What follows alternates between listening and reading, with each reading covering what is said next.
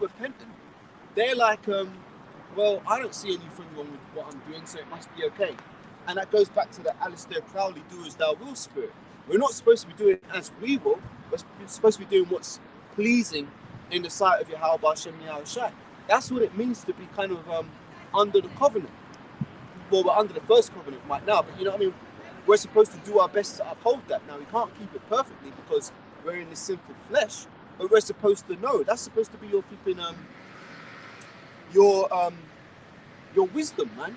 Like, for example, let's say you walk into a shop and they've got some pork sandwich. If you wasn't applying the scriptures, you think, oh, it's okay to eat that. But if you apply the scriptures, you're hanging them in it. The Most High said, this is unclean. I'm not supposed to touch this stuff. And that's how you're supposed to conduct yourself in this world.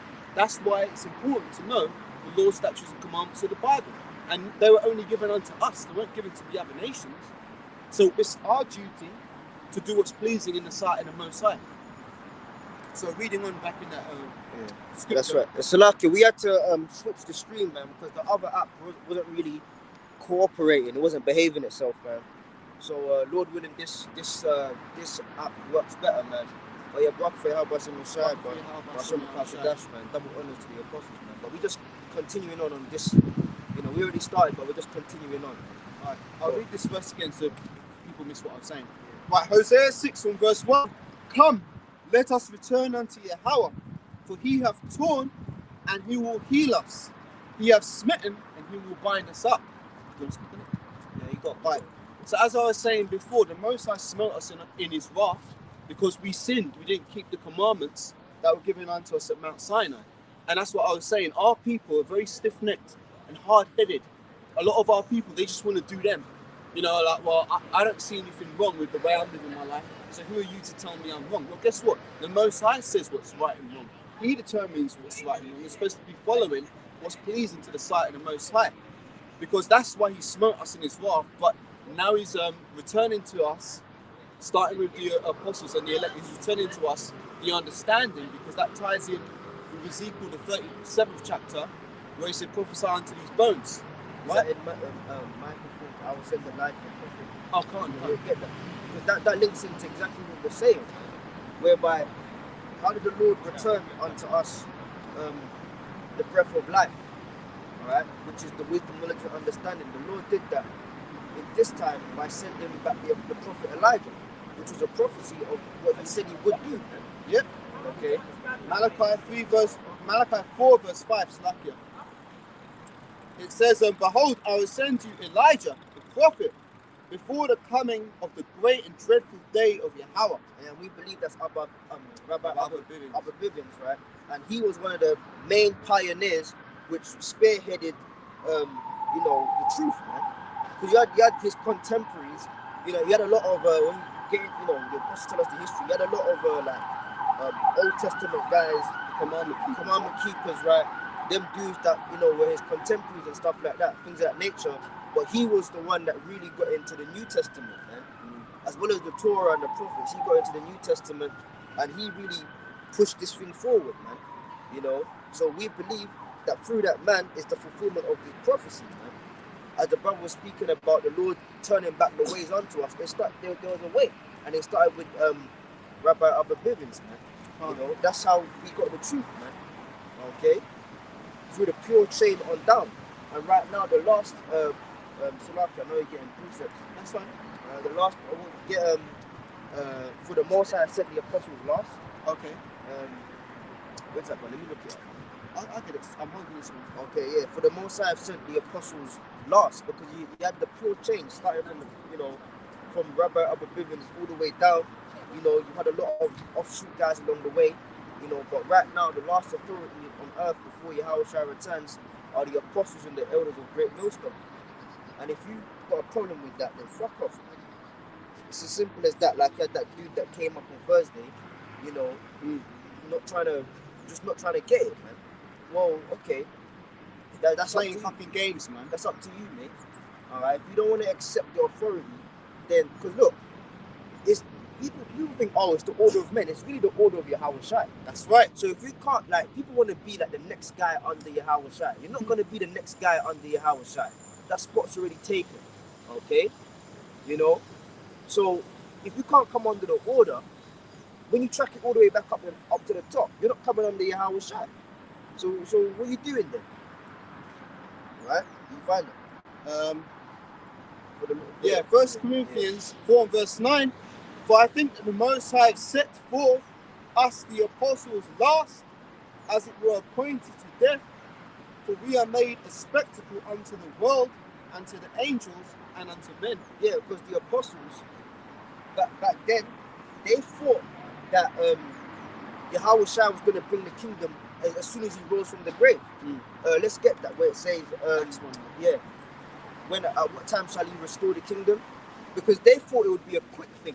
You know, like, okay, the sacrifice has been made now, you've risen from the grave, let's just, you know, take down the Romans and get the whole world in subjection and have the kingdom of heaven on earth again, not knowing that they would have to come back. All right? Another time round to prophesy. Okay? This is Acts chapter 1 from verse 6. When they therefore were come together, they asked of him, saying, Lord, wilt thou at this time restore again the kingdom to Israel? And he said unto them, it is not for you to know the times or the seasons which the Father hath put in his own power. Yeah, exactly. Because basically, what the Lord was saying, in a righteous way, the Lord was fobbing them off. Like, you ain't gonna worry about that, man. You just do what I told you to do, because that knowledge ain't for you, man. That knowledge with the Father in and of himself, man. All right. And when the time comes, the time comes. All right. But there's certain things Yahweh Shai couldn't tell the disciples because, number one, they weren't spiritually mature enough to receive it yet, and number two, it would have dampened their spirits, man. Because the Lord wasn't about dampening their spirits. The Lord was about preparing them to be the foundations of the church, man. All right, to grow the church. Okay, you know, the word apostle means to what? To be sent out, man. You know, so they have to be sent. How can you be sent out with a message, but you yourself you're down?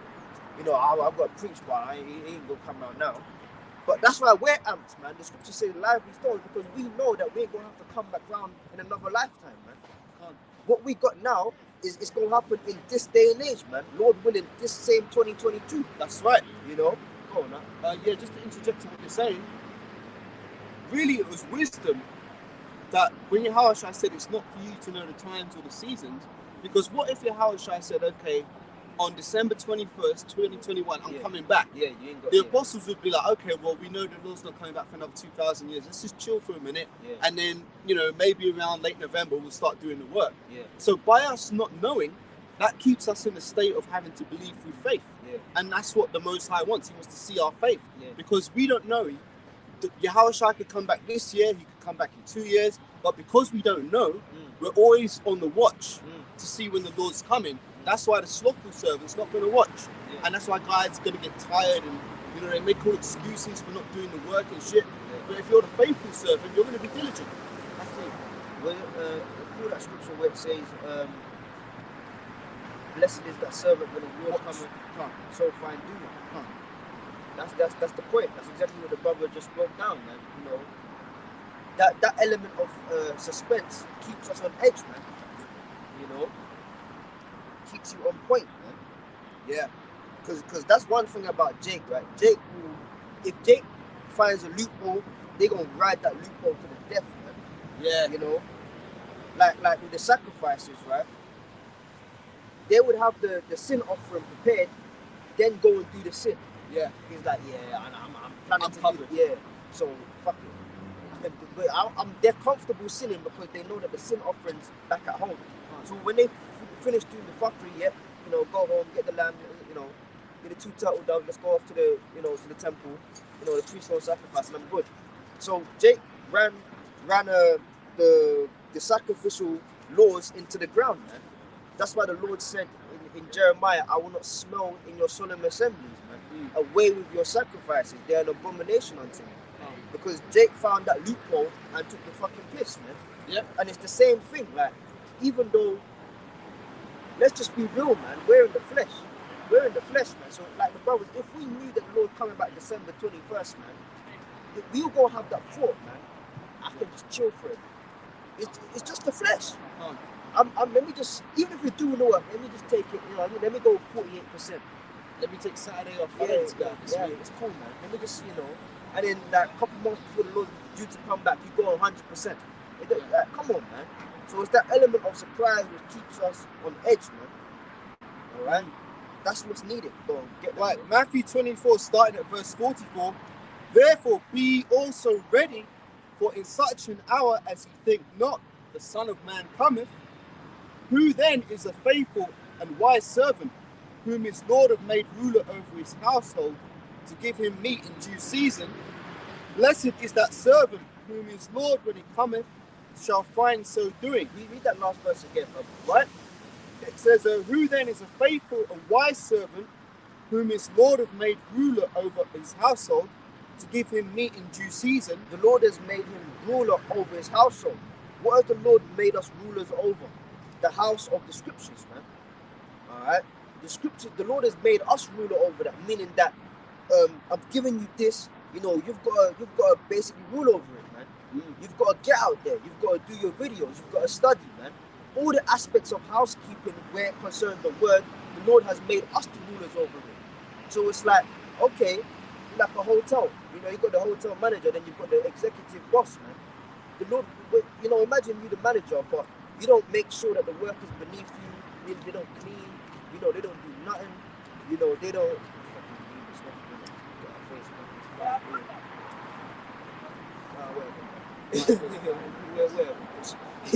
You know, they have the you know, like they have the people, the maids to clean, to change the bed sheets. Yeah. Imagine, they ain't doing any of that. And then the chief executive comes back now, and here it is, you're the hotel manager, and he asks you, well, why is the breakfast not out at 6 a.m.? Why is the hallways not clean? Why are the bed sheets dirty? Why the bed sheet ain't been changed for months on end? Why is there fucking cockroaches and rats and None. So the Lord, the executive, made you the ruler. All right, the executive is the Most High, Yahweh Bashem Yahweh Shai, and they've made us ruler over the house of the scriptures, man. That's right. So when Yahweh Shai returns, he wants to see housekeeping, man. That's right. He wants to see what the hell you've been doing, man. You know, this is why we always talk about it, and guys hate us for bringing it up, but fuck you, you gotta get it right, man. All right. If laundry is on Thursdays, you can't be doing it on Monday, man. Can't. Because that's gonna fuck up the cycle, man. You gotta do things according to how the Lord said do it, man. Yep. All right. So continue reading. It says, who then is a faithful and wise servant, whom his Lord hath made ruler over his household, to give them meat in due season? Yep. Blessed is that servant, whom his Lord, when he cometh, shall find so doing. Exactly, man. You know, so this goes back to the point. We don't exactly know. Now we have a good idea. We know that Yahweh Shai is close, but no brother can tell you on this day at this hour, the Lord is coming, man. You know, so it says, blessed is the man that when the Lord cometh, so find doing. Yep. Meaning that those who kept the faith, man. All right, those who continue to do the work until there was no more avenues to do the work, because that's a prophecy, the famine of the word. So those who did the work until there was no means else, you know, to, and then after completing the work, aka going on the highways and the byways, doing the videos, all right, they kept the faith, man. Yeah. They kept praying, man. That's why the scripture says pray without ceasing, man. You know? Man, I add a point to that. That's a beautiful analogy you used of the hotel situation, because really, we're taking care of the Lord's business while he's away, and this isn't a light thing. This is probably the most important office you could have on this earth, because you're taking care of the Lord's business. Now, a good example of a servant who kept the faith was Noah. And also Noah did things in order, because if you read the scriptures, the Most High gave specific commandments on how to build the ark and what materials to use to build the ark. Noah had to use, I think it's gopher's wood. No, Lord, I'm gonna use plywood. Exactly. And I'm gonna build it like I'm just building it a regular boat. I'm gonna do it my way. Man, if Noah had done that, his ass would have got destroyed. But he had to do it as the Most High had ordained it to be done. Likewise, when Moses was in the wilderness, the Most High gave him specific examples or instructions on how to build the tabernacles. And you know, you couldn't just go up and do it, oh well, I'm going to do it any way I want. You have to follow the words of the Most High, because the scriptures say rebellion is as a sin of witchcraft. So if you're rebellious, if you're not in order, if if you're rebellious and you're not in order, you're as bad as a witch, man. That's right. That's it. Well, get that. That's beautiful. Get that in. Where is it? Is it Nadab who offered Unclean fire. Yeah. He offered strange fire before the Lord. Because we're talking about sacrifice. Guess what? This is the altar, man. You know, some brothers over there in the US, they actually name the camp the altar, which is on point, man. You know, this indeed is the altar, man. So guess what? We're sacrificing. We're making what happens at the altar. We make an offering. So we're making an offering unto Yahweh Bashem Yahweh Shai. So guess what? If you do that wrong, the Lord's gonna kill you, man. That's right. You know, you got guys that, and that's the same thing we were talking about on Thursday when that fucking idiot came up, right? You got guys, they don't wanna like, how can you come into we're talking about business the whole time. How can you come into a business and not want to apply by the rules that's already going on? Yeah. Like, you're gonna get fired, man. Nobody signs up to be a receptionist in Premier Inn, right? But then here it is, you doing everything opposite to what your manager tells you, man. And here it is, you want to have, the new receptionist that started last week, you want to be having talks with the chief executive, telling him, naturally, I think it should go this way. Your ass going to be out of there, man. Okay? That's the same thing. When you come into the truth, there's an order, man. And you have to follow it. All right? And guess what? If that order ain't right, why is it that it continues to work then? The proof is in the pudding. Guys, exactly.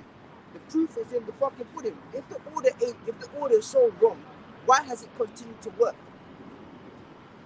And that goes back to the Acts. It's like the Acts 5 where it says, if this work be of men, it will come to naught. But if it be of the Most High, you can't overthrow it. That shall stand. Yeah, exactly. And the proof, as I just said, is in the pudding, man. A good tree cannot bring forth corrupt fruit. So if you look at the fruit that has come from the order, starting with the apostles and their elders before them, you can see this is bearing good fruit, man. Because there's camps all around the world. But these random little offshoots, man, they're not bringing forth fruit in the way that the apostles have brought forth fruit. But reading the scripture you wanted, this is Leviticus 10 from verse 1. And Nadab and Abihu, the sons of Aaron, took either of them his censer and put fire therein, and put incense thereon, and offered strange fire before Yahweh, which he commanded them not. You see, that spiritual says the sons of Aaron, right? Because what's the order? The Most High told Moses how the sacrifices should be done. The high priest was Aaron. So Moses told Aaron how it should be done. All right? Then there was the priesthood went through a certain line of Aaron. Okay? So Aaron's sons were the priests. That's where the priesthood, the Levitical priesthood anyhow, that's where it started. Okay? Through Aaron and his sons. Right? So Aaron would have instructed his sons on how to do the offerings, man. What's their name? Nadab and Abihu. Nadab and Abihu, right? Your father Aaron, whatever the fuck they did, Aaron never told them. No, Aaron never instructed them, this is how you sacrifice. Yeah. So they went, what's the order? They went against their actual father, Aaron, which meant they went against Aaron and Moses, which meant they went against Aaron, Moses, and the Most High. That's right. So there's the order from the top on down. All right, that guys get offended. Oh yeah, but a man told me this. And the thing didn't start with the man. It goes back to the man above him, the man above him, the man above him, their teachers, all the way up to the Holy Spirit. So if you want to buck up on something, especially when it comes to offering the sacrifice in the truth, it's the same thing. It's considered strange fire, man. Go on, huh? Right. Read again. And Nadab and Abihu, the sons of Aaron, took either of them his censer and put fire therein, and put incense thereon, and offered strange fire before Yahweh, which he commanded them not. And there went out fire from Yahweh and devoured them, and they died before Yahweh. Yeah, man. So what was that? A laser beam came and zapped them, man. A chariot appeared instantly and zapped them, man. You know? Okay? They fire, because he said fire came out from the Most High. Because what it was, when the smoke of an offering would go straight up, it meant that the Lord accepted it. But when the fire and the smoke started going crazy, that meant that the Lord had. That's how they knew. But when the scripture says the Lord had no respect unto Cain's, how did they know that? It's because when you check the Levitical priesthood, there's two ways the smoke can go: straight up or all over the place. Yeah. When the smoke goes straight up in an ordered fashion, it meant that the Lord had respect unto that. He's smelling in that sacrifice. But if the fire started going crazy and the smoke was going all wild, like a regular fire, that meant that the Lord had no respect unto that, man. Alright? In fact, get that, Cain and Abel. Bobby Kushar. So, you got to envision it, man. There's two altars there. One's going all crazy, and one's just like an accepted sacrifice, man. Right? Genesis chapter 4 from verse 3. And in the process of time it came to pass that Cain brought the fruit of the ground as an offering unto Yahweh. And Abel he also brought of the firstlings of his flock and the fat thereof. And Yahweh had respect unto Abel and unto his offering, but unto Cain and to his offering he had not respect. And Cain was very wroth, and his countenance fell. Right, so from there, go to Genesis, where it says the Lord breathed the breath of life into Adam. Okay. Yeah, but the Lord had no respect unto Cain's sacrifice. Because there's nowhere, man. There's nowhere within the breath, right? Within the law, statutes, and commandments, there's absolutely no place where the Lord said offer fruits, man. Fruits and vegetables, man. That's unheard of, man. Right. Genesis chapter 2 verse 7. And Yahweh power formed man of the dust of the ground and breathed into his nostrils the breath of life, and man became a living soul. So Adam was already living like an actual, biologically he was alive, his heart was beating, oxygen was coming in and out. The breath is speaking about is the wisdom, knowledge, and understanding, which separated him and his people, known as the Adamites, from the rest of the nations, man. They were in a dumbed down state, man. Okay, but what separated them, what made them the peculiar people, what made them a special people, what made them a wise people of understanding, as it says in the law, was the breath, man, which is the law, statutes, and commandments. And within that breath, within that law, there is no place where the Most High says offer fucking fruits and veg, man. Alright, so what the hell was Cain doing? That's that same rebellious spirit of Esau, man. Okay? Rebellion that's the sin of witchcraft. So that was the first time witchcraft came upon the earth, man. Alright? Where Cain actually tried to offer something that the Lord didn't instruct him, rebelled. So he was actually offering a sacrifice of witchcraft. And the Lord had no respect unto that, man. Okay? But where was he before? I read about Nadab and Abihu, they died. And so that's it. So the Lord killed their asses, man. Alright? And Aaron couldn't be upset about it. Moses couldn't be upset. They would have been shooken up. Yeah. Here it is. They just find they might have heard you never know, man. They might have been or people surrounding them might have seen that, man. Yeah. And next thing you know, Aaron gets called, and Aaron comes in oh shit. Well, actually, Salakia, Aaron wouldn't have been called. Aaron wouldn't have been called to the scene. You know why? Because the high priest can't be made defiled for any of the dead, man. Okay. All right. So Aaron would have just got the reports. Yeah, man. Your two sons, they here, man. And why is that? Because they offered strange fire before the Lord, man. Can I say something? Go on, man. That's a very important point because in Proverbs 1, I believe it says, the fear of the Lord is the beginning of wisdom. And you've got to have a certain level of fear. You've got to have a certain level of fear when you come to this truth, man. You can't just walk up in this thing any old way. You've got to be you're literally walking on eggshells, man, because at the end of the day, the Most High could take you out, man. You could be going home from camp one day thinking you're good. The Most High might have a car swerve off the road and just kill your ass because maybe you've done something in an incorrect way or didn't break it down right. This is very, very serious what we're involved in. So Proverbs 1. Now we watch my car videos. It's not because we're up our own street. Yeah, look at me, I'm on camera. I was live. Yeah, there ain't none of that. fuck with that. The reason why brothers watch back their sit downs and camp and what they say is because you might say something that's wrong, man. And as the brother saying, the judgment could come instantly. You finish camp, you look left, and right again, and get hit by the bus. Because no matter how much you look, you're not going to take your ass out because you went off. Or the judgment could come next week or a couple of months down the line, man.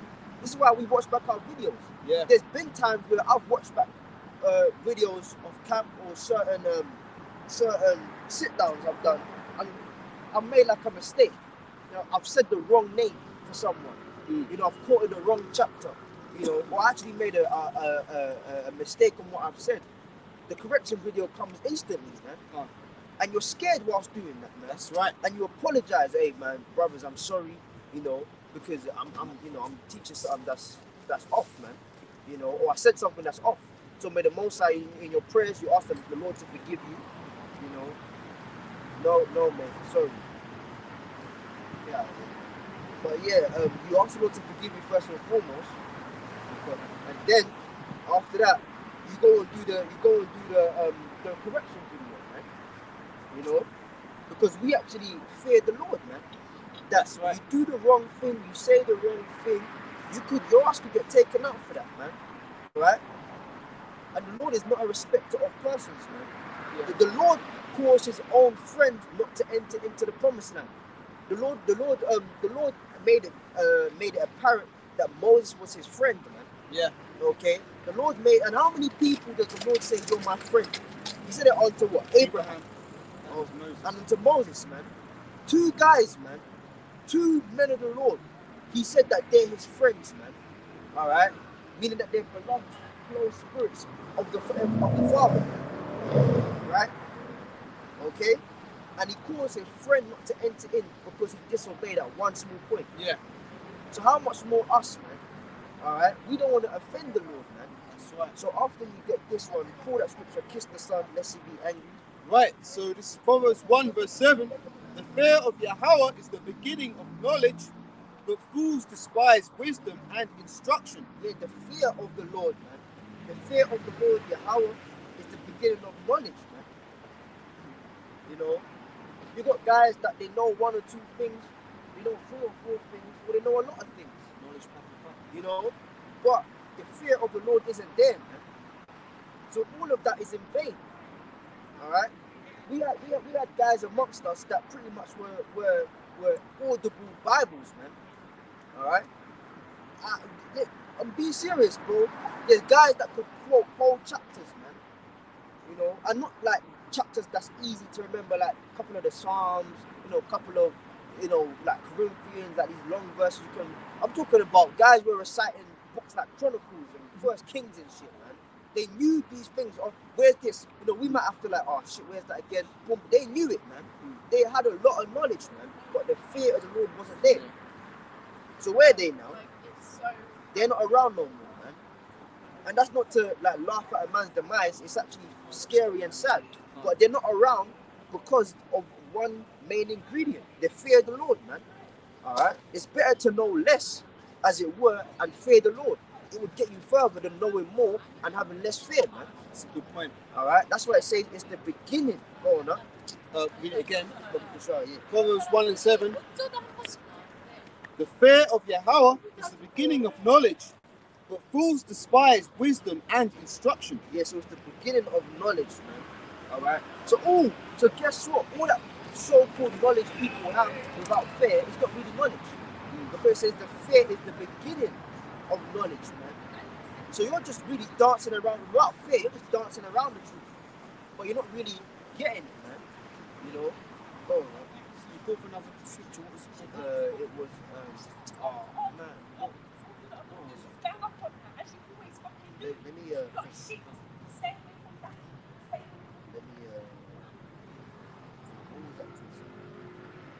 Basically about doing things in order. Aaron's sons died because they were out of order. No, that was the last one. So you will come back, man. You'll come back. But I even wanted to touch on something else, but we'll get back to that. But what was it?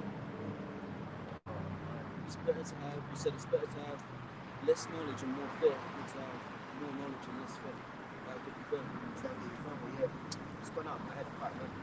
Read that one again, then we can go back to it. Proverbs 1:7. The fear of Yahweh is the beginning of knowledge. The fools despise wisdom and instruction. Yeah, so a man that despises wisdom, and instruction is counted as a fool, man. And it's like, look at the time we're in, man. Going back to the main topic, this is 1st of January, 2022, man. We're in the third day. We're in that third day, man. And guess what? Talking about maths earlier, there's 3 or 2, 2, 2. 2022, that's 2 plus 2 is 4 plus 2 is 6, man. Oh, that's a number. Alright?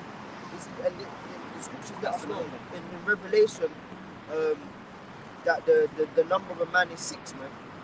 66. So guess what? We're in that day and 6 represents a man. So go back to 2nd Ezra 9.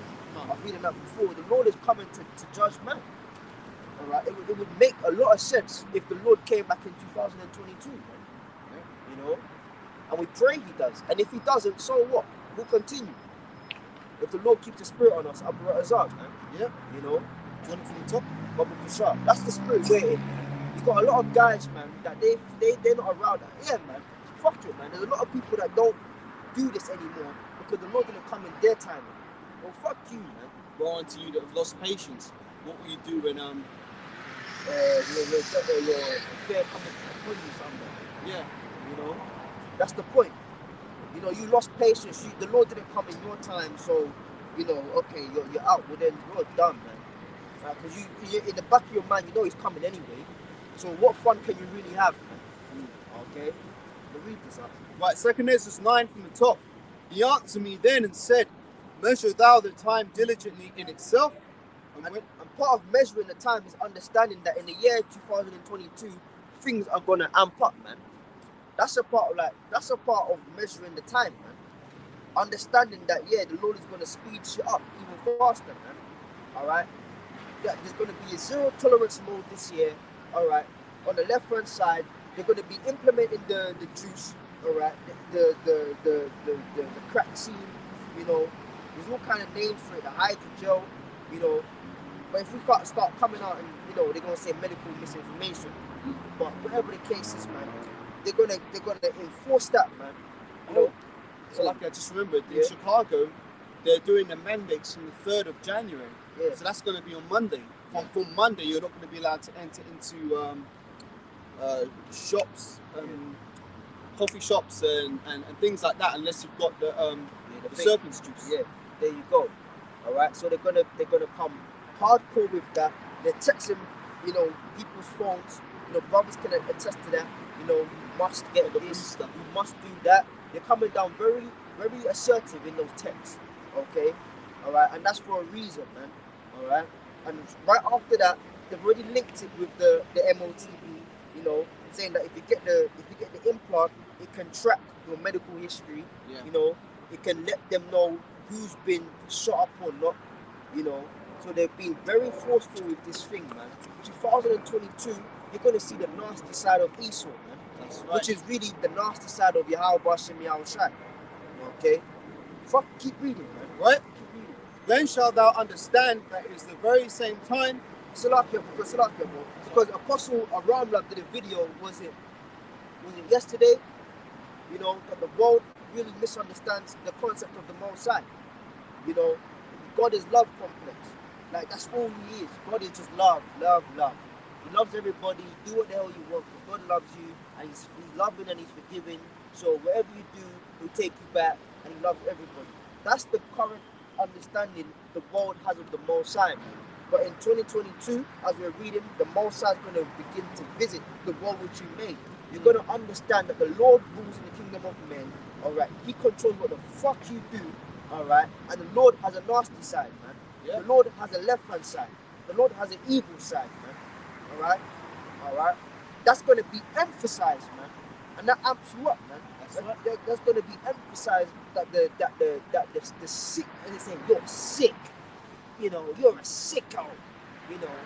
Yeah, you're going to see the sick side of the Most High, man. Yeah. Okay.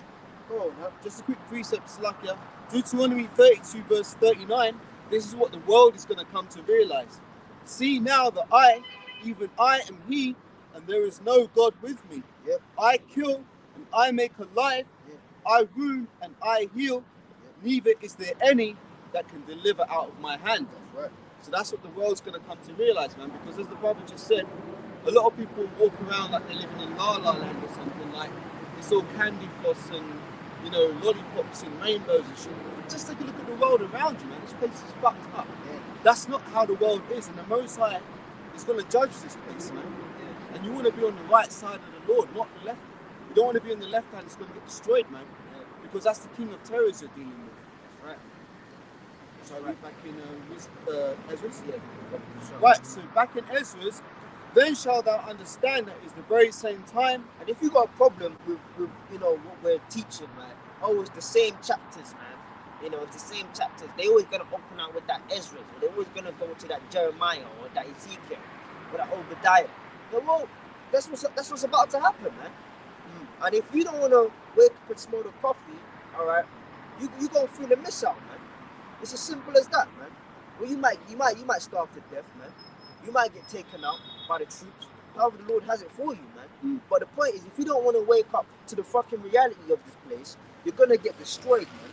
And as we keep saying, 2022, you're gonna see the sick side of the Most High, man. You're gonna see that evil side, all right. You're gonna see the King of Terror side, man. No more God is love. Go to church on Sunday. Church will be done, all right. The mosque will be done, all right. Everything's gonna be fucking done out here, man. And you're gonna realize that it's a higher power controlling the elites out here, man. All right. Esau's gonna get nasty because the Most High's gonna turn him up to be nasty, man. All right. You people are in fucking la la land, man. You know, because you still can go to work, you can work from home, you know, you can get on the bus, you can jump in the car, you know, you can wherever, man. You can still navigate through your so-called bullshit life, man. Your fucked up life, man. But guess what? When things really start changing out here, man, when things start changing out here, and it's a sudden cold energy that hovers over planet Earth, man. Yeah. All right, that's when you're gonna realize. This is God, man. Okay? Yeah. And those men that was on the highways and the byways, those crazy guys that used to go on YouTube and do videos, all right, then you're going to realize that they were right, man. That's right. Okay? Oh, man. Just a quick point on what you said, because you said, you know, some people complain that we're bringing out the same scriptures. Well, what do the scriptures say? If the trumpet make an uncertain sound, how shall they prepare themselves to the battle? So we have to bring out these scriptures because this is the sound that the people need to hear to wake up to get right. It just makes sense. It's like an alarm clock. The alarm clock plays a repetitive sound to wake your ass up. Yeah. You know, it's not going to play like this tune and that tune. It's just repetitive, bang, bang, bang, bang, till you get it. Yeah. And it's them annoying alarm sounds. Yeah. Them ones. That like, the fuck is this, man? Yeah. You know, it pisses you off because like you're sleeping, you know, it pisses you off, but then it does the job. That's right. It wakes you up, man. So where that alarm sound, man, you know, that is the same repetitive, annoying sound, but will be that same repetitive, annoying sound, man. Gladly. All right. So like, can I just say something funny? Yeah, right? go. When I was younger, like back in my teens, I used to do paper round where you deliver newspapers in the morning, right? Oh, yeah. So I used to have to get up at like really, really early before I went to school. And what I'd do is I'd set my stereo to have an alarm. But because I knew I had to get up, I'd turn the volume up really, really loud. So if the stereo like played the alarm, it would blast out really loud music. So what would happen is that I trained myself to hear when the stereo would turn on before the sound came on. So basically I was getting up before the alarm to hit the off button so it wouldn't go off. And that's kind of like with this truth, man. When you hear this sound, like even before we came, I can't speak for everybody, but before I came into this GMS, when I was walking down the road and I'd hear people preaching, something in my mind would be like, you need to listen. Even though they were just Christians talking shit, something in my mind was like, you need to hear this. You know what I'm saying? And through seeking the word, that's how I found the truth. But it starts with that initial alarm, if that makes sense. That's right. I hope I haven't butchered that. But, no. Before you get what you're getting, that's talking about, because alarm is actual audible sound, right? Yeah. Let's get that precept where it says, faith comes through hearing, the hearing of the word. Oh, that's beautiful. Alright? The hearing of the word is that alarm, man. Just like when you're sleeping and the brother said he trained himself, you would hear that the device kind of turn on before the actual alarm played. Well, it's the same thing. It's still an audible sound, man. You know? So the brothers that come into the truth is because the alarm resonated with their spirits, man. You know, that they need to wake up, okay, and become a part of the alarm. Yeah, right? Go on, huh? Romans 10 and verse 17. So then, faith cometh by hearing, and hearing by the word of the Most High. Exactly, man. Audible, man. All right, we all heard this word, man. That's right. Be it you walk past the camp, you know, and it looks peculiar. Like, ooh, these guys wearing these robes and they got a sign in front of them, you know, and they're reading out the Bible, you know, and like, ooh, what's that? You know? Okay, and then you stop. The spirit has it where you're compelled to stop. You know, you could be on the way somewhere, you could be tired coming from somewhere, but it's like, fuck it, I'm listening, man. And you stop and you listen, and the faith begins, man. Like you start to, the scripture says, though we once knew this, man.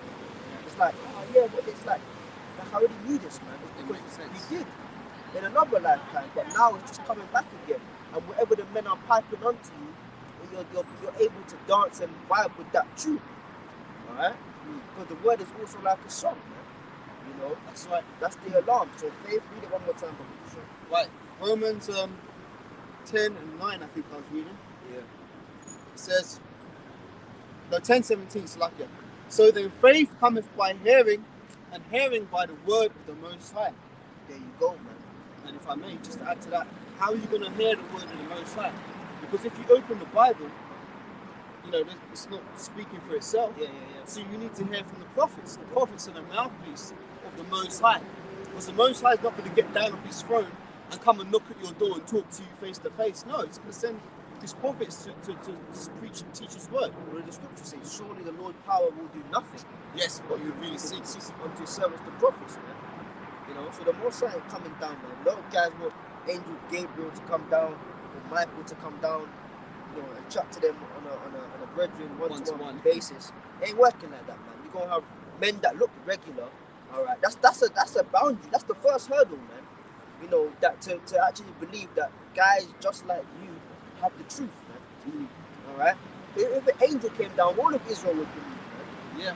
You know, but it's regular guys that you look just like you, or you may even look down on them. You have to accept that these are the men of the Lord, man. That's why a lot of guys don't wanna, you know, give honors, man. You know, you got a lot of old fuckers, man. You got to put it like that dude on Thursday, man. Yeah. You can see through his spirit. One reason why he's bucking up is because he's hurt deep down that he ain't a pioneer of this thing. That's all it is, man. If he was a pioneer, he's got that proud spirit on him. If he was a pioneer, he would have the history, man. He would be the one telling, you know, that was what it is, man. You know. But because he's not a pioneer in this thing, he's hurt, man. Yeah. Alright? There's other dudes that used to be among us. They're really hurt that they're not pioneers of this thing. In England, man. Alright? If they were pioneers, they would, you know, that would fulfill the lust of pride within their heart, man. Alright? May I say something? Go on, huh? There's a saying that one of the brothers in the Central London camp said one time, and I remember this. I think it was the brother in a Push. He said, not all of us can be King David. That's true. Simple sentence, but that's straight to the point. Not all of us can be King David. Someone's got to be King David, and if that guy's King David, then who are you? But you got to play your part. Just be happy that if you're of the elect, man. Yeah. That's right, man. That's on point. You know. And that guy on Thursday, right? He was hurt that men considerably younger than him was telling him what it was. You know what the fuck the program is, man. Yeah. That's what it is, man. You're getting guys that you could be like, you know, yeah, man. This guy's younger than you, man. Way younger than you, telling you what the program is, man. That age demon hurts people, man. You know, we should call that guy Humpty Dumpty because he just wanted to play defense. Yeah, playing defense, man. I don't need to know. Yeah. I don't want to know, but that's what you're saying, though. you're saying. But it's one-sided. It's one-sided. So in the mouth of two or three witnesses shall the matter be established. Yeah. Two brothers were telling him the history, which he wasn't there to see, and you wasn't telling him like maliciously. You were just saying, look, this happened, that happened. Yeah. No. You went to back up. And also, lucky something else I got what he said. Oh, there's a woman that I know, she's been sending me this stuff. Well, that's kind of like, well, hang on a minute. If it's taking a woman to you're going to this woman as if she's got the answers. Like, hang on, woman's not supposed to teach anyway. So the fact that you're going to her to try and learn what the truth is and what the truth isn't, there's something wrong there. That's right. And guess what? Can women be the initial point of action? If you will? Can they be the initial point which invites you to the truth? Yes. Because the scriptures speak about that. But in the scriptures let you know that the believing wife should send the husband to the elders, man. That's right. So that he can learn and come home and teach her. All right. Good point. If it's a woman that introduces you to the truth, fair enough. But she shouldn't be sending. Yes, she can send you videos, but her main sentence should be, "This is where the brothers are at. Go and learn from them." But if she's sending you shit and trying to break shit down to you over WhatsApp, then that's where she's going with, man. You know? Yeah, she sends you a video like, yeah, the brothers are there, you know, they go out here, whatever, you know, go and check them out, then cool. But if she's trying to send you shit and break shit down to you, she's now assuming the role of the teacher. And usurping authority. You know? So for the fact that a woman's sending him shit, and you already know she was trying to look at me, brother, I know this, let me put you on. You started off on the wrong foot, man. That's why you was fucking emotional, all right? You didn't want to know what the truth was. In fact, let's get that. Let your yay be yay and your nay be nay. Your brother's telling you what the program is, man. What happened, the history of things. This is what it is, man. But that's your side.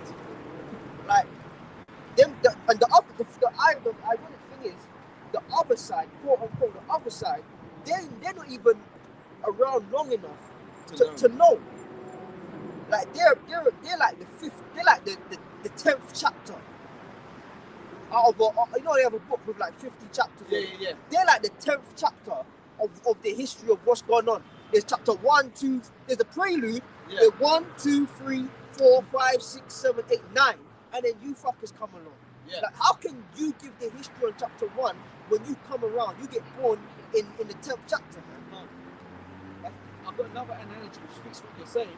Imagine you going to a cinema and you're watching a film, and in the third act, towards the end of the film, some guy just walks in and he sits down and he sees someone in the film pull out a gun and shoot a man, and he says, "Why did he shoot that guy to you?" And you say, "Oh, you know, he came in and he done that."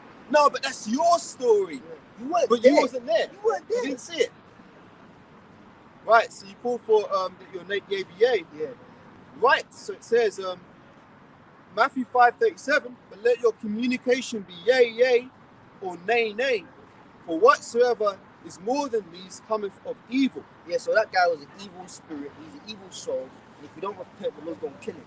It's as simple as that, because we told him what the thing was, right? It's not to home in on him, you know, there's guys like that, man.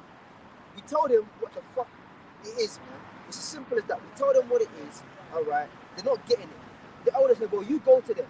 You go to them and see what it is. Then you get their opinion and match up with what we're saying. See if we're lying. I'm not gonna do that. Yeah. So you're not on the side of yay. You're not on the side of nay. You're just Humpty Dumpty on the fence, man. What happened to Humpty Dumpty, man? He had a great fall. Nobody could put his ass together again. All right. And you know, it's lucky. That reminds me, because it's things come back, right? It's the same thing happening again and again. It's kind of like when the elders talk about IUIC and Nate. Yeah. You know, and some people come on the comment where like, but why do you always have to get an IUIC? Why can't we all come together? Yeah. These ignorant people come on the comment board, but they don't know the history that the apostles have going back with Nate. They knew Nate before IUIC even came about. And when they're telling the story, now but that's your side though, and they just want to play the middle, man. Exactly. We've actually had guys coming up to the camp, and it's like, well, what do you? We asked them, what do you believe then? Because they said, oh, I'm following like for example, IUCPK or IUIC, Yeah. and we say to them, well, look, man, you shouldn't be camp hopping. Yeah. Oh, but you know what? I'm just gonna wait and see which one of you's right. Yeah. Well, guess what? If you do that, you're gonna be waiting, and your house is gonna come in to blast you with a laser, man, while your ass is waiting. Or even worse, if you get hit by a nuke. That's right. Because this isn't a game, man. The truth matters. Exactly. That's why we really about the fear of the Lord, man. We understand this. Get that scripture. Straight is the gate. Yeah, Matthew said. Yeah, because that dude, right, when the elder said to him, like, basically, man, get the hell out of here, right? He was like, no, well, every man has their own. When he said, how you gonna know the truth? He said, don't worry, how I'm gonna know the truth. Every man has their own way. That's fucking bullshit. There's one way, man. Yep. All right, and we're telling one faith, one baptism. One baptism. We're telling you, man. If we ain't complying with the way we're telling you, there ain't no alternative method to get into the kingdom, to get in with the truth, man. Can't. Read that up. Right, Matthew 7, verse 13. Enter ye in at the straight gate, for wide is the gate, and broad is the way that leadeth to destruction. The straight gate. The straight means what? Position of difficulty, man. Okay, straights, man. All right. So enter in at the position of difficulty, a complex path. Go on. Right, enter ye in at the straight gate, for wide is the gate, and broad is the way. Wide is the gate, and broad is the way. If let's just say that what that guy was saying was the truth. Oh, don't worry how I'm gonna get it. Everyone has their own way. Well, you have your way. He has his way. He has his way. That's a broad fucking path, man. Right. Everybody has their way, and guess what? They can all make it. That's a broad way. But what does it say about the broad way? It says, "For broad is the way that leadeth to destruction, and many there be which go in thereat." Broad is the way that leadeth to destruction, man. So that individual, right? What's going to happen to him, man? If he don't fix up, he's going to get destroyed, man. His ass is an old bottom, man. I don't see him changing. Yeah. I concur. You know, I don't think so. All right. Maybe, you know, but it's lucky. I never to jump in when you're talking, but the thing that I think is that the way I read the situation is like some guys come up and it's like they want to find something to get offended by, so that they can then turn around and say, "Oh, now you guys are full of shit." Yeah.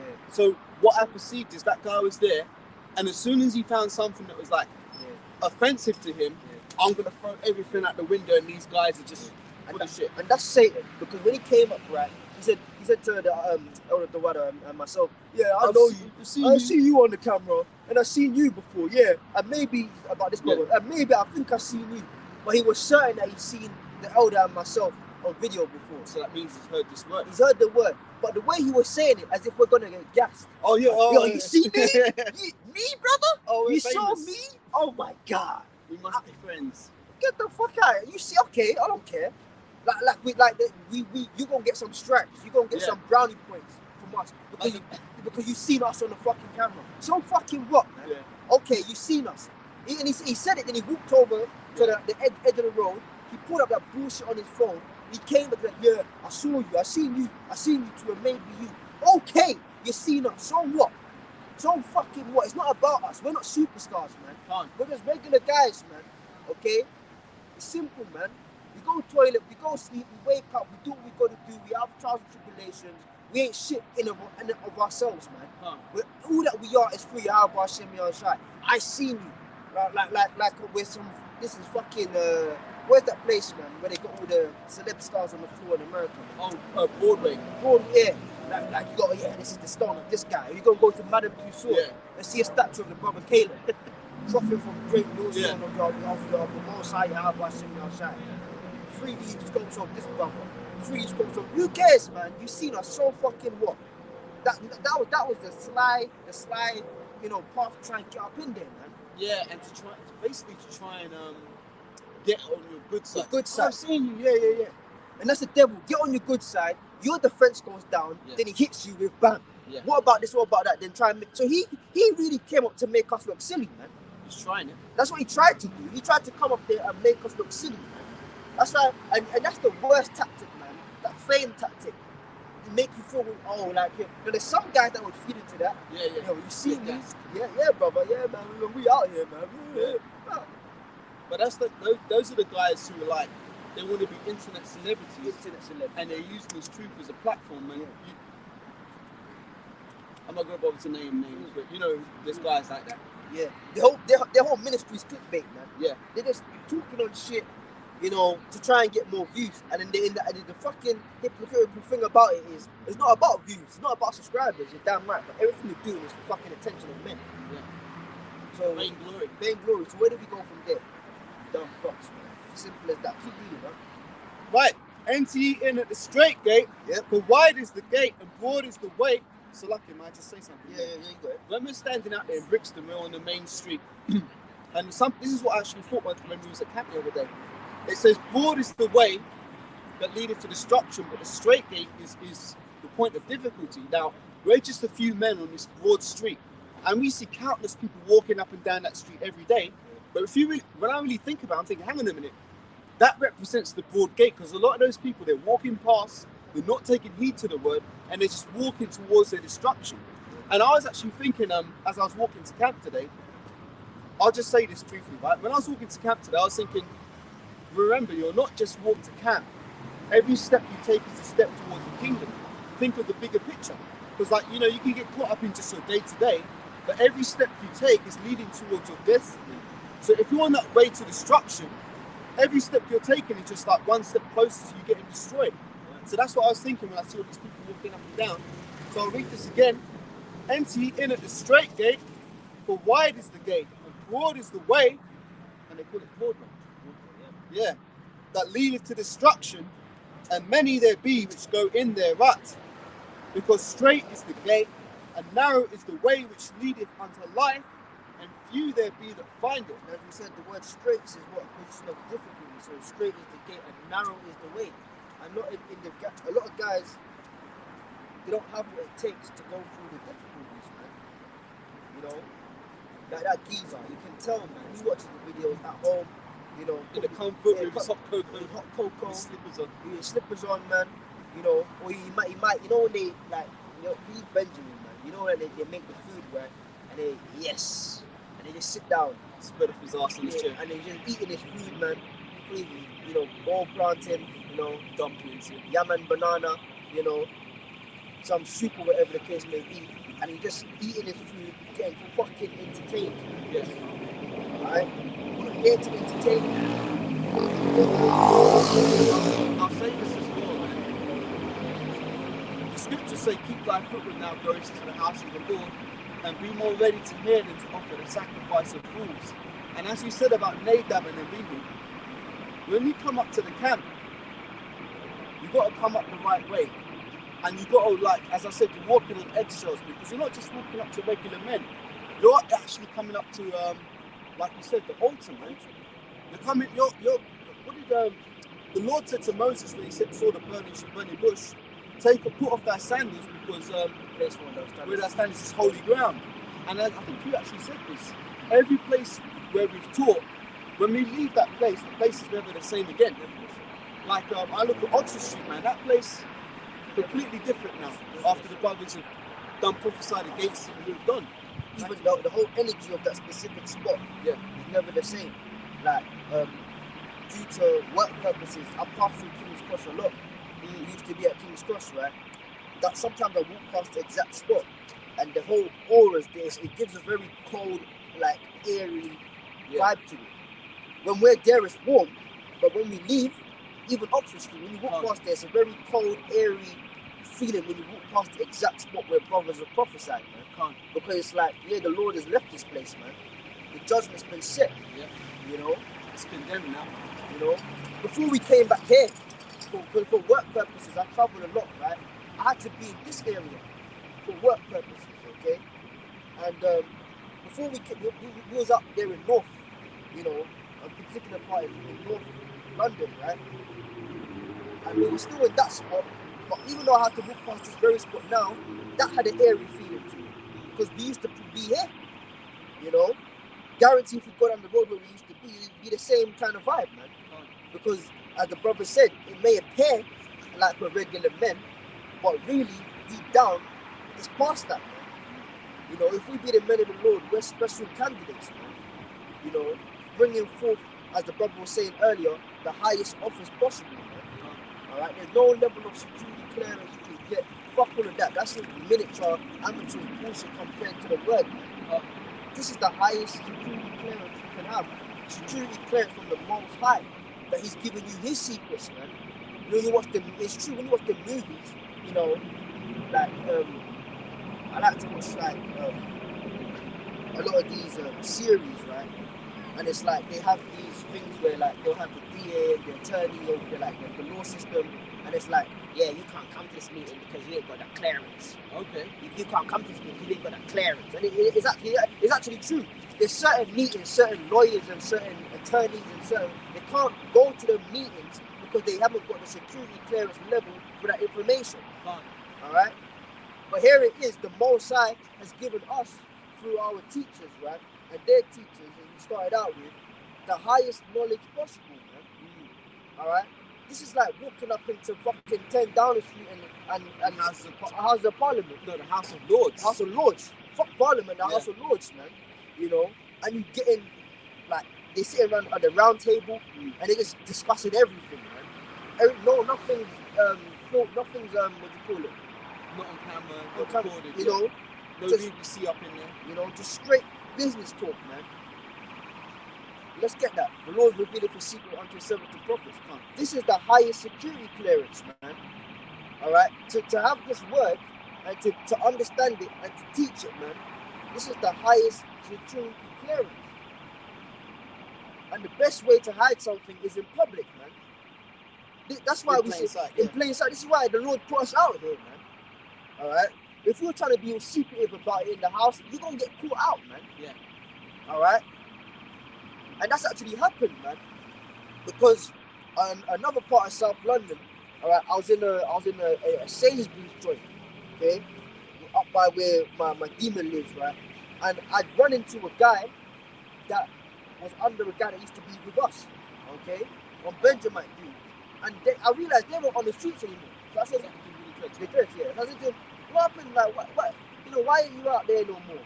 And he said, oh, we're keeping it in-house. The leader said, we're keeping it in. And I said, that's a bit strange. We're keeping it in-house. But when they started keeping it in-house, that's when Esau blew up their whole thing. That's why that particular guy ain't out anymore. Because Esau told him, if you see me out there again, you're fucking done. Yeah. So when they kept it in-house, they got exposed. But here it is, we're on the streets, right? And we're still here, man. Yeah. Because we did it the right way. The right We done it way. in order. We've done it in order, man. Alright, get that, and then after that, get be wise as serpents. How much it does. Like Amos 3 and verse 7. See, I wanted to touch on Second Ezra, but it's not really going there. But The Spirit, Spirit, it's Spirit like will bring it there someone that wants to. Like Amos 3 and verse 7, surely the Lord power will do nothing, but He revealeth His secrets unto His servants, the prophets. Yeah, so the Lord ain't doing anything. The Lord ain't coming down, man. You know, a lot of guys want, you know, the Most High to come down in a chariot, you know, and speak to them, man. You're not Moses, man. The only person the Lord did that with was Moses, man. He said, if I'm with a prophet, I'll speak to him in visions and in dreams, but not so with my servant Moses. To him will I speak apparently, face to face, man. So if you're expecting an angel to come down, all right, or Yahweh Shai to come down in a chariot and converse with you, all right, you have a Moses complex, man. You're not Moses. You're not that guy, like you said, the brother said, you're not, everybody can't be King David, and that's spiritual, because in the reincarnation, you know, we know who he was, but you're not that guy, bro. You're not that guy, just play your role, man. Alright, go on. May I say something as well? Another thing, right, is that order is very important. Like, you can't just walk up to a GMS camp and just join. You know, there's a process to things. Men have to, the scriptures say, you have to try a man, to prove a man before you make him his friend and stuff. These offshoots, right, a lot of them, I mean, I haven't been in the truth as long as many other brothers, but from what I've observed, is when these guys break off, they're happy to have anybody join them, and they don't vet these people. So the particular guy you said you saw in Sainsbury's, I remember he used to come by Central, Central, and he didn't join with us obviously, but he went and joined the other camp because it was easy to get in. You know what I'm saying? So it's like when the bar is set very low, anybody can just walk up anyway, and that's why they step over the bar, and they think that they're doing the service of the Lord or not, but they've got no order to them, like you and Elder Dawda said. Yeah. There's no order there, so it's just chaos, man. Chaos. They think they're in the truth, but really, they're just on the periphery. They're hanging around the truth, but they're not in the truth. So you call from Matthew 10 and 16. Behold, I sent you forth as sheep in the midst of wolves. Be ye therefore wise as serpents, harmless as doves. So we're not ignorant to the fact that it's dangerous out here, man. You know, brothers could come out here and lose their lives, man. Like physically, like the actual, you could die. You know, we've had people do some fucked up shit in the past, man. But even then, the Lord protected us, man. We've had people throw substances mixed with water at us. They didn't touch us, man. You know, we've had guys. One time, was it Brixton?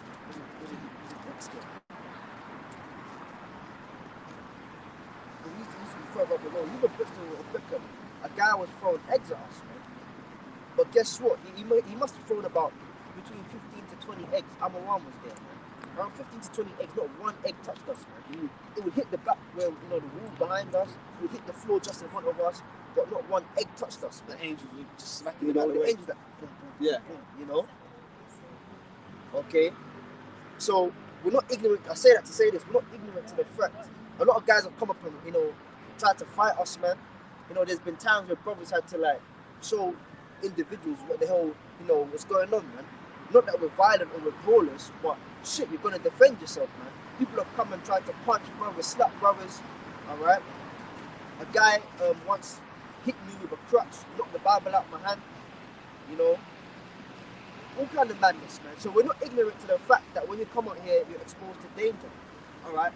We know that, and we're willing to be that liability, that sacrifice. Present your body As a living sacrifice. But then there's a level of stupidity whereby you make yourself a target. That's when the Lord ain't with you. He said, be wise as serpents and harmless as doves, man. You gotta be wise out here, man. You can't be going to certain areas where you know them man run things. Like they run things, man. Okay? Worldwide, international, Catholic, universal. They run things, man. And you're in their area talking a load of shit. Yep. The spirit weren't with that, man. And then you wonder why you got direct messages and, you know, meetings you're asked how to attend, all right, saying don't go out there, right? That's not a wise move, man. All right, you're not gonna be you know, like police come up, man. The scriptures speak about, you know, agreeing with that adversary quickly, now, man. You know, there's one thing of not telling you can tell the truth, but there's a way to say things, man. You know, you ain't gonna be acting rowdy with the police. You're gonna get locked up, man. Now there's been times where brothers got locked up. This was because they were hard demons, offended at the word. But brothers' conduct was on point. But if you're getting locked up because you being out of order, you're the rowdy motherfucker, all right? Then your ass deserves to get locked up, man. And that shows the Most High with what you're doing. You know? Okay. As we said in Acts the 5th chapter, if this work be of men, it shall come to naught. But if it be of the Most High, you cannot fight against it. Because that shows what they were doing was carnal minded, not spiritual minded, and of men, because it came to naught. Back to you. I'm gonna what was the objective there? You go Clout to chasing. you go to the fucking, I ain't gonna say their name, but you go to the small hat area. What do you think? You go and get all of them to denounce Judaism? Oh, I'm an Edomite now. Yeah, and we're just gonna walk out of Israel. You can go back in there. Oh, come on, man. What was the objective? They're still gonna keep their Shabbat. They're still gonna walk around. They're still gonna own the area. You know, like, what was the outcome of that? It was never in your favor, man. So doing dumb shit, you get dumb rewards, man. Yep. Okay. Play stupid games to get silly prizes. Silly prizes, man. Read that again. Right. Why is the serpent? Come on, Matthew. Dark. Matthew chapter 10, verse 16. Behold, I send you forth as sheep in the midst of wolves. Be ye therefore wise as serpents and harmless as doves. Serpents are wise, man. You know, a serpent, right, will wait there for hours on end before it strikes. Hiding in the grass. Hiding, man. You know, patience, man. Okay, wisdom. Even when serpents are under attack, they know how to code their body They know how to move quickly. They know how to get out of the way. Very agile creatures, man. To have the wisdom of a serpent, because animals represent certain attributes. All right, like the lion represents courage and being fierce and powerful, being strong, being bold. All right, owls represent wisdom, being able to see in the dark, and seeing the dark, being a bit predatory. Like seeing through a lot of bullshit, basically, man. Wisdom. Yeah. Snakes are known for their wisdom, man. All right, they're also known for supplanting, man. That's why the scriptures speak about the serpent came in the garden. Not there was an actual serpent. That's right. They're known for being able to deceive you, man. Guess what? What's it? What is it? Yaquan, Jacob, to supplant, man. Like we supplant too. Yeah. We got supplant. When we're in the world, when we're like, I say in the world, like the rest of the week, right? Operating not of the world, but like you're in the world, but like you're doing your business, you go to work, you go to the shop, whatever, you interact with, these nations, these people. You got a fucking supplant, man. That's right. Your neighbor might be an Edomite, right? You actually, like, sometimes you gotta do shit like to help them, man. Yeah. Like I've got a neighbor, right? A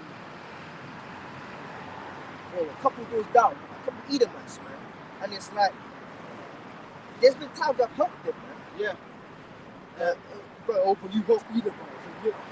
I fucking live there, man. Yeah. You got a supplant, man. You go to the workplace, right? There's an element. You don't conform, you don't trim your ways, but there's a level of supplanting, man. You actually gotta go out into the world and fucking supplant, man. That's right. Man. You go to the workplace. Yeah, I did, Bill. Yeah. You have a happy new year. Yeah. You have a good one. Brothers be doing that, man. Like Apostle R says, he's nice as hell to Edomites, man. Yeah, and they tip him. So when it comes out what he's really about, they're gonna be horrified. Yeah. That man, but he was so nice to me. But just a quick precept to prove that that's how we're supposed to conduct ourselves. Romans 12:18, if it be possible, as much life in you, live peaceably with all men. That's right, man. So you ain't gotta be disgruntled with everyone, man. All right. Be angry and sin not. Exactly, man. You gotta know how to. What did Bruce Lee say? How to not shit where you eat. Exactly, man. Exactly, man. You got the scriptures. What did Paul say? I know how to keep within my body. I know how to be abased and to abound. You gotta have control over your spirit, man. A man that have no rule over his spirit is like a city that is broken down and without walls. Exactly, man. What means you have no defense, man. You just imagine you just operate 7 days a week in Campo. And the fucking devil, yeah. Like, come on, man. Wearing your fringes to work. Come on, man. That's some bullshit, man. Right? Your neighbors, they gonna look out for you. They probably do shit to spite you. Probably call the police on you. Call the police on you. At work, you lose your damn job. They'll all, man, it's just against your favor, man. So you actually got a supply out here, man. Being nice to people, man. They're non-threatening. Like Salaki, and that's warfare, man. One of the major precepts of warfare is this, man. When you're far, appear close, and when you're close, appear far. The illusion of warfare, man. You can't just be given your apparent location and your viewpoint, and that's it. Take me for what you gonna get sussed the fuck out, and they gonna do you in, man. Yeah, well said. Go on, man. Well, I was just gonna say, think about it. We're supposed to present ourselves as sheep. Sheep appear non-threatening, because the sheep isn't going around tearing up other animals. It's just there. Yeah. And that's kind of how we have to be in the world, to appear in our everyday lives in Clark Kent, as non-threatening. But when it's time to do this work, you do the work. It's as simple as that, man. And that can be the nicest, sweetest guy in the world to these people. And if you happen to walk past the camp and see me in the spirit, that's on you. All right? Okay. What's that about? That's not you. Yeah, it is. Yeah, it is. But when you see me next week Tuesday, I'm the sweetest guy to you, man. All right? You just got to accept it. But they always have that, there's something about you now. Okay, cool. The Lord had it where you saw me, man. But I ain't gonna go out there and I just saw you on camera. I saw Was it you on camera? Like, okay, you know. But you know, if I may say, a lot of the people of this world are very shallow anyway. Yeah. So when they say, like, let's say you're on the job, right? Oh yeah, how you doing, mate? All this kind of stuff. Yeah. After 2 weeks, they think you're bosom buddies or some shit, Yeah. and their mind, they can't perceive that there's more to you just because you're not showing it. Yeah. And like you said, Esau got that whole concealing thing from the Most High. Yeah, yeah. Like, we don't show everybody every side of our character, Yeah. but it doesn't mean there's not more there. Yeah. You know what I'm saying? So a lot of people are simple, Yeah. and they just believe what they see because they're carnal minded. I've been on the job, like he said, I've been on the job with you for 2. Yeah, I know him, man. He's cool. He's a good guy. He's one of us. He's cool. You know? Like my current work, they'll be horrified, man. You know? Us applying so damn well, man. They'll be horrified to know that I'm a part of this, man. Oscar winning performances. Yeah, man. You know? But it's cool, man. You gotta do what you gotta do. Because as we said, scripture said what? He's wise as serpents and harmless as doves, man. Alright? You know, and when you're harmful, when you're not harmless as a dove, when you end up being harmful, who's the first person you harm? Yourself. You know, yeah, harming other people, like that dude we're talking about. He didn't harm them small hats. But they're operating. They're still living their life. You know, they're looking at him like he's like a fucking nigger, man. Yeah. And they're happy they got him off the street. He ended up in their little newspaper. Okay, cool. That's his 5 minutes of fame. 5 minutes of fame, but they're operating. Who really got harmed? When the scripture says be harmless as doves, it's not that you have the power to harm other people. The person who's going to harm is your own damn self, man. You know? That's what the scripture says. Pride goes before the fall. Pride goes before destruction, and a haughty spirit. When we get it full, you know?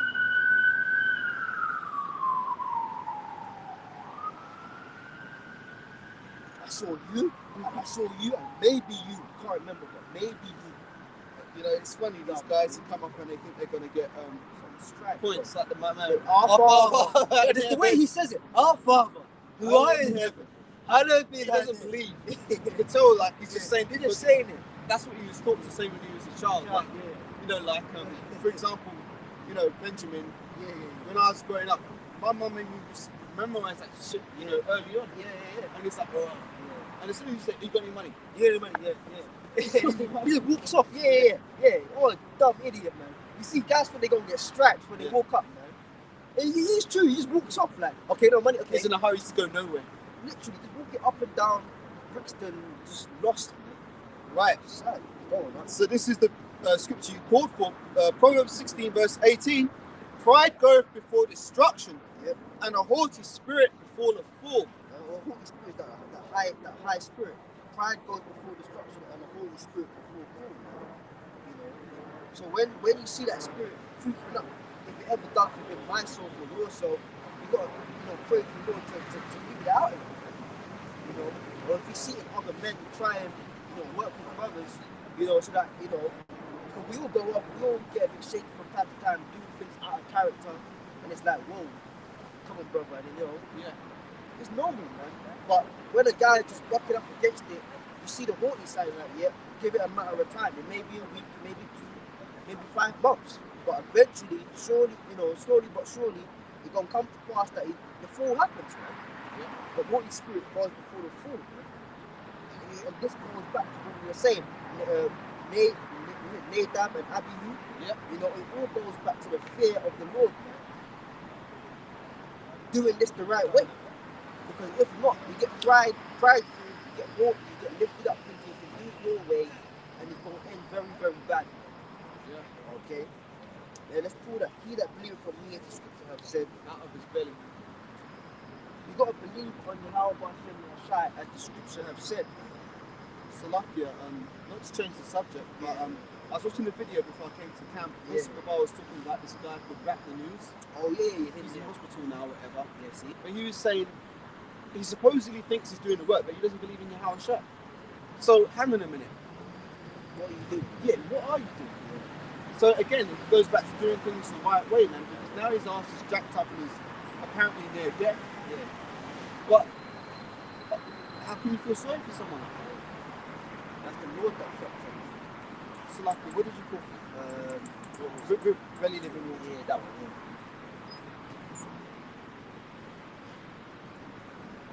And that's why we keep saying this truth is not a game, man. You know, like when they say when you play the game, man, when you lose it, like you have 3 lives left. Yeah. Or you can just restart the game again. Or press start to continue. Yeah, they ain't no press start to continue. You know, and like I said, we all mess up and make mistakes. You know, but there's certain things where there's no press and start to continue. No. There's certain things where that's it. Once it's done, you fucked up. That's the game over, man. Finish it. It's over, man. You don't take this thing lightly. For John 7:38, he that believeth on me, as the scripture hath said, out of his belly shall flow rivers of living water. Yeah, so you've got to believe on Yahweh Shai, as the scripture have said, man. You can't just read something and then remix it, man. You know, yeah, okay, but then you teach Yahweh Bashem Shai in your spirit, you know, to mold what you want to talk about, or to mold what you would rather believe in. You know, if I may say, some people talk to have conversations. Like, for example, if I'm talking to you, it's a two-way street. Yeah. Some people only talk to convince their own selves. That's right. Yeah. So when they're out there they claim they're prophesying, but really they're trying to reinforce what they want to believe in their head about what they think to be right. Yeah. You know what I'm saying? It's just slippery slope, man. Yeah, it is. That's right. And you can tell, man, like, for example, when you're talking to people, sometimes you can tell when someone just wants to talk about themselves. Yeah. Like, you know what I mean? If you're cognizant of what's going on, it doesn't take long before someone starts saying, oh yeah, I did this and then I went there and blah, blah, blah, blah, blah. And you can tell they're really just interested in themselves, not in actually interacting with another person. It's true. I find a lot of women are like that, actually. Yeah. That's a feminine spirit. That's what the scripture says. Men shall become lovers of themselves. You know, a lot despisers of those that are good. Yeah. You know, you be hearing is you doing a good thing, but guys want to be finding fault in what you're doing and then just talk about themselves. It's like, and as I keep saying it, man, there's not, and I don't talk about one person only. You know, it's gonna come out because it's in the scriptures. At the end of the day, you know, a lot of people go. In these last days, man, don't be surprised in 2022 if a lot of people start claiming to be the Messiah. The scripture speaks about that. It says, many shall say that they are Hamashiach, the anointed. Right? When you read it in English, it says the Christ. A lot of people go actually say that they are Yahweh Shai coming back. The second coming has already happened. Yeah. That's why they said if they say go there or look there, go not. Yeah. Because you're going to end up there and going and get destroyed, man. So, don't be surprised, man. A lot of guys very soon they're gonna be alluding. They ain't gonna come and say it, but they're gonna be alluding to the idea that they are the Lord reincarnated on the earth, man. Okay. And that's why it's important to know the scriptures. And that's not me speaking as a man. That's fucking. It's like prophecy. That's prophecy, man. Oh, no. In the last days, Matthew 24. Now, I was gonna say, I forgot what I was gonna say. Come back. Yeah. Keep going. Would it be? Is there something you prove? Last one I read was out of his belly shall flow rivers of living water. Did I believe in the scripture said? Yeah. Expound on that a little bit more. So that is what believing on Yahweh Hashem as the scripture have said. Oh. You know, you got it. I was just going to say that's why it's important to know the breakdown of the scriptures correctly, because a lot of Christians, if you say to them, "Do you believe the Lord's coming back?" they'll say yes. And you say, how's the Lord going to come back? And they ain't got no answer. Yeah. Whereas we know how the Lord's coming back. The scripture saying Revelation 1:7. Let me read it.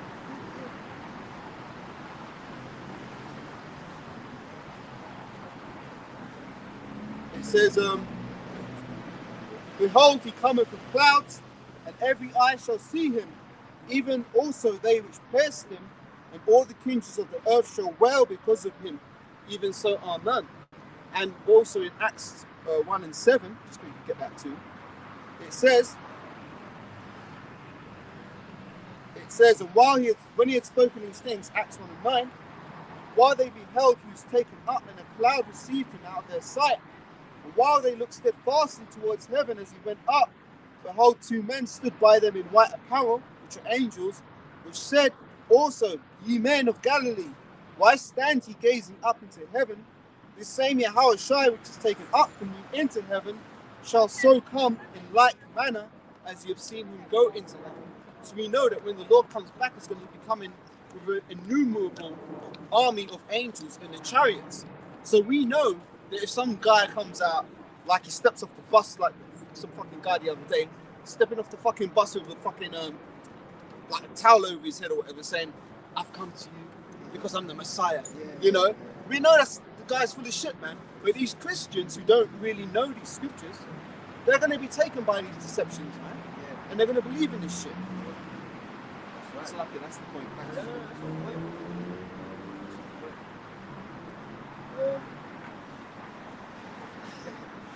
You have a lot of guys claiming to be the Lord, man. Guys claiming, alluding to the point that they're King David and all that shit, man. It's all fucked up shit, man. Let's get that wisdom and knowledge shall be the stability of that times to strength and salvation. A lot of guys are unsteady. There's a lot of unsteady behavior right now. What's going on? And why is that? Because they ain't got the wisdom or the knowledge. As you read in Proverbs, the beginning of knowledge is the fear. See, everything goes back to the fear of Yahweh Bashem Yahushua. Yeah. Alright. You gotta actually, being Christian, I love the Lord. Do we love Yahweh? Yeah, of course we love the Lord, man. Alright. And as Apostle Gabar says, one key ingredient before, you can only truly love the Lord if you really fear him. That's a good point. You all this love talk, no. You only really can love someone if you have an element of fear for them, man. You know, like a woman to a man. A woman really loves you when you lay it down that there's an element of fear between her and she doesn't want to offend you, man. Yeah. Because when she knows she can walk all over you, she may love you until she's bored and she's used up your resources. And she's gonna go to the next nigga. Yeah. Life hack, that's why women don't stay. Number one, they're demons, and number two, don't implement no fear. Yeah. If you were to implement fear into her ass, that's when you would really see love, true love from her, man. And respect, man. You know? So yes, we love Yahweh Shem Yahushua, but before love and what initiates true love within us for the Lord is our fear for the Lord, man. That's right. Okay? If I may add to that point, that's another good reason why, as Apostle Gabar says, familiarity breeds contempt. Yeah. You've got to have, you can't be thinking that you're I'm Yahushua's top guy, we're all good terms, we're good friends, like he's my buddy Dave who I used to go to school with back in the day. You can't be looking at the Lord that way, because the Lord's looking at you to say, okay, he's scrutinizing you essentially. You know, so you can't be thinking, yeah, I'm good. Like the Christians, man. Oh, I'm saved. I believe in Jesus, so I'm saved. No, it don't work like that, man. Exactly. Like you said earlier, the Most High only referred to two people in the scriptures as his friends. So who the fuck are you? Exactly. Right, so I'll read what you call for. Isaiah 33 verse 6. And wisdom and knowledge shall be the stability of thy times, and strength of salvation. What times? The times of the end, the times of evil. Alright? The day of evil, the day of the Lord, which is what we're living in. It's going to be a specific day where the Father, Yahweh sends the Son, Yahushua, fair enough. Okay? But we're living in the day of the Lord, the time period, man. So wisdom, read it again. Right? Isaiah 33 verse 6. And wisdom and knowledge shall be the stability of thy times. Says the times, the evil times. So what's the stability, wisdom and knowledge, man? Okay? That's what keeps us stable. Alright? See, guys get mixed up. Oh, you're always talking about breakdowns, get it right. You're always talking about order. You're always talking about conduct. It's not just, oh, get it right for the fact of getting it right. By getting it right, that's what keeps you stable, man. That's right. It's more than just, it's not no fucking GCSE examination, all right? Put it in your head and regurgitate it out on paper, and then they're going to put a tick, yeah, he said what he said. No, it's not about that, man. There's an actual further purpose to the breakdowns. This is where the stability lies in, man. That's right. That's why when the first lockdown happened, people were losing their fucking minds because they weren't stable in prophecy, man. People looking up in the sky, oh yeah, the Lord, Yahushua, yeah. Lord, what are you looking up for, man? Prophecy has to be fulfilled, man. Okay? So guess what? I started out talking about this in 2022. The Lord is going to amp shit up, right? Lord willing. When the Lord amps this fucking destruction and just total chaos, you know, like I said, the Lord going to show his sicko side, man. Yeah. When the Lord starts showing his sick dark side, man, a lot of guys who in the truth and we pray to the Lord we're not a part of that number, they're going to get unsteady, man. They're going to become unsteady because they didn't have the wisdom or the knowledge. They were out there, but they weren't really studying, man. And they had no fear for the Lord. That's right. So the lack of fear bred what? That contempt, that familiarity. Yeah. How side this, how side that. And then those same candidates, the Lord himself said, when he comes back, he don't say, away from me. Apart from me, I never knew you. I never knew. Of iniquity. You see? So lovely. Might just speak something you said. You mentioned the Lord's dark side, and that's funny because I don't know if you're into like DC Comics or whatever. Yeah, a little bit. But there's a character in there, one of Superman's villains, who's called Darkseid, and that's really a metaphor for Yahweh Shai because his ability is something called the Omega Beam, where he can shoot these lasers out of his eyes and it blasts him to smithereens, and he's got red eyes and dark skin. So they ain't reading the Bible. Man. Exactly, straight out of the Bible, man. That's the man farm. God farm this child thing, but the man farm fire with ice, red, right? Genesis 49, right? Yeah, it is, yeah. Shalom, brother. Alright, take it easy, man, take it easy. If you never go work, stop, you know? Alright then. Shalom, brother. Alright, take it easy, man. Now, imagine if that guy was in charge of the truth. Where's the stability in that? Where's the order in that? So you know one scripture, Genesis 49, eyes from red, white. It's like, yeah, I said, yeah, okay. No stability. See, and hey man, I don't say this in a proud and boastful way, but that's another thing, man. 2022, the Lord Yahweh Shai Abu Ratazar, man, Lord willing, he's gonna make a distinction between niggas and prophets, man. Yep, the cheerleaders got to go. Alright, all them cheerleader guys. You know, like even on first day, she might have been sincere. She's a woman, so it's alright. But she said it very quietly. She walked past, and as she walked past, she said, "Shalom, brothers." She's wearing like a purple head wrap, and she walks around to the market side. Okay, that's fine. You know, woman, whatever, man. But all you cheerleader guys, man, you're gonna get fucked up. Alright, all your shaloms, your shalams, your shalom, whatever rendition of the word you wanna say, all your shaloms gonna get put in the bin. All your keep going, brother. Alright, gonna get put in the bin. I don't give a fuck, man. Alright, I saluted the guy, like I said, man. The guy comes, alright, when he finishes work and salutes every brother. I'll give him a salute. I'm not a mean person, you know. I'm not a mean guy, alright. You know, I'll say shalom all day long, brother. Alright. And I've told you to your face. So if you're watching this, I ain't being two-faced, because I've told you before, man, that you're out of order, man. You gotta quieten down, keep your foot. I've told you that, alright. But that particular individual that works next door, right, they're gonna fucking destroy you. They're gonna destroy you. And next time I see you, Lord willing, I'll say shalom again. Alright? But if you have a one-to-one call, that's why the guy don't talk to me one-to-one anymore. Because the last time I spoke to him, I said, listen, bro, there's certain things you're saying is wrong. We know what we're talking about. You gotta be quiet and listen, man. Yeah. You just gotta keep your foot. And since then, you don't really come around to chat to me no more.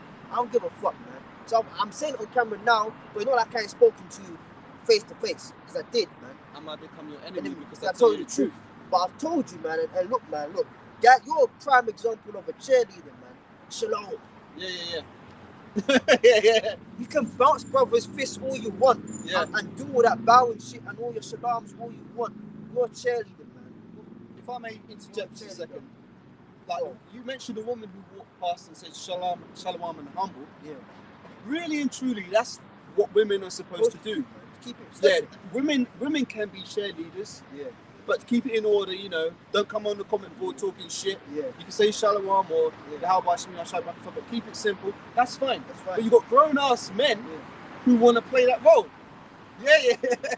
As if that's somehow gonna. What the scriptures say: work out thine own salvation with fear and trembling. You fist bumping and saying shalom to a potential prophet, that's not gonna save you, man. That's what. And another thing as well, man. You gotta be careful with these guys that come around and act like they know the truth They or know they're something. following. Yeah. Because if you really watch, it doesn't take long before they come out saying some bugged out shit, like the guy you mentioned. Yeah. Now, one time, he was talking about, I think, the prophet, the archangel, Michael. Michael. And we said the name is Michael Allah. The guy come and whispered, no, it's actually Mikhail. The fuck? Who the hell are you, man? Who are you, bruv? What kind of Hebrew do you know, man? You know, we say the name Yahweh Shai. Yeah. He came and whispered another week in my ear, yeah, and Yeshua said to them, man, yes. What's Yeshua, bruv? What is that? You don't know jack shit. You're just a cheerleader, man. And for the fact I'm sure the elders giving him channels, man. So you're probably watching. He should. And what you're doing is, I'm gonna say this through the spirit. You're watching the African bullshit, the Kemet, right? You're getting fucked up in the head. You're watching these different Hebrew Israelite guys, right? Leadership groups. Probably watching some small hat rabbis as well, and trying to piece it all together, man.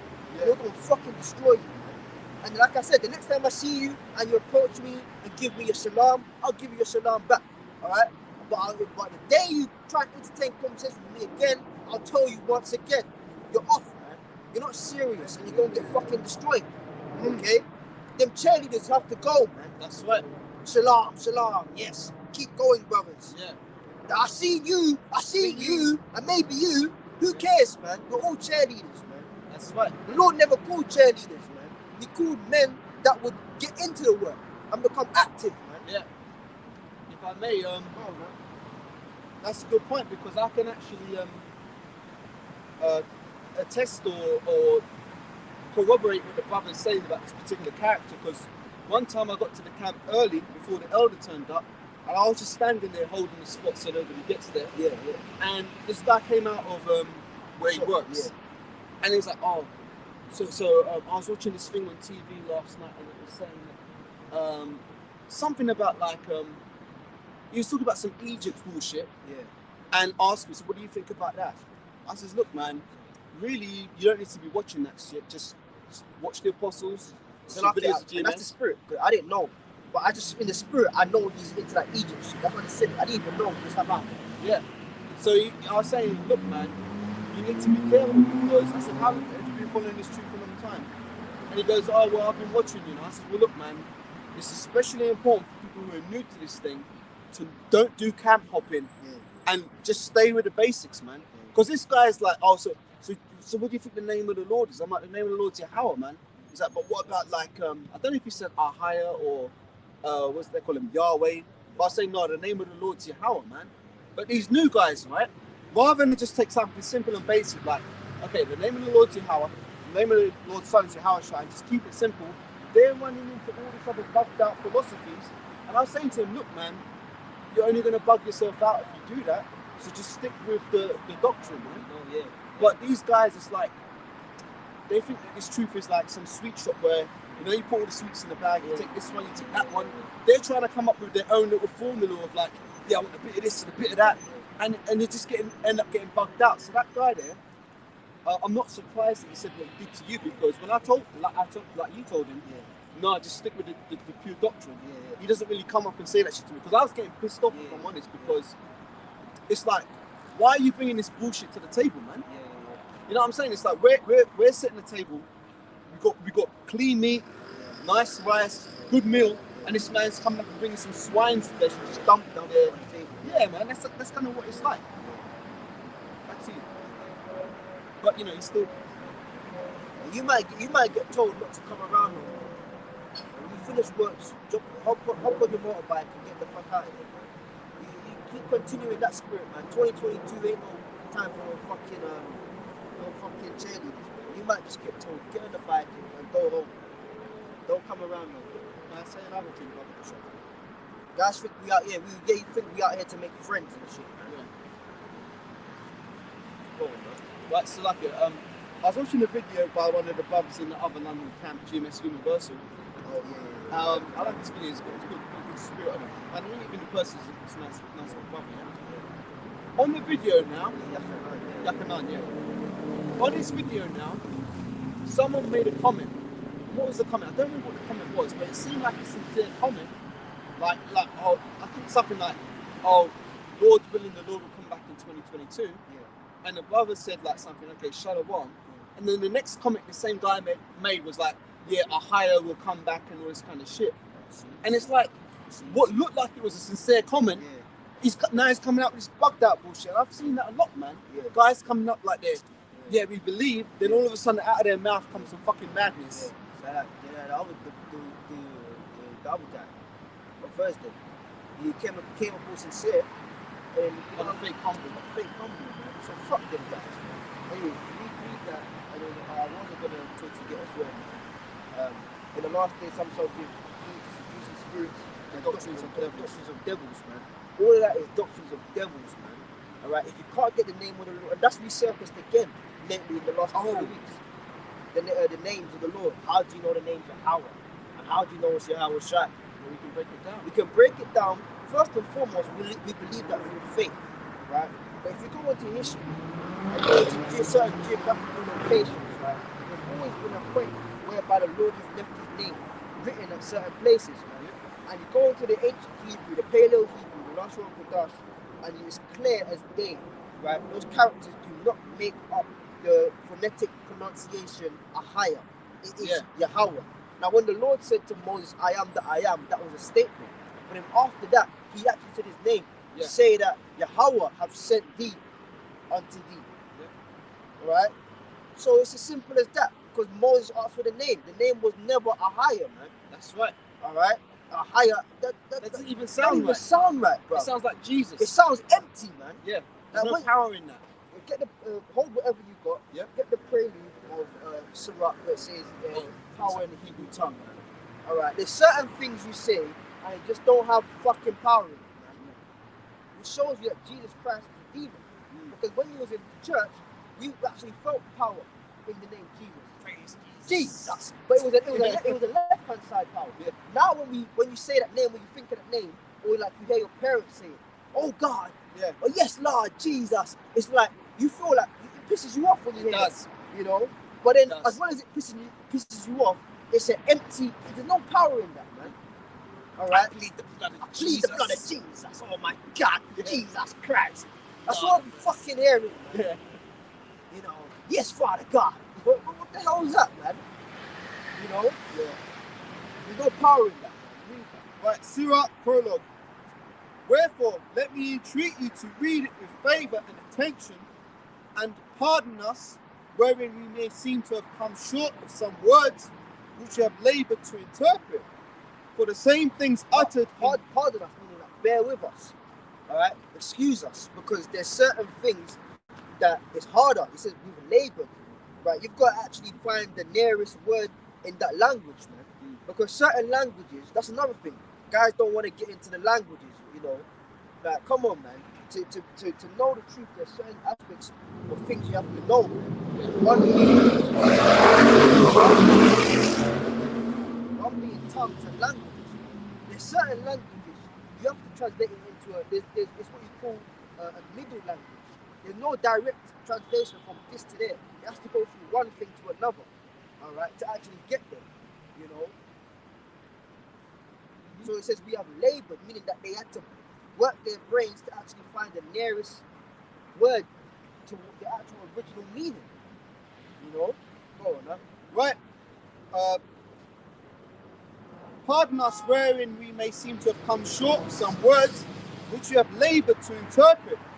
For the same things uttered in Hebrew and translated into another tongue have not the same force in them. Not the same force, man. Yeah. All right. So when you say, for example, even like all caps L-O-R-D, Lord, that doesn't have the same force as when you say Yahweh. That's right. All right. Capital L, lowercase O-R-D, Lord, in Hebrew is Adon. All right, which means sovereign, ruler, or master. Saying Lord versus Adon doesn't have the same power. It doesn't have the same force with it. All right. But then there's that, and then there's actually getting it fucking wrong. Yeah. There's a higher. That just sounds It sounds shallow, man.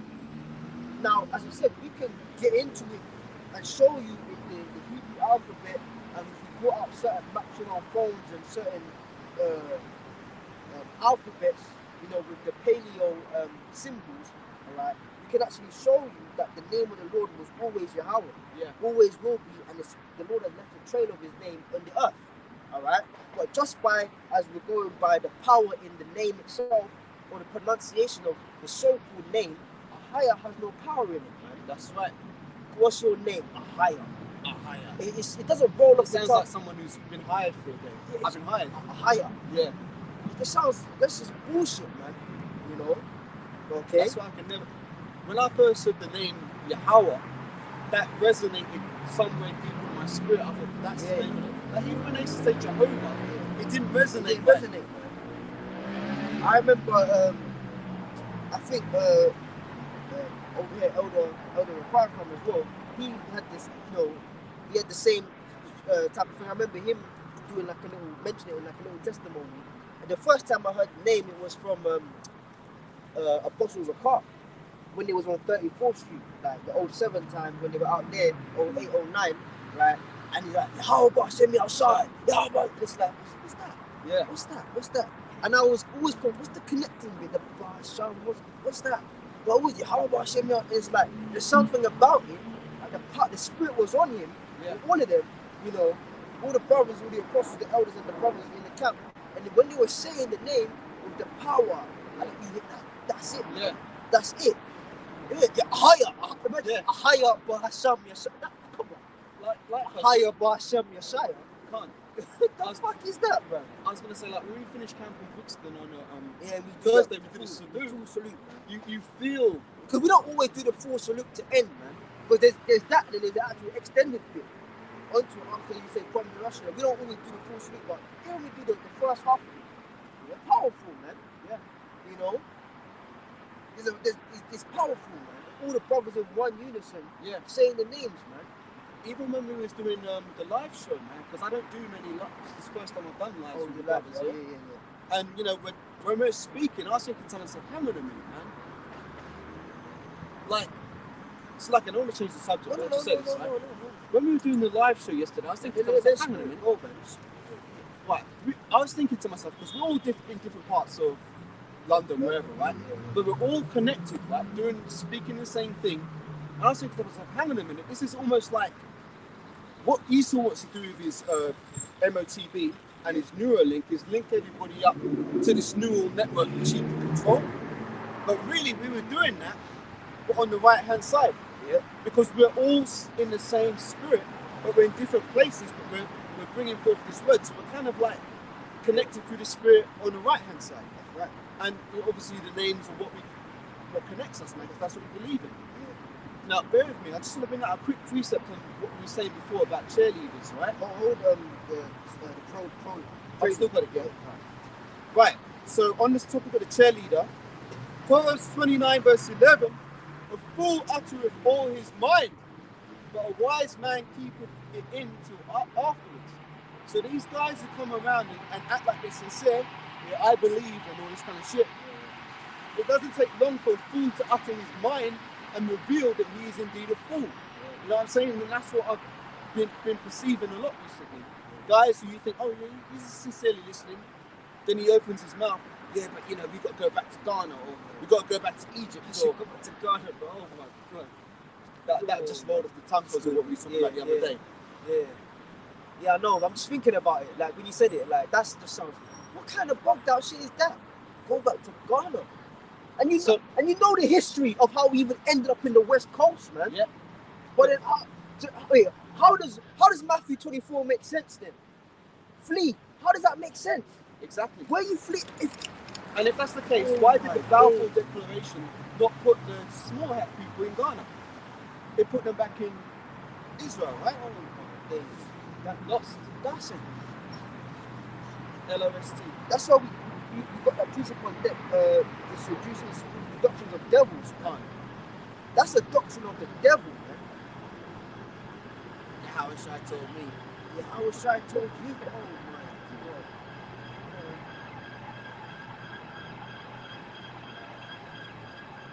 But you know what, man?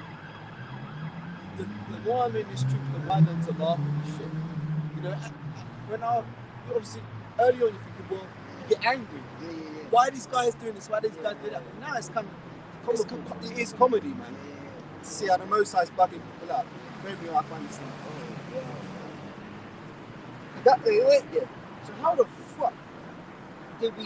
Where was the diaspora then? How did we leave when the Lord said flee? Right? You know where? Because we ended up in the we went all over the place, but a large majority of us went to the west coast. Some of us went up north. All right. So how the hell do you flee? But if we were let's say Ghana is the Holy Land, right? Where did we flee to then? Because we stayed there. So where was the flee? Where was the diaspora? Where was the movement? These guys aren't connecting the dots though. It's like you know, like Think about it, man. it's like they've got a faulty connection, like an electronic device, where one connection's not working, so like the TV or whatever, connection's not working, you're not getting a picture. Yeah. So they're trying to connect to everywhere else, Yeah. but you're still not getting the bigger picture. Yeah, you ain't connected to the right wires, man. You know you see the HDMI thing, right? It ain't working properly, man. You know, your system's faulty. Like, that's what the scriptures, man. It says hearing with daring. When you go off on one thing, it throws everything off balance, man. Yeah. That's why I brought out at first day Galatians.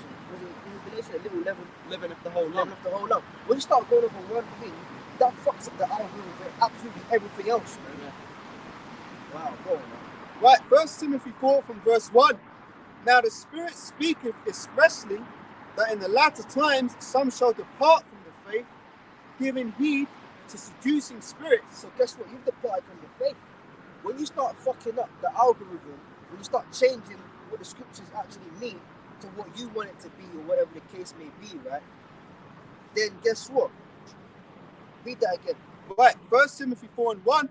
Now the Spirit speaketh expressly that in the latter times some shall depart from the faith. So you've departed from the faith. That was the catch. The guess what? Right? You may think you're in the faith, but you've departed, man, because you've messed up the algorithm, man. Go on, huh? Giving heed to seducing spirits and doctrines of devils. So you've been seduced by an evil left-hand side spirit, man. Okay? The Lord said, just like he said, I will send a lion spirit. The Lord sent a lion, wicked ass, evil, left-hand energy over your ministry, man, and made you fuck it up, pollute it, alright, and be out there thinking you're a man of the Lord. As I oftentimes say, man, there's the in the truth demon, man, where you're hanging around, you're doing videos, alright, you're holding a camp, alright, thinking you're in the truth, but you're actually not, because it says they shall depart from the faith, man. That's right. There's a lot of guys that hold camp or go out and whatever, that they've already departed from the faith, man. Okay? And it's continue on. Right? Speaking lies in hypocrisy. Speaking lies, alright, in hypocrisy, man. The hypocrisy in the Greek goes back to the word acting, man. Alright? Pretending. Yeah. You know, guys when they be talking about, oh yeah, you're just out there because you have a following and you can't give up now. Look, man, there's certain guys that are tired, man. There's a few. They're tired. They don't want to do this anymore, but just because they made a scene, they have to keep it up, man. Yeah. You know? Trying to save their face. Yeah, trying to save face. You know? So this is lies and in hypocrisy. Acting's going on. Right? Speaking lies in hypocrisy and having their conscience seared with a hot iron, forbidding to marry. And she's lucky. That reminds me of something. Yeah. One of the characters that you mentioned in a roundabout way, I remember seeing him do videos talking about, oh, you can't be sleeping with white women anymore because if you sleep with white women, you're defiling your temple. Oh, yeah. I mean, isn't that what the scripture's saying? Forbidding to marry Yeah. and commanding to abstain from meats which the Most High have created to be received with thanksgiving of them which believe and know the truth. Read that topic again about the doctrine. Right. Now the Spirit speaketh expressly that in the latter times some shall depart from the faith, giving heed to seducing spirits and doctrines of devils. So guess what? Right? If you go off from the truth, it's a doctrine of the devil. Right? You've been deceived. You've got demons on you, man. Demons are on you to fuck the doctrine up, man. To pollute it. To add leaven to it, man. saying that the Holy Land is Ghana is a fucking doctrine of the devil, man. Okay? You know? And many more, which we're not going to get into this so much, man. But it's really doctrines of the devil. And it's no surprise that we're seeing it. Because the Spirit speaking expressly, man. That in the latter times. In the latter times. Are we not in the latter times? We're We're at the end of the end, yeah, man. it's like 11:30, 11:45 now. It's 11:45, man. You know? Shit. You know, like, it's New Year's, right? Like, last night, you're doing the countdown from 60 seconds. Yeah. And it gets to 10. 9, 8, 7. We're in the 10, 9, 8, 7. Yeah, that's a good point. We're in the 10, 9, 8, 7, 6, 5, 4, 3, 2, 1. Yahweh Shai's back time, man. That's right. That's the time we're in. We're at the last 10 seconds of this place, man. Alright? If I may say, that fireworks shit sounded pathetic yesterday. Yeah. Like, they were trying to do it. Yeah. Like, yeah, we're gonna have some fun, but you can tell the joy is just gone from this place, man. And they're desperately trying to, like, you know, keep their hope alive. Yeah, 2022 New Year's resolution. They're gonna be doing the same old shit, man. Yeah. Let me say this, right? Even when I was in the world,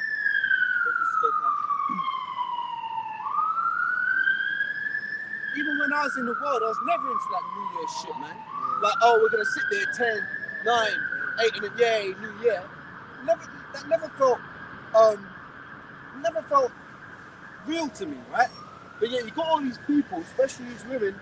Oh, my New Year's resolution is I'm gonna do this and I'm gonna do that. Well, guess what? By the 5th of January, your ass is doing the exact same shit that you were doing in 2021, and your resolution's gone out the window. Because it's all talk with these fucking people, man. Like you said, everything's fake, man. Or they talk, yeah, I'm gonna do this and I want to change in 2022. You're gonna be the same old piece of shit you were in 2021, man. Following the Gregorian calendar, right? This fucking system, okay? And all of a sudden, because the year is now 2022, right? It's a fresh start. It's a fresh start. As if, so what the fuck? What people are actually going on social media as if Corona ain't about, you know, lockdown ain't about, the juice ain't about, Yep. you know, all the world's problems ain't about, oh, it's 20, yeah, that's it, everything's gone. Yeah. It's the same fucking shit, man. Yep. And what you people, this is what we started out with, the second level, hold it on deck. It's gonna get worse, man. It's going to get fucking peak out here, man. Alright, 2022 is a fresh start, no negativity, this, that. That's what I'm seeing, no negativity, no bad energy's coming, man. How about that, man? Alright? Bad energy's coming. No, fuck it. Bad energy's coming to this place, man. Yep. Okay? The Lord is going to show his sick side. Keep saying it, man. Okay? Yep. Alright? God is love. Now, in fact, got so many prints on deck. Before you get anything, get this one. The Lord shall smite Egypt as we played as before. Okay? What the fuck do you think's gonna happen, man? Oh, this New Year's resolution, new me, I'm going on a diet. Yeah, no more Corona, no more. I heard some fucking Benjamin woman say, Corona better stay in 2021. No more Corona. But it didn't stay in 2019, did it? C19. Exactly. Better stay in 2021. Better stay in 2021. Well, come on, man. People think just because it's 12 o'clock now, the world's problems is reset. Nah, man. The reset happens when your Yahweh Shai comes back, man. That's right. So fuck your New Year's, man. It's gonna get worse out here, man. It's gonna get worse and worse and worse and worse and worse until you come to the fucking realization that it's a demon-like power, Allah Shadia, the Most High, which has plagued this place, man. Okay? We can't take no balm for Babylon either, because Babylon can't be healed. All this fucking talk about New Year resolution, man. Alright? Dumb fucks, man. And you know why these women love this New Year as well? Because they like to see it as an opportunity to wipe the slate clean. Yeah. So all the mistakes they've made, all the men they done fucked in 2021, they can sweep it under the carpet. 2022 is a new start. Hey, fuck these women as well. I really think 2022 is gonna be the year, man. I hope so. Fucking idiots, man. The Lord's gonna kill you, man. Alright? Hey, man. The scriptures speak about you women as well, man. Ezekiel 9 speaks about that as well, man. All of that, man. rising up you women that are east, man. Yeah. All right, all of that, man. You women go fucking know, man. And you niggas out here as well, man. They're not gonna visit you, man. Yep. 2022 is gonna be a fucking year of death and destruction, man. You know what's funny? Esau's saying that. Right. Esau's been saying they're gonna go door to door to test to see if you've got the plot shot or whatever. Door to door, you're gonna get visited by Esau, right? Guess what? The Most High is gonna pay you a visit. That's the one you got to be watching for. Right? He called for this. 2nd Ezra 15 verse 11. But I will bring them with a mighty hand and a stretched out arm, and smite Egypt with the plagues as before, and will destroy all the land thereof. What's the catch? It says as before. So where's it talking about then? It's not talking about ancient Egypt, Martyr.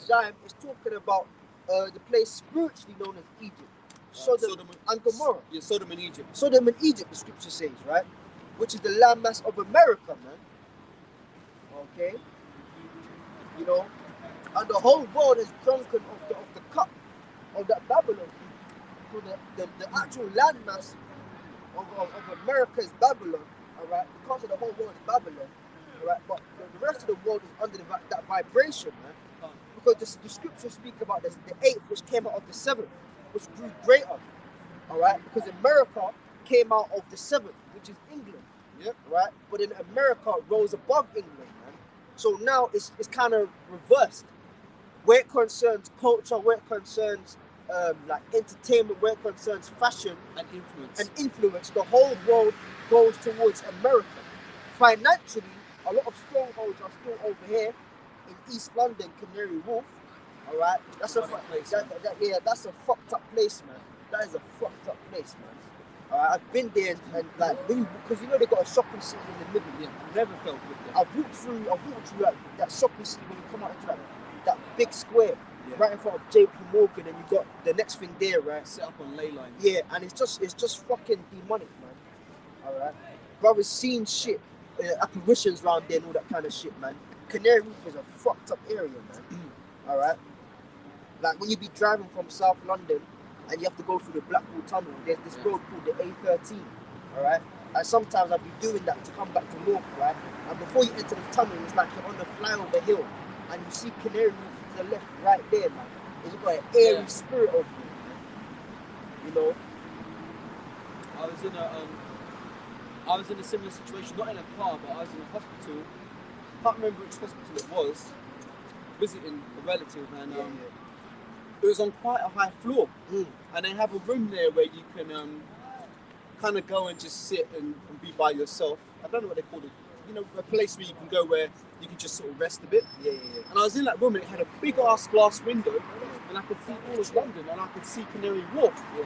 And it was kind of night time and stuff. But when I was just looking at it at a distance, I was thinking like it's got like giant like obelisk in it, right in the middle, and it just looks airy, man. Yeah. And I've never even walking through the area actually been Benny! there. I've never liked it, man. But I just got one quick precept for you to back up the point you were saying about America being spiritually Sodom and Egypt. Revelation 11 and verse 8. And the dead body shall lie in the street of that great city, which spiritually is called Sodom and Egypt, where our Lord was crucified. Yeah, the Lord was crucified there, meaning what? His image and his name was X'd out.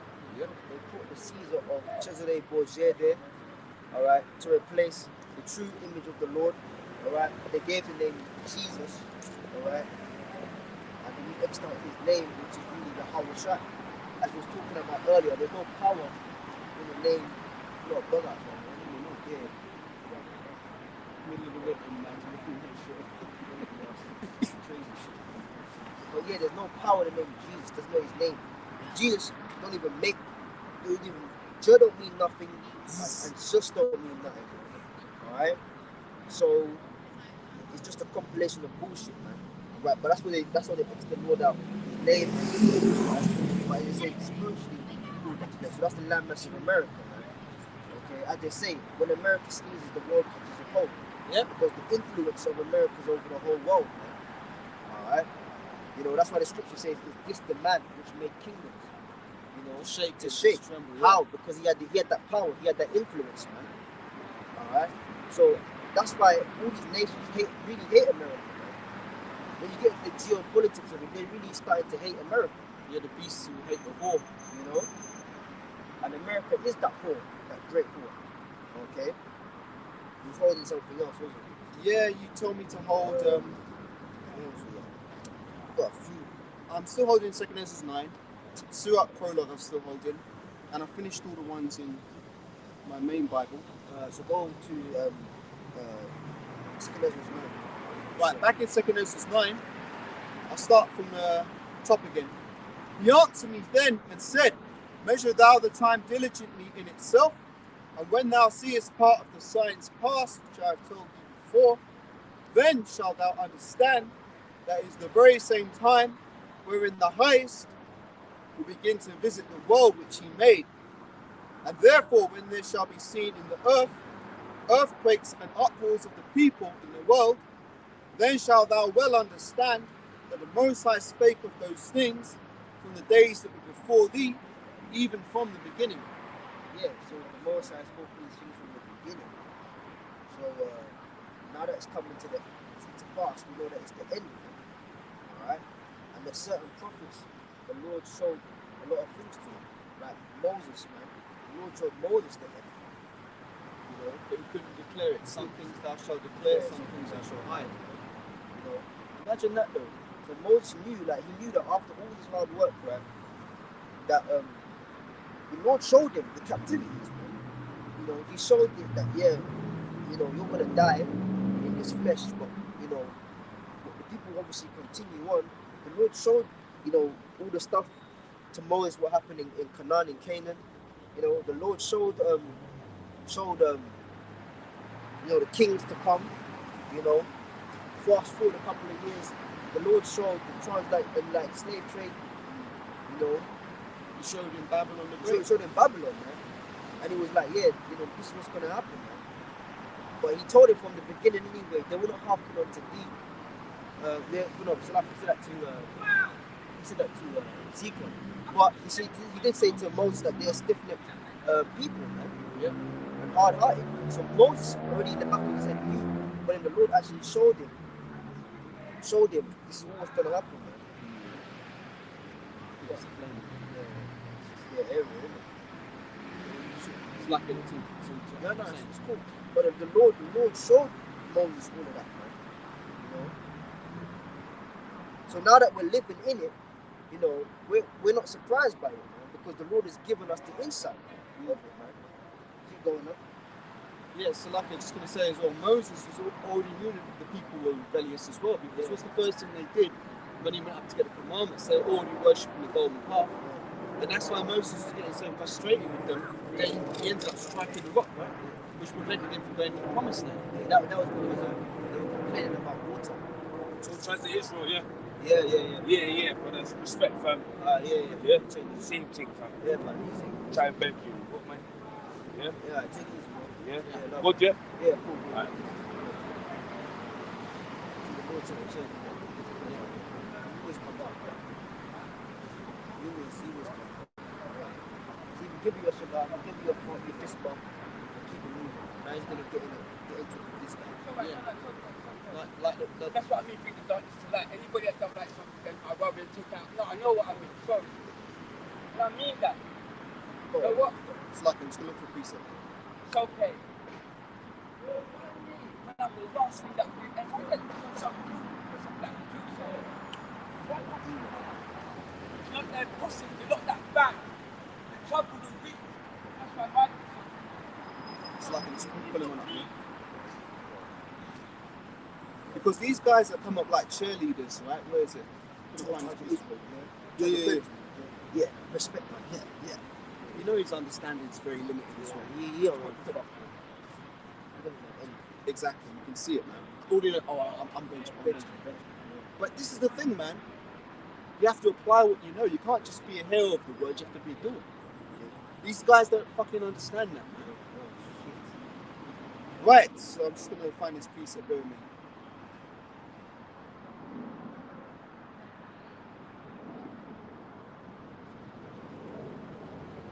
Yeah, here's the one. Right, Wisdom of Solomon 5:14, right? For the hope of the ungodly is like the dust that is blown away with the wind, like a thin froth that is driven away with the storm, like as the smoke which is dispersed here and there with a tempest. And here's the point: and passeth away as the remembrance of a guest that tarrieth but a day. So these guys, yes, lucky these guys that come up to the camp, yeah, 12 judges, yeah, shalom, and then they're on their way. They're like a guest that tarrieth but for a day. They don't stay with this truth. They're not down with the Lord. They're not partaking in the afflictions of the Lord. They haven't given up their lives to serve the Lord. They're oh yeah. I'm on my way. Yeah, I've done my work for the day. No, fuck that shit, man. That is quintessentially the definition of a cheerleader in this truth. And we don't need you guys, man. Just go about you. You know, I'd actually be happy if they just went about their way and didn't say nothing, man. Because they're insincere. You're coming up like, yeah, you care, but you don't fucking care, man. That's, you know what, man? It's like, it makes you realize that obviously not everybody loves the Lord the same. Because not everybody's prepared to make the same sacrifice. As we said earlier, present your body as a living sacrifice, holy and acceptable unto the Lord. These people are prepared to sacrifice their time. They're not prepared to sacrifice their reputation. You know, they don't want to be seen out here wearing a garment, looking so-called crazy. Because people call us crazy being out here with the Bibles and stuff. But really, this is the most sane thing you can do in this world. Craziness is actually following the ways that all these other people are on, man. It's like, imagine if there's a cliff, right? This is, you know, one of the ones that my mum said to me when I was young, right? If all your friends are jumping off the cliff because they think it's cool, are you going to do it too? Exactly. So these people, they're walking off a cliff. Our people, I'm talking about the Israelites, they're walking off a cliff, and we can see the cliff edge there. They're saying, nah, man, you need to stop. Come back this way. Nah, I'm going to do it my way. And they're walking straight off the cliff into destruction. So it's like, there comes a point where you just, you know, when you first come in the truth, you want to wake everybody up and see everybody get saved. But after a while, you realize, hang on a minute, man, the Most High needs to take these people out, man. Because they just fucking, it's like, these are the people that are always going to hold us back. Because they're always going to be of the world. So they need to get destroyed and come back in their right mind, man. And the longer you're in this thing, the more you see it and you realize, nah, man, the only remedy is death for these 2/3, man. Read that scripture, I will mock when you're fair. Proverbs 1. Man, it's gonna be common. Like, imagine like the Lord coming back, right? And you got niggas like that. Benjamin! Yeah. I'm from the tribe of Benjamin! And he's gonna not get beamed up, man. But that's what you know. Do you know what? You didn't take the time to partake of the meal. Yeah. Partake in the Lord's afflictions. Now, this is the thing, right? Lord willing, we get moved up on the chariots. When we're up there, that's going to be the greatest comedy movie you're ever going to see. Yeah. Like, you're going to be looking down and seeing this guy getting blasted, that woman getting blasted. We're going to be cheering, man. Yeah. And, you know, who knows? We might be able to flip in, you know, freeze frame, slow motion, wind it back, zoom in, like, so you can actually see. The angels going to have it all prepared, man. Yeah. They're going to have it prepared, man. You know, it's going to be super HD. You know, like, come on, man. Oh, and that guy. Yeah, like, come on, man. Like, it's like we're going to have surround system in the chariot. Like, they're going to be like, you know, because we're going to be able to have, like, fucking speakers that are, like, as if it's like we're actually on the ground. Yeah. So we hear, yeah. And it's like, we're up there, though, but you hear it, man. Surround system, man. Like, you might not remember, like, some guy who fucked you over, like, when you were 18 or something, and you see that guy again and he's getting his judgment for what he did to you, man. Yeah. It's gonna be the ultimate comedy, man. For us at least, but you know, we're gonna laugh. That's gonna be a funny day, man. Right. You know, and that's the it says the reward of the wicked. We gonna see the Psalm 91. Yes. We're actually gonna see the reward, man. It's one of my favorites, that. Like, you know, when you do the fucking Olympics, then they have the award ceremony. Yeah. And everybody goes to the podium and they play that fucking stupid anthems. Yeah. And they go out, like, they have that one fucking stiff ass Edomite with the medals. Yeah. Like, come on, man. That's that. We actually go and the stupid flowers. Yeah, flowers and all that, the bouquet and all that. We're actually gonna be seeing the reward of the wicked, man. So it's gonna be like after all the games are finished, you know. Yeah. And then we're just up there watching the reward ceremony, man. And we're gonna start laughing at you, man. Yep. This is the precept on that. Proverbs chapter 1, starting from 22 is a couple verses going to it. How long will you simple ones who you love simplicity? Like this fucking guy, man. Yeah, Benjamin, yeah. Benjamin, yeah? Every other week he comes up, all he knows to identify is Look, 12 Benjamin. tribes of Israel. 12 tribes of Israel, and he's Benjamin. What the hell is that gonna do for you? What the fuck's that gonna do for you? You know you're an Israelite, so fucking what? It's like knowing you've got a hand or something. Yeah, like, come on, man. That's just the tip of the iceberg on this truth. Like that, as you said, brother, that's how shallow people are, man. They think that when you come into the truth, you really don't know what you're getting into, how deep it really goes. Yeah. And we'll never really comprehend that, man. But see, things in the world, people have been trained to be so fucking shallow, is that once they've been around for 2 seconds, and then they've listened to 2.5 seconds or something, they know it all, man. Yeah. So he listened to 2.5 seconds of something, realized there's 12 tribes, and he's Benjamin, and he thinks that's all there is to it. You can see he doesn't know nothing because man was making boldness in his head. Oh yeah, you got That's the bold first, ass that's head, the first thing I was thinking to myself. Hang on a minute, you know about the 12 tribes, but you don't know Yeah, how but- you're supposed to not, make boldness in your head. Now, if he's naturally all the way bold, then okay, Then that's fair. fair. But he looked like he'd been making boldness Yeah, upon his head, man. You know, that's all he knows. Yeah. Okay. But that's the thing, man. You see, this knowledge comes with a lot of responsibility, man. When you wake up to this truth, when you wake up to, okay, I'm an Israelite, but what's the next step? What's the next step? The next step is, okay, we're the covenant with people, right? So what does the covenant entail? That's the next, like, the apostles say A, B, C. That's the next building block. These guys get stuck on square one, man. Yeah. I'm an Israelite. Okay, that's cool. What's next? Okay, we're covenanted people. Okay, so if I'm under the covenant, what's my responsibility towards upkeeping my end of this covenant? As we said, don't make borders on your head. It's one of them. So you learn these little things over time. But these guys, it's like they don't want to grow. They want to stay stuck on square one, man. Right, Proverbs 1:22. Turn ye at my reproof. Behold, I will pour out my spirit unto you, and I will make known my words unto you. It says, turn ye at my reproof. This guy, he's always on that bullshit 12 tribe Benjamin thingy, right? And he's saying it whilst on the knee. He's not gonna stop. He's not gonna stop and listen, man. You know, the other fucking geezer that works in the shop next door in Rixton. Yeah. Whenever the camp's done, he only come out if there's a commotion. Yeah. He hears a loud noise and people shouting, that's when he come out. Yeah. And then go back in. Fair enough, you're at work. But what happens when the shift is done and you clock out? Straight off. Straight off. Man can't stay and stop for 5 minutes to learn, to sup with the Lord. It shows you that you're not serious, man. If you finish work, give me the benefit of the doubt. You're at the job. You can't be outside. Fair enough. Yeah.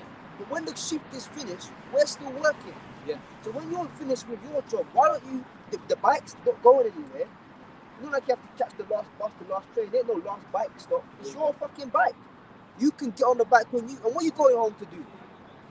Ain't nothing that important, man. Probably rushing home to watch more Egyptology videos. Egyptology bullshit, man. You know? So, those type of candidates, they turn not at the truth for the Lord, as we're reading, man. Yeah. Alright? I'll get back to just maybe Because they're shallow, man. They're shallow, and guys don't have what it takes to be out there. That's what it really boils down to, man. Alright? There's certain people, I don't know if you got them as well, one individual, and then there's another two that come. But usually there's one person, if they come by himself, he stands outside the JD, a couple of steps away. dark skin guy. wears a hat. Where's the hat? Why don't you come and stand in the main audience? Now, no, I'm not trying to knock the guy, but fuck it, it is what it is. You just got to say it, man. Because guys don't have the balls to actually be seen on the camera. on camera or seen, like, even to the rest of the people walking up and down, to be seen that they're listening to this. Like, imagine like you having a clown on the street here, a clown's on the road juggling, all right, and here it is. You'd be embarrassed to go and stand and be like, oh wow, Yeah. because everybody else will look at you like you're the arsehole. You're enthralled by this clown juggling balls. Yeah. Where we're the so-called clowns, all right, okay, and some people, they're actually embarrassed to actually be in the audience. That's true. Because it's like, oh, everyone else is gonna think that I'm listening to them and Yeah. they're silly, so I must be silly too. You fucking stand, we're here, right, and you're standing over there by the post. Just come and listen, man. I have to say something. Because when I first started following London Central, I came up and the brothers dealt with me however they dealt with me, and that's as it is. Yeah. But because of the way they dealt with me, I stood on the side. Yeah. But it was never for this reason. Let me say why. It was never because I was ashamed of the gospel Yeah. or ashamed to be seen. Yeah. But it's just at that time I didn't know come to the front. Yeah. So I didn't know where the door was, so I stood beside. And guess what? There's sometimes I say this, and I said this to you as well, and to other brothers. There's sometimes when you first come up, you get dealt with in a particular way, alright? But it's needful. Now, That's right. it may not come across right at the time, but in the grand scheme of things, it's needful. That's right. Alright? There's been individuals that are now not in the camp, but they're cool on comment boards, and they may come around, but they used to when we was in like North London. And we used to, I told them, what the fuck do you want, man? Just straight up, man, what the fuck do you want? But they showed that resilience, man. So there's certain levels of, see, not everything is just you getting cursed out for the sake of it. Sometimes men will curse you out to see if you're really about it. That's right. That's Try, why man. the scripture says, Sophia, wisdom will try you, man. That's right. Alright? Any woman that just gives it up to you straight away, That's a loose woman. it's man. like, whoa, well, I'm not the first guy you've encountered, Yeah. so you give it to them that easy, you know? But anyways, go on, man. Yeah, so that's the point. And I saw that as a test anyway from the Lord. It's like, what are you gonna do? You're gonna bitch out and go home and cry? They tell me to fuck out. Yeah, I'm not going anywhere, man. Yeah. Because this is about serving Yahweh Shai at the end Yeah. of the day. So that was just my test I had to go through. But here's the point, right? 2 Timothy 1 verse 8. Be not thou therefore ashamed of the testimony of our Lord, nor of me his prisoner, but be thou a partaker in the afflictions of the gospel according to the power of the Most High. So to turn this back to what we were saying, is the other brother who comes up and stands at the side. You're right, man. And you know, I haven't said anything, but through the Spirit, I've seen him come up a couple of times. And personally, I'll just say, I don't think he's sincere, man, because he might stand there for like a minute or two. And I'll give him his credit. He might stand there for 10 minutes, and then he dips. And he doesn't really bring out any precepts. I don't see him there with again, man, like you can tell someone's somewhat serious if they come into camp and they've got their Bible in their hand. Yeah. And they're in audience, man, that shows that they're actually taking it seriously. Or if they've got their phone, they may have some scriptures on their phone or whatever. Yeah. But I mean, the vast majority of Jake, they're just not taking this truth seriously, man. It's like entertainment to them. And that's the worst thing you can, that's the worst reason to watch this truth. It would be better if you didn't watch this and you was just in the world, man. Because if you knew the truth and did nothing about it, you're going to get a judgment for that, man. So the scripture says it's better to have not known the ways of righteousness, man. You know, so that's a fully validated statement. Yeah. Oh, man. Right, back in Proverbs 1, it says, turn you at my reproof, I will pour out my spirit unto you, and I will make my words known my words unto you. Because I have called and you refused, I have stretched out my arm, and no man regarded. If I may say, a lot of this goes back to when Yahweh Shai is walking the earth as well, man. There's a lot of people that will come up to Yahweh Shai and be like, Lord, yeah, we believe, we want to follow you. And Yahweh Shai would be like, nah, man, I've healed you. Just go back in the world and, you know, don't tell anybody, just live your life. Go to the priest, show yourself clean, and keep moving. Exactly, because Yahweh Shai had a lot of cheerleaders in his day, and he knew that they weren't sincere, man.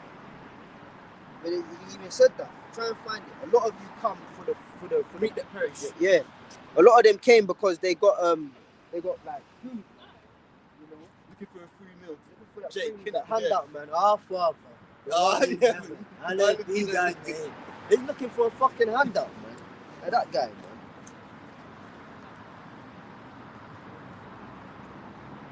But you know what's funny, right? Even when Yahweh Shai was saying to these people, telling them basically to their faces, you guys are just here for the meat that perish. Yeah. It was a parable that went over their heads. Yeah. You see, when Yahweh Shai was talking, right, a lot of the time, like, he was looking at the people like, you fucking niggas, man.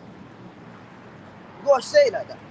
Yeah. The Lord was preaching, but he knew that maybe in the whole crowd there was about a crowd of 5,000. Because guess what? There was more than 5,000.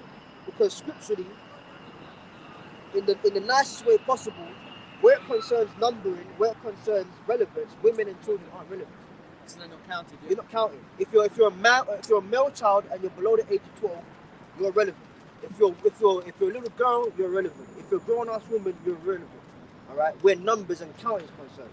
That's why in the book of Numbers 1 and 18 it says, and they assembled themselves, all the congregation, 18 years upwards by their poles, by the house of their fathers. By their fathers, yeah.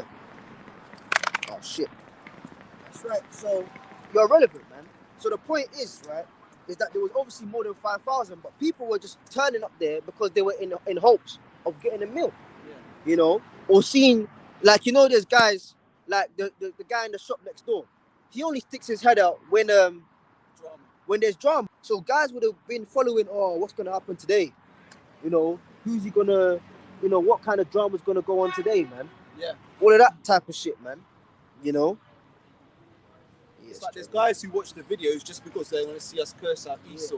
Or just because I've seen it on my videos too. Like, if I do a video and there's a woman in the title, usually that's going to have the most views. But when you're breaking down precepts, zero, yeah, nothing. Yeah. Crazy. Go, man. Right, so John 6:44. No man can come to me except... No, that's the one. Very much like it.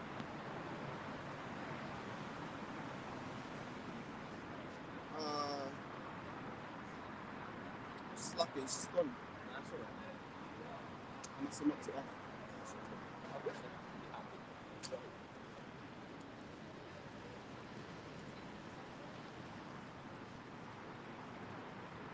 I'm trying to remember where it was. They come to the meat that perish. Oh, yeah. Right, here we go. And Yahushua answered them, John 6:26. And Yahushua answered them and said, Verily, I say unto you, ye seek me, not because you saw the miracles, but because you did eat of the loaves, and you were filled. Imagine that. So these guys saw miracles, right? But they were more interested in getting some bread, some food. Carnal. That's why it says the carnal mind is enmity with the Most High. I'm so sorry, man, but that guy that came on Thursday, he's probably a part of that group, man. Here it is, we're giving you the truth, and you're more concerned about camp politics, man. Of who and what, and who said where, and who talked where, and who did this, and then when we tell you, all right, cool, if you want to deal with the order of things, then you need to come under great water. But no, we didn't even get to the word. All we tried to get across to the guy, because he was so adamant on it, was who's really the pioneers of this thing over here in England, man. You know, and who to follow, man. You know, we didn't even actually get into the depth of the word. He was just dancing around camp politics, man. Yeah. You know, here it is. You have the word of life, man. The bread of life. You know, he that drinketh of this water shall never thirst again. You know, we're giving you this through the Spirit and power of Yahweh Hashem Yoshai, and you're more concerned about some irrelevant shit, man. That's the point, because a lot of these people, they don't see the value of this truth. See, the drama and the politics is more valuable to their stupid carnal mind. So they don't even see this this great feast that has been prepared for them to come and sup at.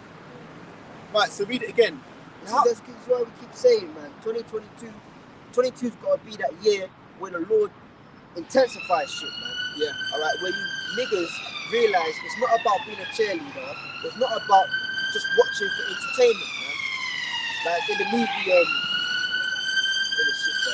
know, it's spiritual. Yeah. The sirens started as soon as you said, Lord, 2022 be the year you want to intensify shit, and judgment's going out there. That's the spirit. Wow.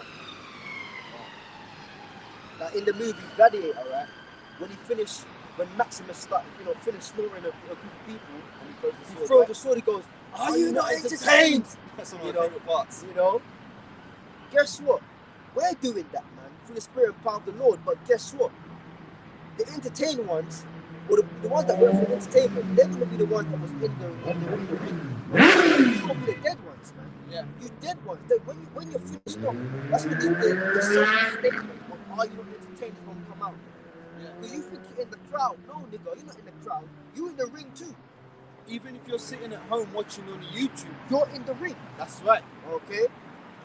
Do you know what? This word goes out to seal the elect, but also to condemn those who don't want to take heed. Yep. So if you've stumbled on our videos, or you've walked past in the street, and you ignored us, then you're condemned. Yeah. Not, this isn't no joke. Wow. Right, John 6:26, and Yahushua answered them and said, Verily, verily, I say unto you, you seek me, not because ye saw the miracles, but because you did eat of the loaves and were filled. Labor not for the meat which perisheth, but for that meat which endureth unto everlasting life, which the Son of Man shall give unto you, for him hath the Most High Father sealed. And he says, labor not for the meat which perisheth, like that geezer. There's guys that they actually labor, man. They're actually putting in work, going back and forth for things that perish, man. Things that are irrelevant. But when you want to give them the real food, you know, when you want to really give them what's relevant, what's everlasting, they're not interested in that. Every man has his own way. That's bullshit, man. Man's going to serve the Lord. That cuts that right there. Come on. So no man has his own way. Everybody's moving according to how the Most High has ordained them to move, man. But you know what? A lot of people don't want to accept that because in their pride, they want to think that they have control over their lives. But no, the Most High controls everything, man. That's why he's empowered to be fed, because you might wake up one day thinking, you know what, man, I'm going to do this, that, and the other. The Most High could have you maybe go a different route and your ass falls off a bridge or something like that. Man's going to serve the Lord, man. Every day when you wake up, you don't know if that's going to be your last day, man. Because no man is promised tomorrow. Yeah. That's why you need to move with fear in this thing. Back to you. Right. Hold to 2 Ezra 15. Right?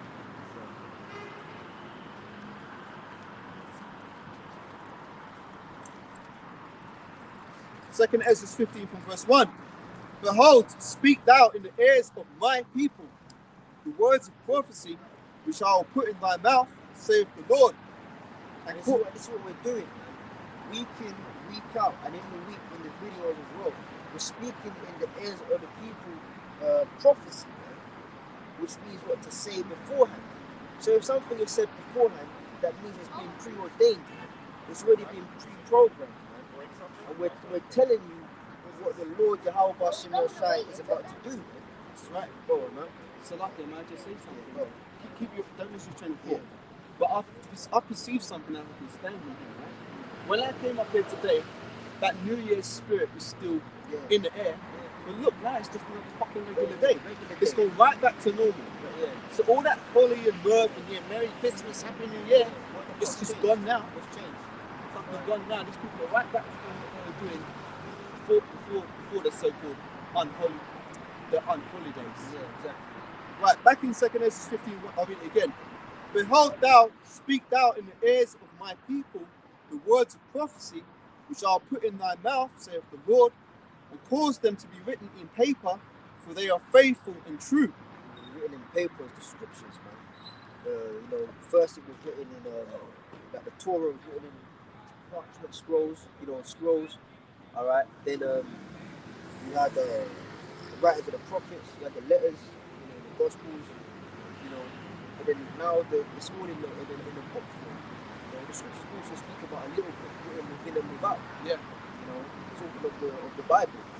So, cause to be written in paper is the book, which is what we're speaking and reading now. Yeah.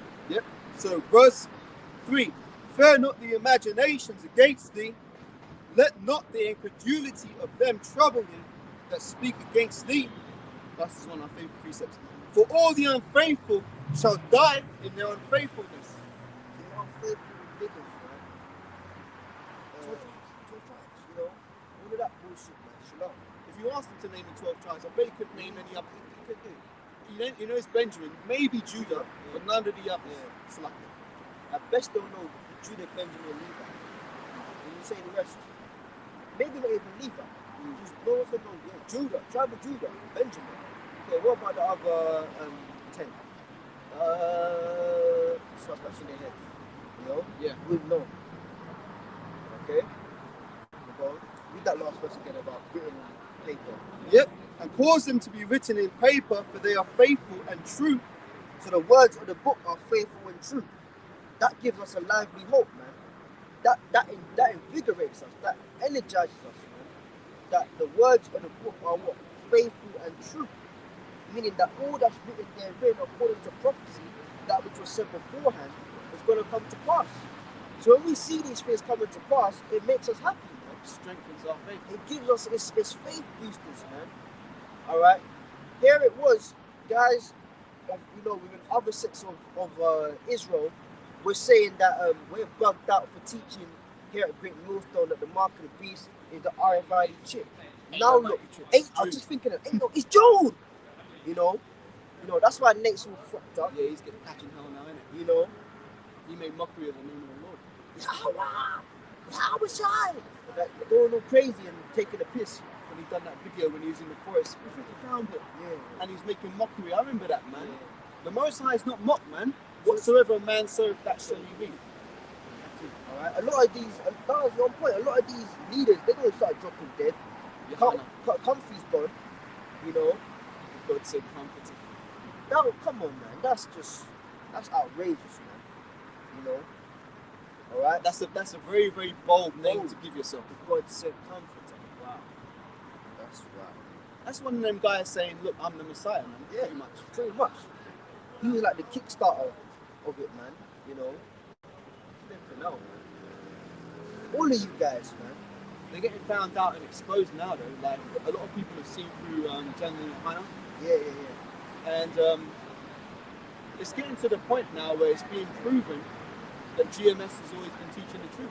Yeah. Even with the situation with that white guy and that whole thing about him trying to call us rapists. Look, exactly. The Most High's got a sense of humour, man. So I distracted from your point. No. It's all on point, man. I'm just thinking, man. It's all on point. Yeah, like, imagine you get onto us. That was a big thing, man. Lit up GMS because of the rape thing. Now look, you were poor. Alright? And we never once taught it's okay to go and touch little girls, go and rape little girls. Alright? Under the age of their puberty when they become women. And even then, because of the society we live in, yes, a girl may become a woman at the age of 12, 13, 14. We've never once said, go and get with 12-year-olds because they're biblically a woman. We know that in this society we can't do that, man, because it's not our setup. So even though we taught it that they become women at that age and certain things happen in the ancient world, we never said on that basis in 2000 and whatever year it was that whole controversy was with polite, go and do it. Yeah. We never said that, man. We just taught what the scriptures said. I said in the kingdom it's going to revert to that. We never, there's no brother. Do you think we can get with a 12-year-old, man? Yeah. And be out on camera and have our jobs and like, we gonna get locked up, man. We never taught that, man. But you fucking nigga, you also polite dude. What did you do? You shot up the Bible. That's fucking ridiculous. But he had a gun and he shot up the Bible. That is ridiculous. All right. And he got onto the Lord's prophets and spoke evil against them, against what we were actually saying about the whole rape issue in the scriptures. And as the brother said, the Lord has a sense of dark humor. So all these years later, you think what does scripture say? Because a sentence against evil work is not punished. Let's pull that, man. Because that goes on a conglomerate level, Esau and everything, but it also works on an individual level against wicked niggas, man.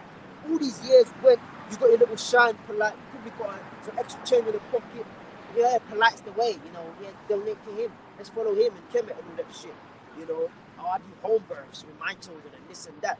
All these years went past thinking you probably thought you were cool. And you got away with it. And you got away with it. Now, the Lord, the scripture says he requires the thing to pass, man. That's right. Now these years have come to pass, you get done for the same thing you got onto us for, man. Yeah. How's that for irony for your ass? Alright. Brother polite. And here's the thing to back up what you're saying. Brother polite, not so bright, man. There you Who go. the fuck gets with a little girl, man, and think you're not gonna get caught out, man? Dumb nigga, man. Now you're up in jail, probably getting more cheeks split, man. Yeah. Getting one roasted. So like a precept of often paraphrase to back up your point, while certain things are lawful, they're not expedient in this time.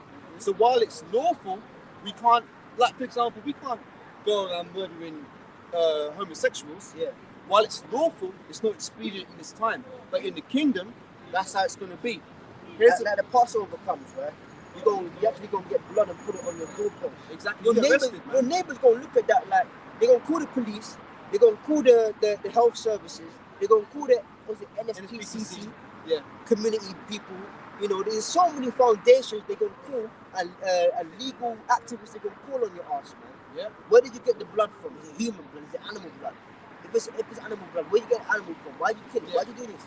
You know, health and safety. What else? Hygiene. All these things. You can't do that, man. That's why we're rehearsing, man. You know, but still, we're gonna teach you what the scripture says, and we'll make it very clear. This is what happened in the ancient world. We understand this is not our kingdom, so we're not doing that right now. Can't. But when it reverts back to the kingdom of heaven on earth, we're gonna do these things. That's Where right. necessary, man. Okay? So fuck you, polite, not so bright, man. Because you made a daft move, a dim move, and now your ass is in jail. Didn't move because he's got no light. Yeah, exactly. Rather no light. Yeah. Right, this is Ecclesiastes 8 and verse 11. Because sentence against an evil work is not executed speedily, therefore the heart of the sons of men is fully setting them to do evil. Yes, exactly, man. So you continued on your evil. You actually felt polite. He probably felt empowered. Yeah, I've gone and I've exposed the GMS. Yeah, I've got them I niggas. got them. You know, so that probably gave all your little cheerleaders on your side, you know, probably empowered you to continue in your evil. That's why you shut up the scriptures, man. You got to copy the scriptures and you shut it up. That's madness because, like, even from when I was a small child, the Bible would be in the house, and I wouldn't pick that book up just like any book. Yeah. Like, there's a sense of fear. Again, going back to, was it Nadab and Abihu we were talking about before? Yeah. You got to approach this Bible with a sense of fear, man. Yeah. Like, you don't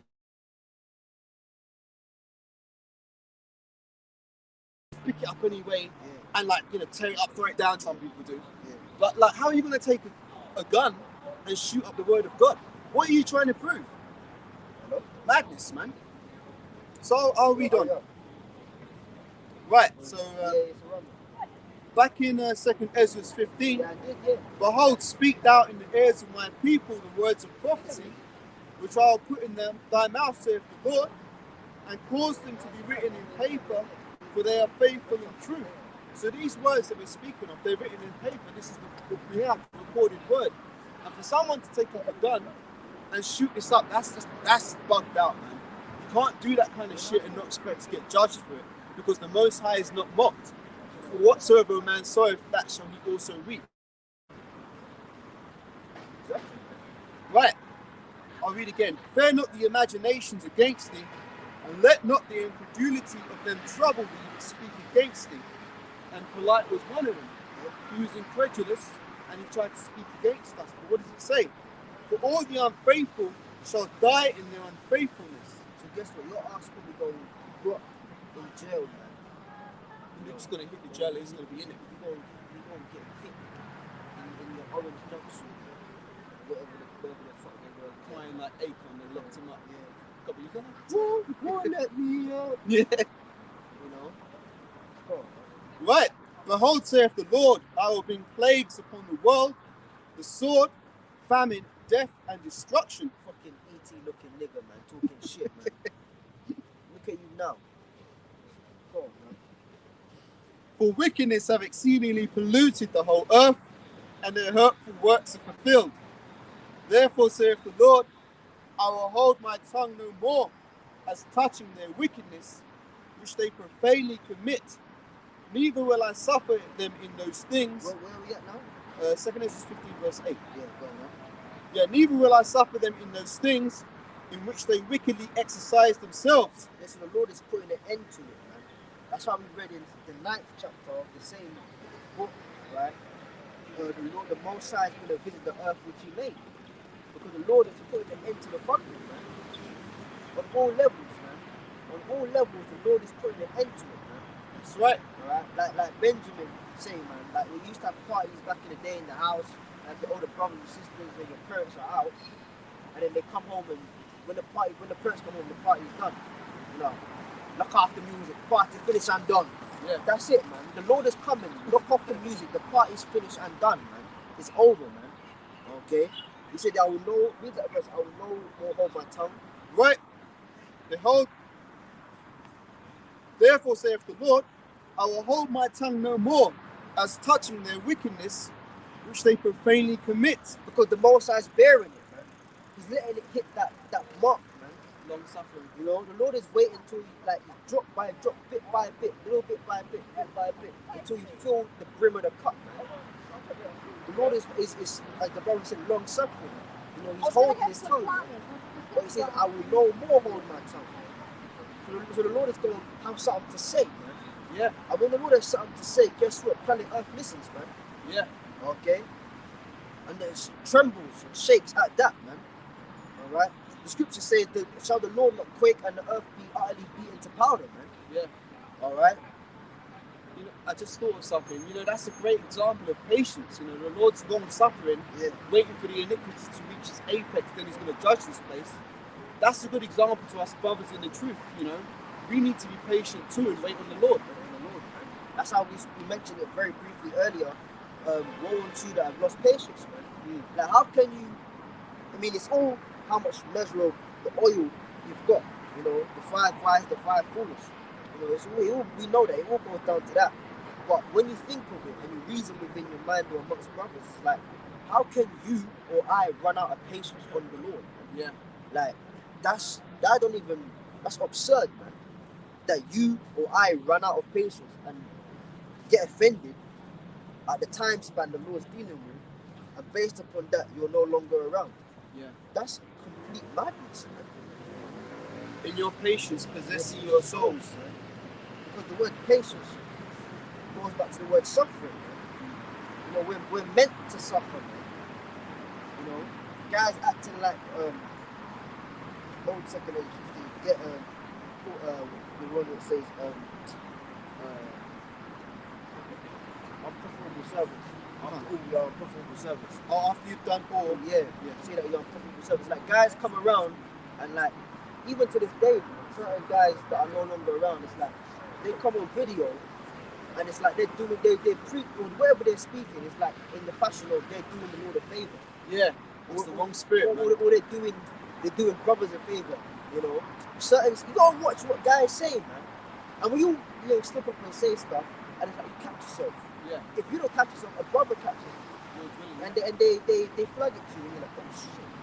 You know, you pray to the Lord, say, if you want about praying, you know, keep it moving, but there's consistent certain sentences and phrases and mannerisms. I never take days off. I don't take days off. You know, I do this for you. You know, as if you're the great guy that's just giving up his time. Yeah, I've sacrificed everything. I've done it all. You know, like, this is why I'm out here. That's why I'm out here. Yeah. And the other one is like, that's why I don't have no distractions. And, Yeah. You know, like, as if they're living some fucking life where they just go home and they study the scriptures all night, don't sleep, and then they come out the next day like, oh, I'm out here again, and all I do is I'm always in the word. Come on, fucking folly, man. Bullshit, man. We do this for you. That's why I'm out here. I'm out here. Like you want some props. They want a pat on the shoulder, man. Now that's a guy who would enjoy when a guy come up and say, I've seen you on camera. I've seen you. You know, what his responsibility be something like, yeah, well, you know, we're meant to be seen, yeah, I'm out here, man. Of course you'll see me on camera, because who else is doing this? Yeah. Fuck, man. And you know another one? That would have gas him, man. I see you on camera. And because we're talking about words that people say, like, Yeah. I want to give all praise, honor, and glory unto my Lord and Savior. Yeah. As if the Lord's only dealing with him. Yeah, my Lord, yeah. It's not, you know, it's like, Yeah. When the Lord, and that's spiritual, man. Yo, that's no. I fuck with that. That's on point. Because when the Lord taught us how to pray, right? And that prayer, our Father. Even my man knew that. Our Father, man. Even my man who's begging for the money knew that. Yeah. Our Father, right? Hallowed be thy name. Yeah, like even he knew that, man. All right, you know. Now Yahweh Shai, right? He's the only one that he's really able to address the Most High as my Father, because he's the actual only spirit that the Most High himself brought into existence. That's right. All right. The rest of the spirits Yahweh gave to Yahweh Shai to manifest and bring into existence. Okay. So there was times when he said, my Father, yeah, he can. Yeah, Because he's the first begotten spirit. As you were saying, the brother in the past said, not everyone can be King David. that's a beautiful saying. Not everyone can be the Lord. Not everyone can be the top guy.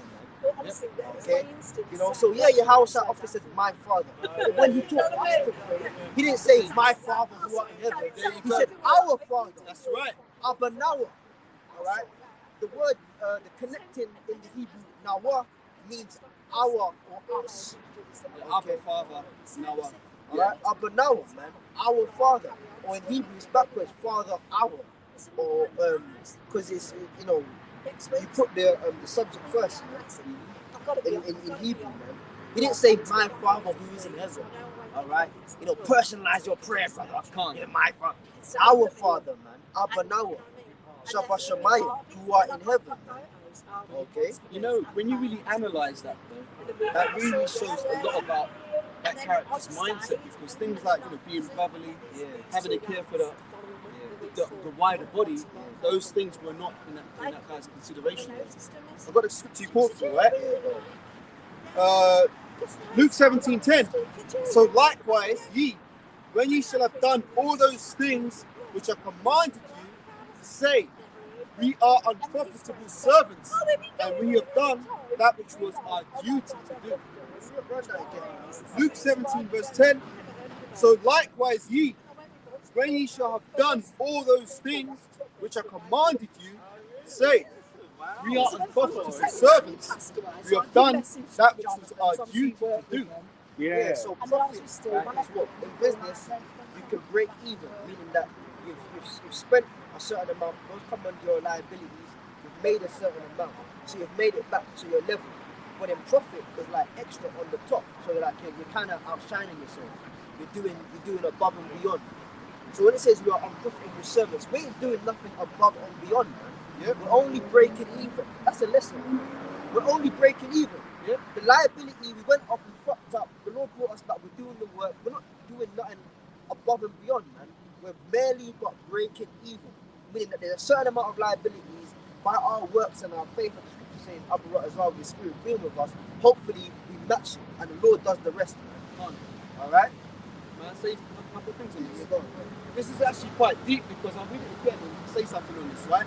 So likewise, when ye shall have done all those things which are commanded of you. So what did we receive? We received the Lord's statutes and commandments, right?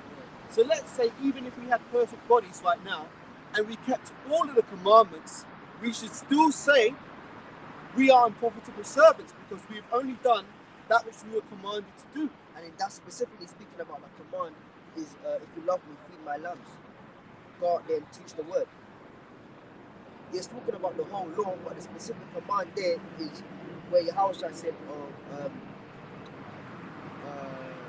as the Father sent me, so I send you. So the command is the command of doing the work. So it says by doing the work, untie yourself unprofitable servants, man. You know? No, you got it right. You got it right. But it does include the law, but the main thing it's talking about is the command of getting out there and teaching. I was just going to bring one precept to link with what I was saying. Job 4 and verse 18. Behold, he put no trust in his servants, and his angels he charged with folly. Yeah. So the angels don't sin, but yet the Most High still charges them with folly. That means the Lord side-eyes them, man. Yeah. Like, okay. You know, could the scripture speak about the angel which excel in strength to do the will of the Father, man? Yeah. And even them with the inability to go off, all right? Like, the Father still looks at them with a side eye, like, make sure you do what you're meant to do. Exactly. You know? And that's the angels, man. So how much more us? See, that's the point. You can't get puffed up in this truth because even if you did do everything you were commanded to do, still say you're an unprofitable servant. Meaning that you're merely, if anything, at best, we're breaking even, man. Alright? There's no profit, there's no extra, there's no outshining yourself. Everything you do, you're merely but breaking even. You know? So considering all of that, where's the space to be prideful? You know, like you out there doing such a great job for the nation. Everyone should come and thank you. And that you're the only brother that's in the spirit, Yeah. you're the only brother that's on fire, and everybody else is not. No one else is on fire. You know, you guys. Oh, the very few. The very few. Yeah, you know. yeah. So I want to see the very few there. Yeah. Yeah, that's I actually want to see the very. The I, very yeah, few. I mean, we know you're watching, you fucking arsehole. So I want to go. Come on, man. But then he won't do that because when you ask, in terms of who's going off, he won't say who's going off. So why would you say who's in the spirit? No, but if you've got the spirit, you can It's see the it. sun, man. You can see. I'm telling you. Oh man. Oh boy. And what's the other thing he says? Okay. Okay. It's like our fucking wind up though, man. Yeah. Okay.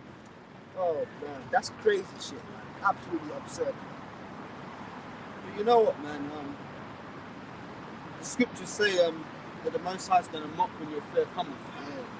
So this is the start of it, because your fear is going to come. You thought you could come up in this thing any old way, flip the script, leapfrog men, get up in some kind of position. When your shit didn't work, you're out there, man. Crazy. And what was that? Second Ezra. Yeah, back to 2nd Ezra 15. Right, up to verse 8.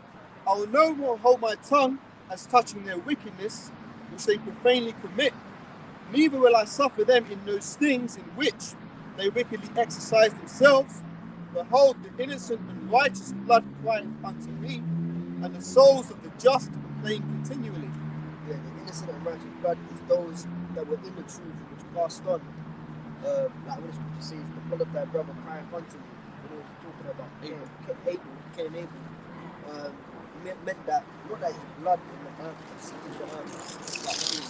What it was is that when his spirit went back up to the Heavenly Father, he went before the throne of the Lord to be judged, as we all know, and he had a discourse with the Lord, and he said, listen, man, the Lord, Abel cried unto the Lord, why did that's wicked, why did you let that happen, so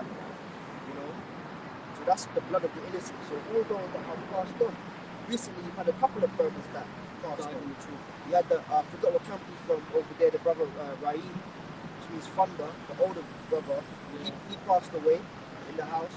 He didn't turn to camp. The brothers went to his house, found him in the house. The house was hot as hell. He said, he passed on. He finished his course, man. So right now in the heavens, he's crying unto the Lord. Yeah, man. See, I was down there. They're down there. Go back and save them, man. That's all this wickedness. So like I was going to say, I said it's sad, but actually it's not sad because he's going to be one of the first to come back with Yahweh Shai. And that was his portion. Every brother's got their part to play. And that was his part. And the scriptures speak about those who died in the faith. So even though, when you hear it, it does hurt your heart a little bit, but then you apply the precepts and it's like, this is beautiful actually. So, the dead in Yahweh Shai shall rise first. What you think is only our teachers that are going to rise. Like brothers in this day and age, because they passed on, the brothers in this day and age, they're going to die too. You know what I mean? The scriptures has to be fulfilled. I always say this, there's no resurrection without the crucifixion, man. You can't be glorying, how I rose from the grave. But you have to die. Yeah, we had to die for that to happen. So for the scriptures, for all those glorious things to happen, the not so nice things have to happen. But we have to pray to the Lord to give us the spirit to enjoy those things. Like the brother over there in Trinidad, the brother Yassad, he caught the thing and the Lord took him by that, But the brother had a vision, man. The vision, so the brother that did the video, right, he had a vision that, I think he had it the night before the brother passed, man.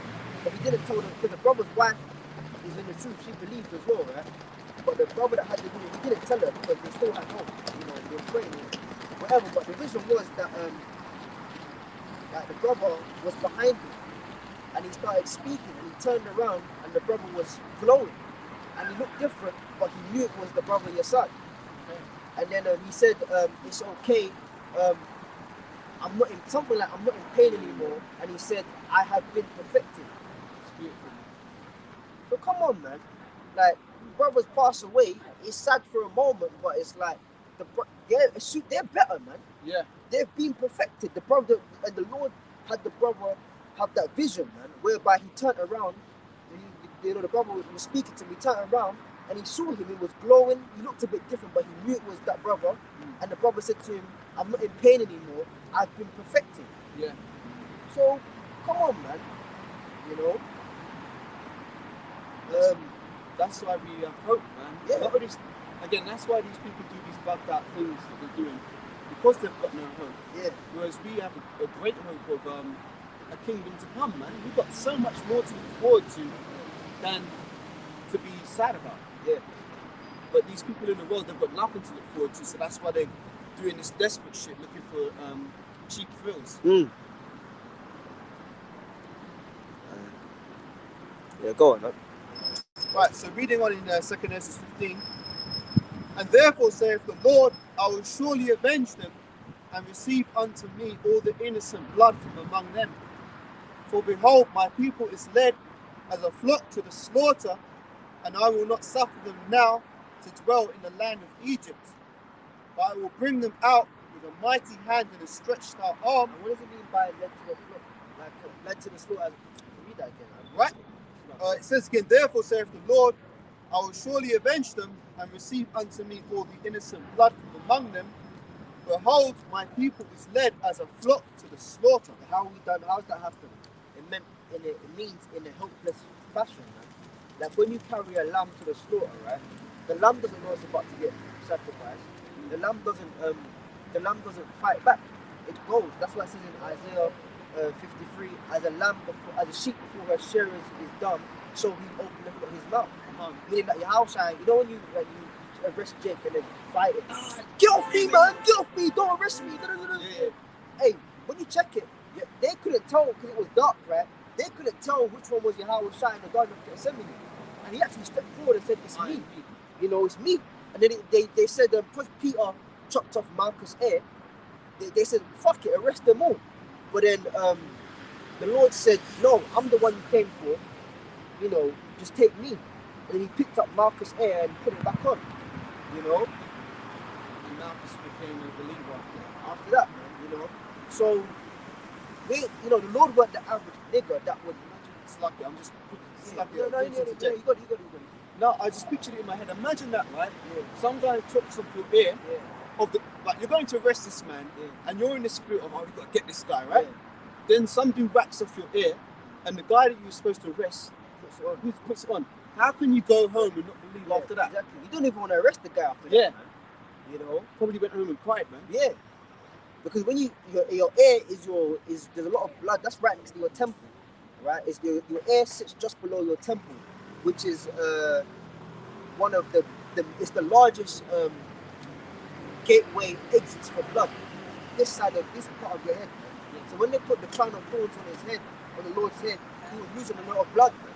That's why he kept falling over with the cross, because you basically slowly becoming unconscious, man.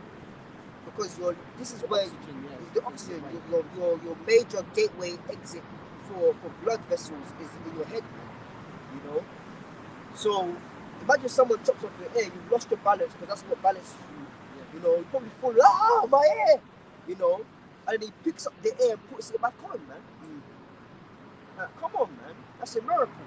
They knew that was the Lord, man. Yeah. All right, they fucking knew. Okay, and that shows you that Peter's David, man, that warrior spirit, man. And you know what precision that is? Yeah. And it was a dagger. It wasn't a long sword. It's a short knife, man. That's precision, man. To come and In the dark as well. in the dark and take it from man's ear, man. You know, Peter was has got that warrior spirit. that warrior spirit on him, man. You know, Peter was known as being a rough man. You know. Anyways, go on, man. Right, so it says, therefore saith the Lord, I will surely avenge them, and receive unto me all the innocent blood from among them. Behold, my people is led as a flock to the slaughter. But as you were saying, because when Yahushua was taken before Pilate, and before Herod and high priest, he kept silent. Like you said, the analogy of the lamb. It says that because another word for being mute or silent is dumb. Yeah. Like when someone can't speak, they're known as dumb. All right. So it says, as a sheep before her shearers is dumb in Isaiah 53, so he openeth not his mouth. Yeah. The Lord, when you check it, when the Lord was taken from judgment to judgment, Herod, the high priest Herod, Pilate, back to Pilate, right? The only time he spoke was to glorify the Father, man. That's right. Other than that, he didn't have nothing to say. That's what he said to them. I was daily with you in the temple and the synagogue. Why didn't you arrest me then? Or you come to me as a thief, man. Yeah. You know? Well, it's interesting because they treated the Lord as if he was a thief in the night, Yeah. but he's gonna come back as a thief in the night, man. It's so spiritual, but it all ties up, all happening, man. You know? And just like the Garden of Gethsemane means oil press, the Lord's Spirit was pressed out of him and he was under immense stress. But guess what? When the Lord comes back, he's going to tread the grape. He said, I have trodden the wine press alone. Get it, man? Can't. You know? I have trodden the wine press alone. Alhamdulillah. Which means... Again, that's how you know this is the truth, because he's not saying that to anybody else. Exactly. You know? So just as you press the Lord's Spirit in the garden, all right, because he knew he had to go and do, all right, the Lord gonna squash you, he gonna press on you like grapes, man. Yeah. The Lord gonna stomp on you niggas, man. All right?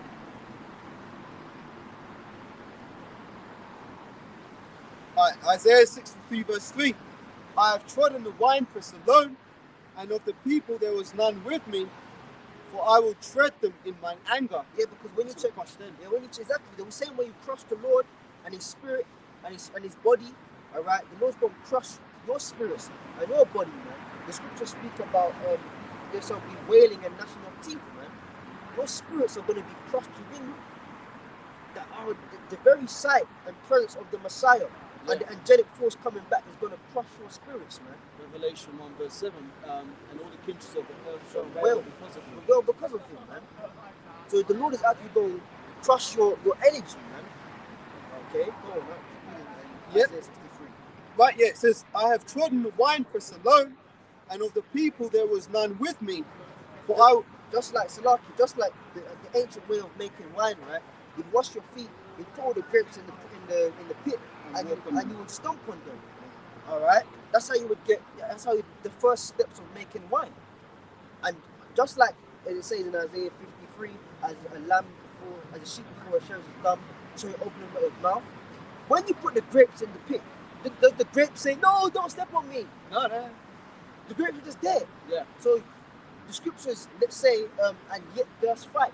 You're gonna fight against the Lord, but you're just gonna be presented there as grapes in a fucking pit, man. Can't. Ready to get stamped on, man. Okay? That's what the Lord's coming back to do, man. As Apostle Aramla did that video yesterday about the world has the misconception of who God is. Alright, you have the misconception, you indeed have the misconception of who the Most High and Yahweh Shai is, man. That's right. Okay? When he comes back, you're gonna be horrified, man. Yeah. Like we were talking about earlier, if people in the world saw, like how we interact with them, we supplant them, we get along with them, we joke with them, how you doing? Like, yeah, cool. Yeah, but then if they were to see us at camp, they'll be like, oh my goodness, He's one of them. he's one of them, you know? I never knew you felt that way. Yeah. You're racist. Fucking hell, mate. Yeah. Is that what you're into?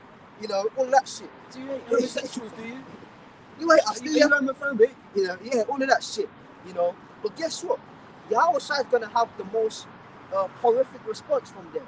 Because all along, we read it earlier, where our Lord was crucified. You know, the image and the name of the Lord is what that's talking about, but also his characteristics. You know, gentle Jesus, meek and mild, Oh, baby Jesus, baby, Christmas. all that bullshit, Yeah. man.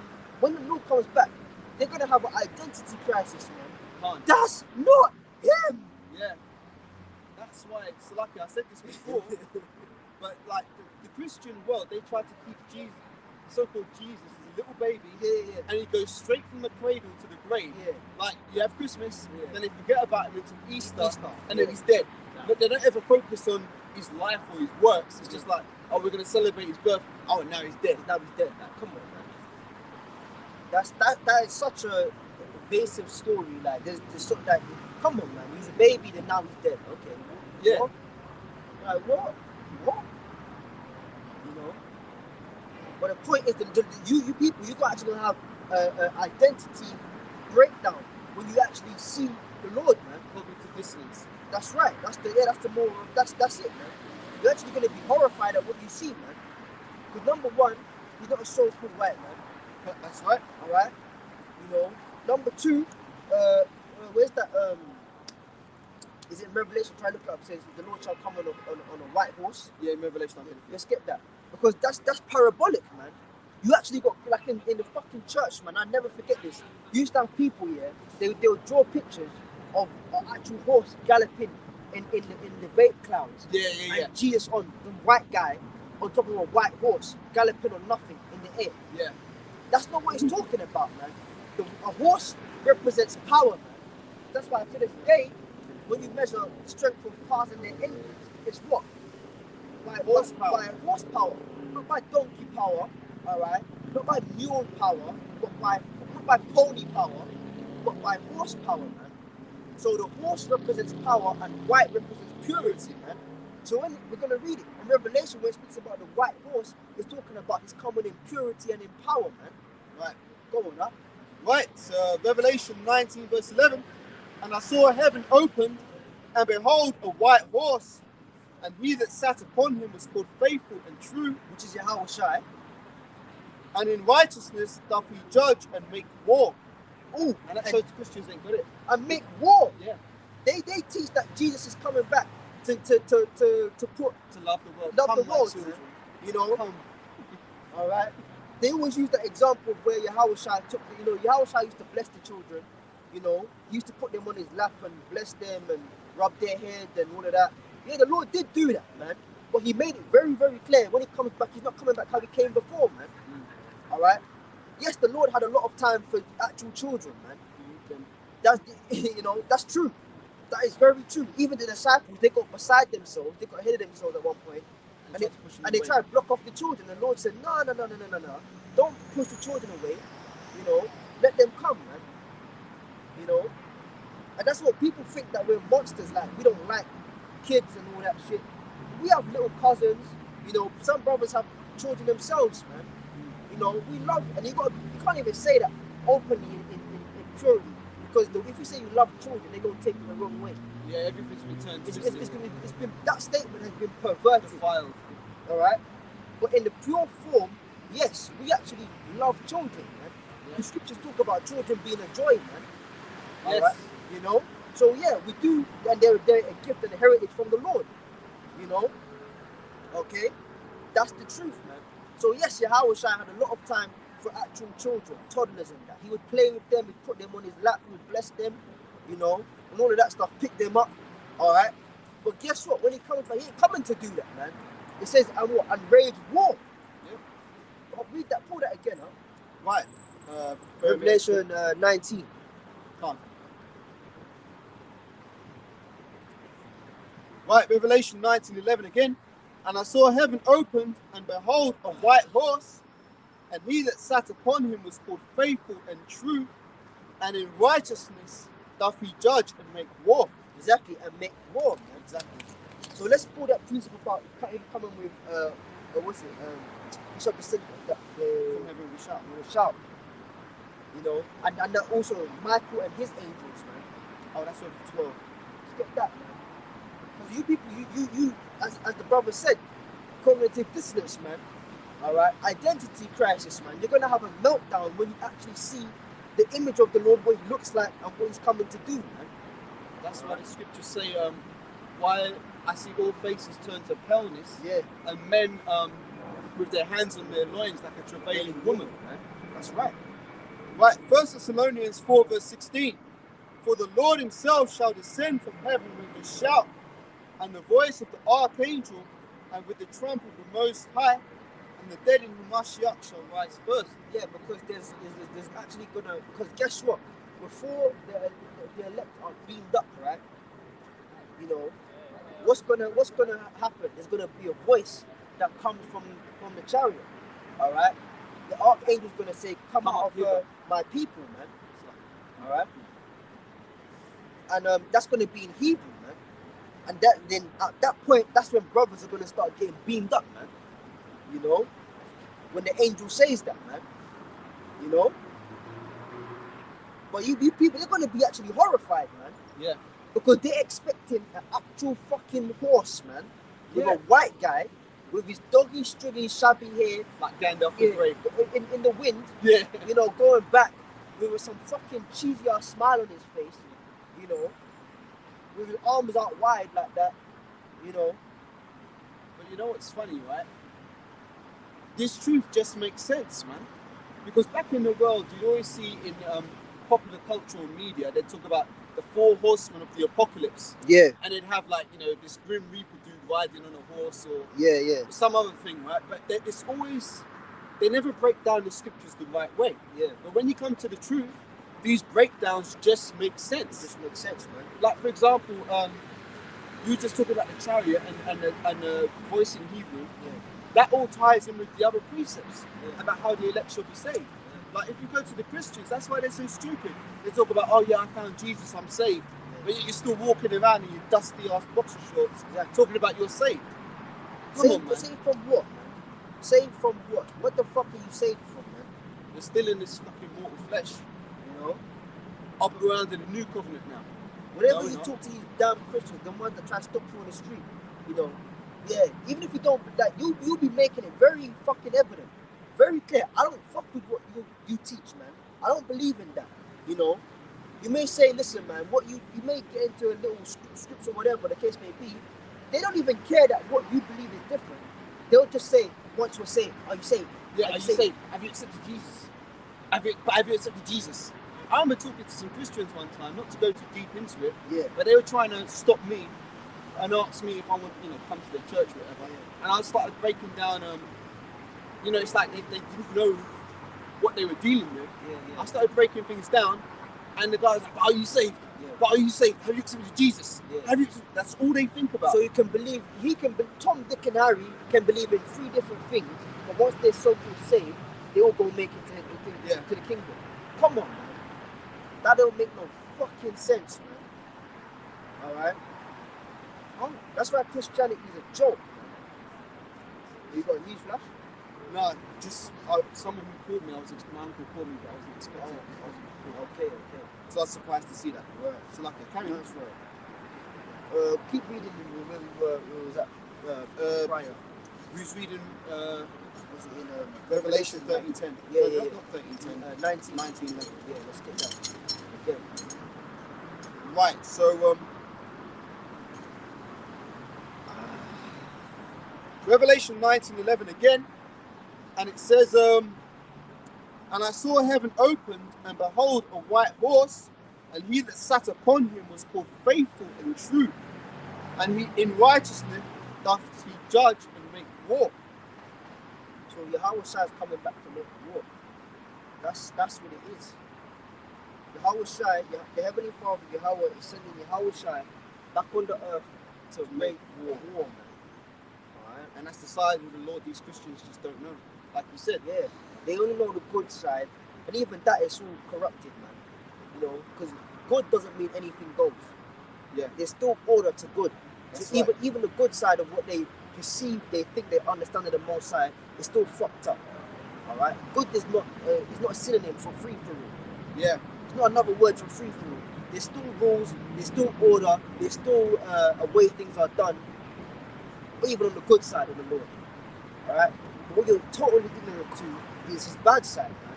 His dark side. Okay. Hold Isaiah 45. can't. 6. Actually, before you get that, what was the other precept? You shall come with a great shout. Yeah, just. Yeah. But can I just bring this out Yeah, quickly? go on. Because, like you said, this isn't a free fall. There's still order, right? Yeah. This is Luke 5:12.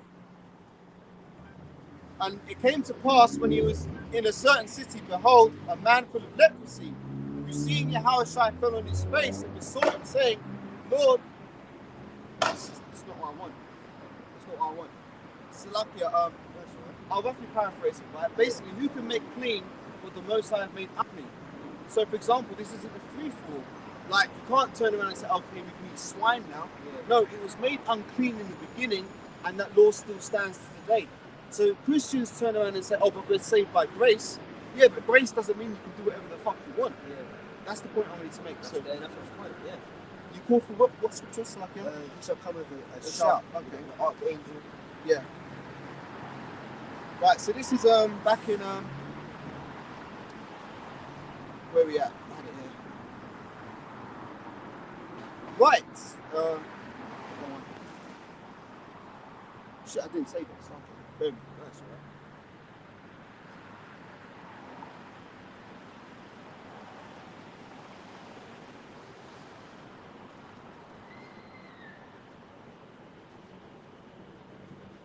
Right. First Thessalonians 4:16. For the Lord himself shall descend from heaven with a shout, and with the voice of the archangel. That's what's gonna happen, man. Imagine what kind of angry shout that's gonna be. Like, for example, imagine you've been done dirty, right? Yeah. Oftentimes you've got to vent. Yeah. The Lord's been waiting two days in the spiritual realm, Yeah. 2,000 years to vent all his anger Yeah. and his fury and frustration, man. Like, you know, you sometimes get angry, you want to kick something over. Yeah. That's how the Yahushua is coming back, man. Yeah. Imagine, like, you know, when a part of your body's itching you wanna satisfy the itch and the scratching. Yeah. The Lord's got an itch, like his back is itching him, man. And the Father said to him, no, 2 days. Wait. And the itch is getting worse and worse and worse, but you just got to sit there. Yeah. You can't do anything to distract yourself. You just have to sit there and bear that 2 days, man. Yeah. See, even Yahushua has to be in order. Exactly, man. Beautiful. So when the Lord comes back, he said, I shall scream as a travailing woman, man. And you know how the women shout when they... You know, your house has got to lose it, man. Alright, your house is going to fucking lose it. Okay? And this is what we're telling you, and we pray that this is the last year, man. Lord willing, man. Okay, as brother already said it, man. 2022, that's 3 2s in there, man. Okay, 2 plus 2 is 4, plus 2 is 6. 6 is the number of a man. May this be the year that the Lord judges men. Man. Yes. Alright? And we pray that we have the mark of Thawar on us, which is the mark of exemption from judgment, man. Yeah. Whereby the Lord protects us, the hopeful elect, man, which we pray to be a part of, and brings fucking destruction to everybody else, man. Yeah. May this be the year, man. What you said there was beautiful when you broke down the 2022, 2 plus 2 plus 2 equals 6. Even if, God forbid, because we want this to be the year of our deliverance, Yeah. but even if it isn't, Yeah. we know Esau's going to be making all kinds of moves Yeah. on the left-hand side just because of his numerology. He always does things with the 6 in it. Yeah. He's shitting himself, man. As we said, what is NASA? Oh, bring it back full circle, yeah. Full circle, what is NASA doing asking theologians, pastors, and imams about aliens? Yep. Their whole thing was to debunk religion, man. Yes. Religion ain't real. God ain't real. Science is the pioneering way. This is like, they've been doing that. Trying to disprove the existence of the Most High. That's right. But now those same fuckers are going back to so-called religious leaders, alright, asking them not about like planets, they're asking them about fucking aliens, bro. Yeah, it all ties up with the scriptures. You really know anyway, there's only one God. I'm going to say both, and you'll say it collectively. No, we're not interested, sorry. Not interested. It doesn't matter if you're not interested or not. You ain't got a choice. Do you understand? Like, We're not buying what do you you're selling. understand? Like the God who made you. He's like, fuck these two pricks that are like standing up here doing that thing. He's like, I could destroy them, make them again, destroy them, and make them again. Right, back in the How's that funny out of your life though? Like, you know, And it that's says, "Therefore saith what the Lord, humble makes you humble. I will hold my tongue no more as touching their wickedness, which they profanely commit. Neither will Yeah, I but he's suffer like them blah in blah those blah things blah. in which they Yeah, but what wickedly he's trying to say is exercise like blah blah themselves, blah blah blah. Like, behold, the innocent and righteous blood crieth unto so me, he and the was souls of the just. he say, hey man. Did you have a You good know- night yesterday? Hey, forget about it. Did you have a good night yesterday? It was in between. It's never gonna be good. It's never going to be good. You're damn right. You're damn right about that. You be damn You're right. damn right. Like, It'll never be good. you be damn right. Damn right. No, you be damn right. Alright. So you Damn, can go you now. right. Bye. Take it easy, yeah? Fucking hell, man. If I see you. Take it easy. Look, your guys finished peeing, man. Take it easy. Keep it moving. Oh, what? I suppose you're little fucking like what? You're Keep going. fake. She's going. You're fake. Keep going. What? It's only Is this what you do to like suck yourself up? wasted. 6 and you're done. Yeah. Bye. That's I would switch the camera, but I won't do that, man. But that's what it is for Esau, man. They're done. Yep. 6 p.m. and you're wasting. Shalom.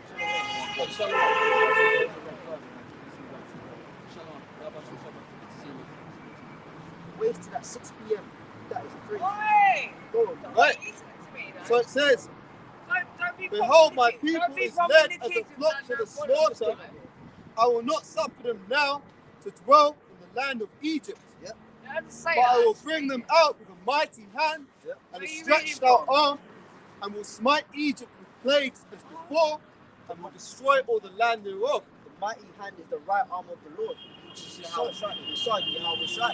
And it says with a mighty hand. So guess what? Yahweh Shai is coming back in great power and in great glory. That's right. Okay? Powerful, man. Read that. I will not see thee as a man. Okay? Lord, I'll take vengeance. This is what we're saying. 2022 is going to be the year of intensified judgments, man. Okay? The Lord is going to show himself. That's why we read it in Ezra, man. The highest will begin to visit the world which he made. You know? Yeah, a lot of them. Hey, I'm not in a good mood, bro. Yeah, got a lot of them out there. Yeah. I was going to shout at them, man. Yeah. Fucking outside of me. But I have to reserve my time. Can't. Right.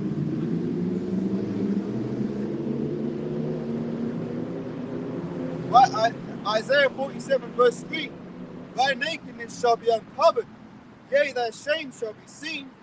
I will take vengeance, and I will not meet thee as a man. And how is their nakedness being uncovered? Because the Lord has set his prophets to be on the highways and the byways, man. Alright? With our teachers and their teachers, man. Their nakedness is being uncovered, man. Who else is exposed to fire? It's exposed to thigh, man. And the thigh is what considered a part of the private part, man. Your inward filthiness is being exposed, man. Hold that precept. Is this the man which made the kingdoms To tremble, yeah. to tremble, man? Because you're being exposed, Esau, man. Alright? And there's nothing you can do about it, man. Absolutely nothing you can do about it. And after you've done being exposed, Yahushua is going to crack them clouds. He's going to bring death and destruction and deliverance to his elect. Alright? And everybody else is game over, man. Alright? You know, great power, man. I'm telling you. So if the Lord don't come back in 2022, at least we know it's assured we're going to see amplified judgments, man. That's right. Okay? We believe he's coming back. I think he's coming back this year. Lord But guess willing, what? man, we Lord pray. willing. If he doesn't, at least we will see amplified judgments That's to the sure. point where the world will know that there's a higher power involved, man. That's right. Because right now people they still think it's Boris, man. They still think it's Biden. You know? He's older us. You know? They still think it's Long. these puppets that's making moves, man. But at very minimum, we will know at least in the year 2022, there's a higher power involved, man. Yep. All right? And that's why we read it. The highest shall begin to visit the world which he made, man. Man, just to elaborate on that point you made, Go on. because Esau done fucked up, man. He thought 2,000 years ago when he killed Yahushua, he thought that would be it. That was it, yeah. End over. Okay, we've got this unlocked. Little did they know, 3 days later the Lord would rise, Rise up. and now they're scared because they know he's coming back. Because they know what they did to him 2,000 years ago, and they know he's coming back to execute his Yeah. vengeance and judgment. And right now, we're in the third year. Third day. Salakia, yes. That's it. We're in the third day, as it were, man. Okay? You know? Right, I've got the scripture you called for. Is this the man? Yeah, that's it. Right, turn it. Yeah, tune in. The, Lift up in it. the orientation, innit? No, I'm Okay. on the phone. Oh, Okay, it's still the other way. no, it's all right. It's actually all right. No, it's not. I don't think. Yeah, it's all right. Because if you turn it like this. Because remember one time it wasn't working. Oh, okay. Yeah. Oh, I know what you're talking Yeah. about. Because if I press go live, then it's going to... Yeah. All right. Go on. So, a couple of verses to read into it. Isaiah 14, verse 12. How art thou fallen from heaven, O Lucifer, son of the morning? How art thou cut down to the ground, which didst weaken the nations? For thou hast said in thine heart, I will ascend into heaven, and I will exalt my throne above the stars of the Most High.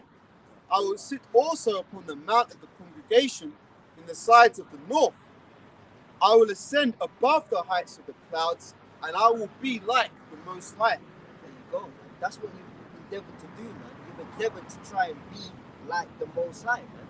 You know, that's why you got your chip out there, man. Because the Most High knows the number of hairs on your head. The point of the chip is to get access to your information and every bit at that, man. If I may say also, that's why Esau's always sending these satellites up into space. Yeah, He's not sending satellites up into space just for the fun of it. yeah, He's actually trying to find out to see, okay, Yeah. when's the Lord Yahushua coming back? yeah. So he's obviously seen things now. That's why they're saying the military's like trying to contact these stupid Open the oh yeah. Hold that.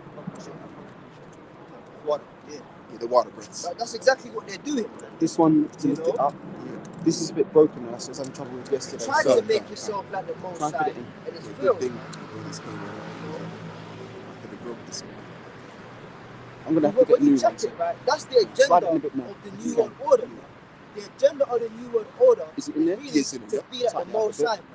World domination and So, access to every single piece That should of be okay, information. but maybe you want to But put it's not gonna work. Put some extra height on it, yeah. It's not gonna work. Yeah, that should be. Caleb, what was the last precept you was reading? I will descend from heaven. I will not meet you as a man. Actually, you know, it's alright, bro. It's actually alright. Okay. No, the one I was reading is You shall descend. Lucifer, son of the Oh, morning. I had it on my phone. It's like, alright. Come on. Thank you. I'll read it again. Because we were talking about Esau sending these satellites up to space, trying to be like the Most High. Because you call for this one. It says right. It says, "For thou hast said in thine heart, I will ascend into heaven. I will exalt my throne above the stars of the Most High. I will sit also upon the mount of the congregation in the sides of the north." Yeah, I think it should be a little bit high. No, I'm probably yeah, we'll be alright. The orientation of the one way. Do you want to fix it and I'll talk? Alright, so Esau is basically trying to exalt himself as if he is the Most High. That's why he's always putting this, he's pushing his satanic agendas and trying to come against the people who do believe in the Most High. Like, as if you believe in the Bible, you're crazy, you're bugged out. But if you believe in Esau and his technology, they try and make it as if, oh yeah, well that's the right way to go, when it's not. So I'll read on, it says, and this is what Esau says in himself, "I will ascend above the heights of the clouds, I will be like the Most High." So Esau's trying to magnify himself as if he is the Most High. Now a lot of the people in the world are ignorant to the Bible and the knowledge of the Most High, so they look at Esau as if he's all that in a bag of chips, but he ain't. Scripture says, "Yet shall be brought down to hell, to the sides of the pit. They that see thee shall narrowly look upon thee and consider thee, saying, Is this the man that did make the earth to tremble and did shake kingdoms?" So when Esau is taken out of his position of power, when Yahushua returns, people are going to be looking at him like the other nations. They're going to be looking at this guy like, Yeah, it tells you. this is the man No, I that got it all right kingdoms there. It's right there. and caused the nations to tremble. This guy, this base man, because Esau is the basest of the men that are on the face of the earth. Job 30:8 proves that they're base and they're the lowest. But yet the Most High has given them an appointed time to rule, Yeah. which is what the time we're in now. And that's why we're seeing the because wickedness magnified on gotta the flip earth. it Because around. whenever these Edomites get up into positions of power, the next thing that follows is wickedness. Just like in Maccabees, it says, let me get it, just rather than have to paraphrase it. First Maccabees. Oh, there we go. Right. So if you want to type the name again. So like a hopefully it'll be alright. You'll be alright this time, because we switched. Right, First Maccabees 1 verse 7. So Alexander reigned 12 years and then died, and his servants bare rule, everyone in his place. And after his death, they all put crowns upon themselves, and so did their sons after them many years. And here's the point, and evils were multiplied in the earth. So that's back in the time of Alexander the Greek. I should know this. When they first came into power, It says evils are multiplied on the earth. Now Esau's had a couple of times when he's been in power, such as in, you know, the Greek Empire, the Roman Empire. Now we're living in the revival of the Roman Empire, and Esau's back in power. And guess what? Evils once again are multiplied on the earth. So that's why, going back to the scripture I was reading before, the nation's going to narrowly look on Esau and consider him, saying, right, it says, this is what Esau says in his heart, Isaiah 14:14. I will ascend above the heights of the clouds, and I will be like the Most High. It says, yet thou shalt be brought down to hell, to the sides of the pit. They that see thee shall narrowly look upon thee and consider thee, saying, is this the man that did make the earth to tremble and did shake kingdoms, that made the whole world as a wilderness, What's the battery? and destroyed the cities thereof, and that opened not the house of his prisoners? I got the battery pack too. All the kings of the nations, even all of them, lie in glory, everyone in his own house. But thou art cast out of thy grave like an abominable branch, and as the raiment of those that are slain, thrust through with the sword, and go down to the stones of the pit, as a carcass trodden underfoot. Thou shalt not be joined with them in burial, because thou hast destroyed thy land and slain thy people, and the seed of evildoers shall never be renowned. So the seed of these evil Edomites, they're never going to be renowned, man. This is their last hurrah. This is their time to their last bit of time in the sun before their asses go head first into slavery, man.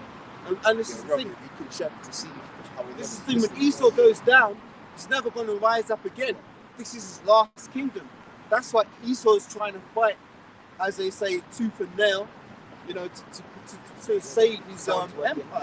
Because he knows when Yahushua comes back, it's a complete wrap. Because the Lord, as we said, is going to trample them as if they're grapes in a wine press. So that's the spirit that Yahushua coming back with. And that's the spirit of truth. And that's the spirit that the Christian church does not teach. You know, the Christian church teaches that God is all love, and that, you know, when God destroyed people, like us only in the Old Testament, now we're in the New Testament, and God is love, and Jesus is love, and everything is love, you know, it's one love shit. No. The Most High has many emotions, man. The scriptures say the Most High is a jealous power. The Most High can be many emotions. Did he not create us in his image? So if we can have many emotions, the Most High can have many emotions too. Likewise can his son. That's why when his son comes back and it says, I will not meet thee as a man, the scripture also says, Yahushua himself said, think not that I came to send peace on the earth, but a sword. So this Jesus who they're preaching of in the church, that's just an idol, man. A dumb idol that can do nothing. The real power is Yahushua, and you need to be concerned with what he's doing and how he is coming back. That's it.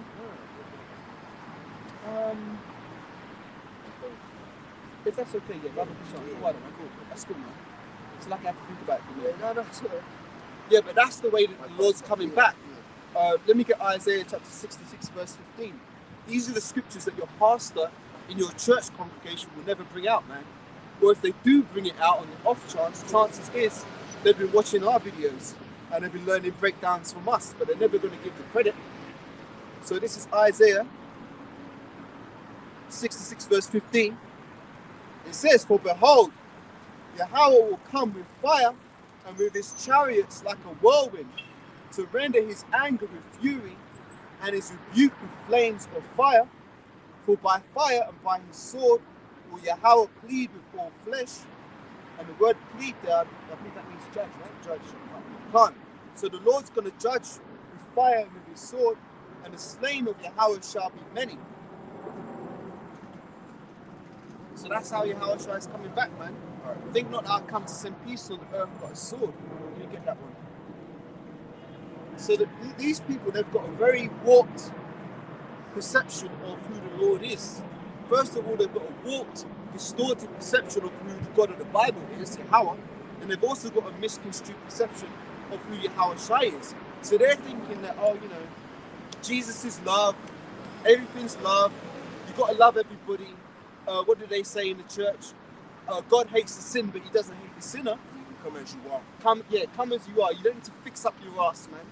I mean, that's the first fundamental thing. If you want to improve a situation, right, you've got to fix something. And if that something is yourself, then you've got to be honest and say, look, man, I need to fix up. But these Christians, they're in this state where, like, well, yeah, I know I'm a sinner, but God loves me anyway. That's the wrong mindset to be in, man. But, you know, that's because they believe that the Most High is all love and it's all candy floss and rainbows and nothing bad's going to happen because, again, going back to the point, they don't understand the Lord, man. Now, the way you learn the Lord, the way you draw close to the Lord is by reading His Word. And when you read His Word, you get an understanding of, okay, this is the character of Yahweh, this is what He loves, this is what He hates. Just like to know somebody, you've got to get to know them. Like, for example, this brother here, this elder here, if I don't talk to him, I don't know what he likes and know what he hates. So we may have a conversation and he may say, hey, you know what, brother, you know, I'm into this, I'm into that. And I learn about him. So therefore we grow closer to each other because we build a relationship. Now, if you want to build a relationship with Yahweh Shai, you've got to sup with him, man. You've got to read the word. That's why it says, blessed is he that readeth and keepeth the... Let me get it rather than butcher it. Revelation 1. And you can jump in whenever you're ready, you know. Where are we at? Revelation 1. And this is such a fundamental thing which most Christians don't do. They walk around with a Bible, or they have a Bible in their home, but they never do this, right? Revelation 1 verse 3. Blessed is he that readeth, and they that hear the words of this prophecy, and keep those things which are written therein, for the time is at hand. So if you're not reading the book, you're not really, you're not creating opportunities to sup with the Lord. You know, you're not creating opportunities for the Most High, or Yahweh Shai, to start working with you. So you've got to draw close to Him, and He'll draw close to you. And that's how you do it, by reading the Word, studying to show thyself approved. And I mean, you can read the scriptures, but do You have to understand it. what you're reading? Because you have a lot of, you know, obviously Israelite camps out there that's teaching our people that they're Israelites. And that's all well said and good, but it's the understanding which counts.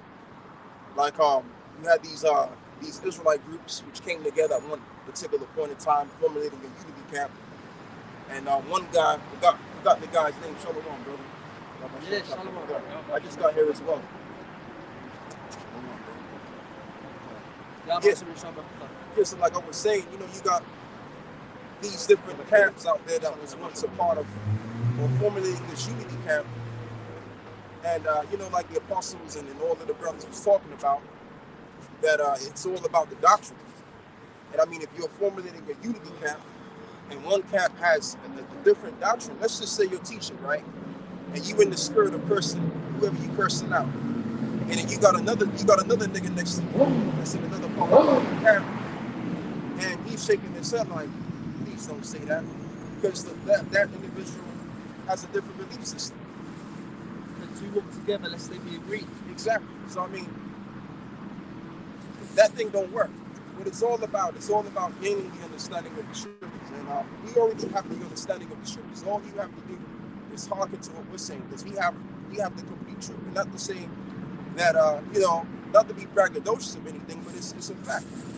And the proof is in the pudding, because the scriptures, as we go by, tells us to be diligent. And we just got done doing a live show yesterday. It was supposed to be a two hour live show, but we did it 3 hours and some change, right?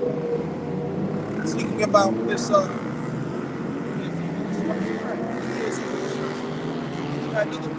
Israelite camps that's in the outside of Great Nose, still not even doing some sort of a live stream or doing the work. You know what I'm saying? Probably, possibly out there in the club somewhere, Finding on some woman. right? You know.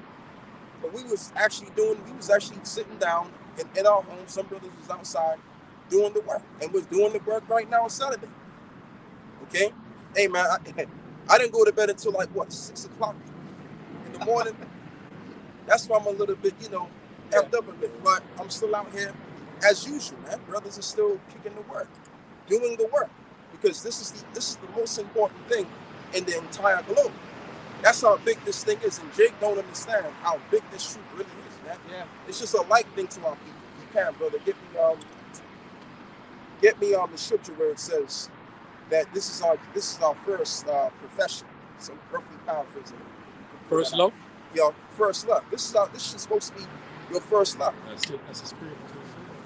Because what do we have in this world? We don't have absolutely nothing. I mean, just because it's the New Year's, it doesn't necessarily mean things have changed and things are going to get better. No. What it means is that things are going to get worse. If 2020 was a bad year, 2021 was one hell of a roller coaster ride of a year, and this one's going to be more of a roller coaster ride. This year's going to be more dramatic, and we hope and pray that more judgments occur this year. More signs and wonders are shown this year, which would indicate the coming of the Son of Man, so we can get the hell out of here, and we can be healed, and we can be in those perfect bodies, man. We can enter into our rest. Yeah. We're laboring to enter into that rest. Huh. You pull that out as well. So there you go, man. Go on, bro. You call from Mark 12 and 29. Yahushua answered him and said, the first of all the commandments is, hear, O Israel. Right. The Lord our power is one Lord. Yeah, it says, hear the commandment, hear, O Israel. So the Bible is towards our people. The Bible was never meant for the whole entire world, as well as you want to convey out there, you Christians out there, that this is referring to all of the nations. No, the Bible is only concerned with one people. It's been like that since the beginning, and it's like that right now. And that's who the Lord is calling on to. He's calling on to so-called black people, Latino, Native American Indians, to gravitate to his word, to repent. And if there's any time to repent, the time is absolutely right now. Go on, Yeah, brother. that's right. It says, and thou shalt love the Lord thy power with all thy heart, and with all thy soul, Right. and with all thy mind, and with all thy strength. Yeah, and again, not to be braggadocious, but it's the truth. We're the ones that's actually showing that we love the Lord with all of our might and our strength. That's Because right. like I said, we just got done doing a live show of the evil destruction, and now we out here on a Saturday. And I didn't even expect this brother to be out here, because this brother, hey, we was all up late and shit, man. You know what I'm saying? So, but we out here. We're still doing the work. So as long as we're breathing, as long as there's an energy, right? As long as it's as long as it's air in our lungs and there's a spirit that's driving us to do what we got to do, we're going to use that energy that the Heavenly Father's given us to further this ministry. As long as we're alive, this is what we're going to be doing, man. Because we were born to do it. That's right, we can prove that. Ecclesiastes 12.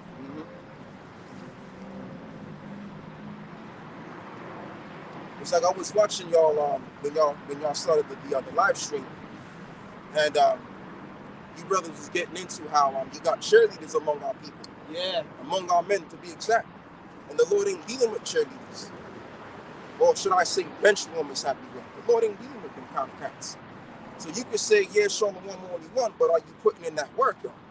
Because that work is what's going to get you saved. Are you able-bodied to do the work? There's men out there that's unable-bodied, and they wish they can do the work. Yes. Right? So what's your excuse? Why can't you go out there and learn this work? If you've been studying this for 2-3 years, or even just 6 months, you are supposed to be out in the streets on some form of a camp or something. That's right. Edgar, can I just say, Oh, right? no. It's so to serve the Lord. I tell you what, no matter what we go through, to serve the Lord is the most beautiful thing ever one can feel. That's right. Now, I've had so much experience with love, with women, loving women, and it's nice. But I tell you something, nothing beats serving the Lord. Absolutely. Because all these women will let you down, right? But the Lord just Never does let you not down. let you down. I'm telling you. So that's, talk about the first love. We've all experienced like the first love. We know what love feels like. Yeah. And for us to neglect that love is the worst thing you could be doing. Yes. You know what I mean, brother? Well said. That's all I have to say, bro. This precept links with that. This is Ecclesiastes 12:13. Let us hear the conclusion of the whole matter. Yeah. Fear the Most High and keep His commandments, for this is the whole duty of man. So that's what we were made to do. Made to do it. That's it. And it's a commandment as of right now that we stand on the streets and we convey the message of Yahushua. Because back in the day when I first came into the truth, it ain't that long ago. It's only been about 11 years. Still a long time, Still bro. time- That's time's still flying, time, man. man. But I remember, man, I was watching this nigga Bakwash. He used to be out there, and he was doing this thing with his men, and he was holding it down in the way that he was doing it, man. Right? So pretty much, man, I learned the scriptures from him, because I got you know, I got captivated by the Israelite thing as to what they were teaching as well. So I would listen to them, and I just kind of got bored. And I was listening to them for like, what, 7 months in? I got bored, so then I gravitated to some other camps, and then I was led to Great Millstone, because I wanted to learn more about what these brothers was teaching. And when I watched Apostle Ahmad, I was like, and as well as the other apostles, they was bringing out all of the information. And it was like they had an abundance of knowledge, and you just couldn't get enough of the knowledge. And you know, my mindset was at the time, man, I want to know everything. Yeah. I want to know the truth as to what's going on in this life and what's going on with myself. So when I, you know, that's probably the reason why the Spirit of the Lord led me to the truth, because that was really my mindset even when I was in the world as well. Brother. But anyway, fast and forward, getting back to the point. When I came across the brothers of Great Millstone, I found out, man, that there was an abundance of knowledge, man. Just to convey the point right in there, and I learned very much a lot, man. And I learned about, which is most importantly, the fear of the Lord as well. And within that, this is why we're out here doing what we're doing, because we know that the society's done it. I was coming over from over here, right? From over there, and I mean, it's nothing but glass on the floor, man. Glass bottles on the floor. Yeah. From people reveling last night. Yeah. And I'm thinking to myself, like, sometimes you forget, is this really England? England is supposed to be a first world country, but you go around in these streets and it's just a mess. It's a fucking mess, man. And the people look like the street. Yeah, They look exactly. like the mess too. They look like the streets, brother. We saw a group of them all sitting around there. Yeah. When we started, and they're like, some of them walking with no shirts, some being bugged out and shit. Yeah. I mean, come on, and as we were saying, and you said this before, like last night they let off the fireworks and shit. They were letting off all these fireworks and shit in a vain hope of trying to resurrect the spirit of mirth in this place. Mm-hmm. But yet it's like, what, even a half a day since that, like 12 hours since that or whatever, just beyond 12 hours. And now it's right back to like a regular day. Yeah. The mirth just, it's not lasting. All the joy that people have, they're trying hard to hold on to it. Yes, they are. But it's fleeting, man. And that's why, and I went Salakia, brother, when I was coming my way, from where I was coming my way from towards that area over there, all I saw was a bunch of people lining up. Because what they're trying to do, they're trying to get away from the reality, because people already know in their spirit that this is going to be one crash of a year. This is going to be one hell of a year. And as I'm going to say it out loud right now, I'm hoping like hell that there's more judgments, that there's more tragedies, and there's more signs and wonders out here, so we can get the hell out of this mess. That's right. I don't mean to change the argument, but you heard the news updates about the guy who died. Mm-hmm. You heard about it? Yeah, actually. Look like that. The one that went into hospital the other day. Oh, No, the scoffer. the scoffer dropped the news. Oh, yes. Yeah, He's dead. yeah, Oh, he's yeah, dead? yeah, Wow. he is. When did you hear that? From one of the brothers. No, when? Oh, I think Couple maybe days ago. a couple of days or yesterday or when. Wow. Yeah, The rap the news is gone. But now he knows It's a the rap. truth. It's a rap for Yeah. news. Exactly. Oh yeah, I didn't hear that. Yeah. But that was lucky. That was madness, because I was watching Apostle Kabbalah video. How can you claim you're in the truth or teaching the truth, but you don't believe in Yahweh Shai? Doesn't make any sense. You stand in line.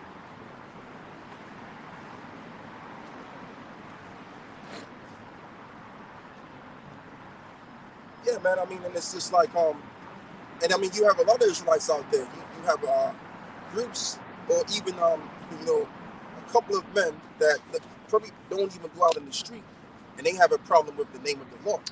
They have a problem acknowledging, they have a problem with acknowledging Yahweh Shai. They want to kangaroo skip Yahweh Shai and go to the Most High. That's how you know that we got to be those people, because when Moses was the leader of the people, they wanted the kangaroo jump over Moses and get to the Most High. So the Most High showed himself, and he was like, nah, I don't want to deal with it. Let Moses speak to you, not us. Yeah. They saw the thundering and the lightning. Yeah.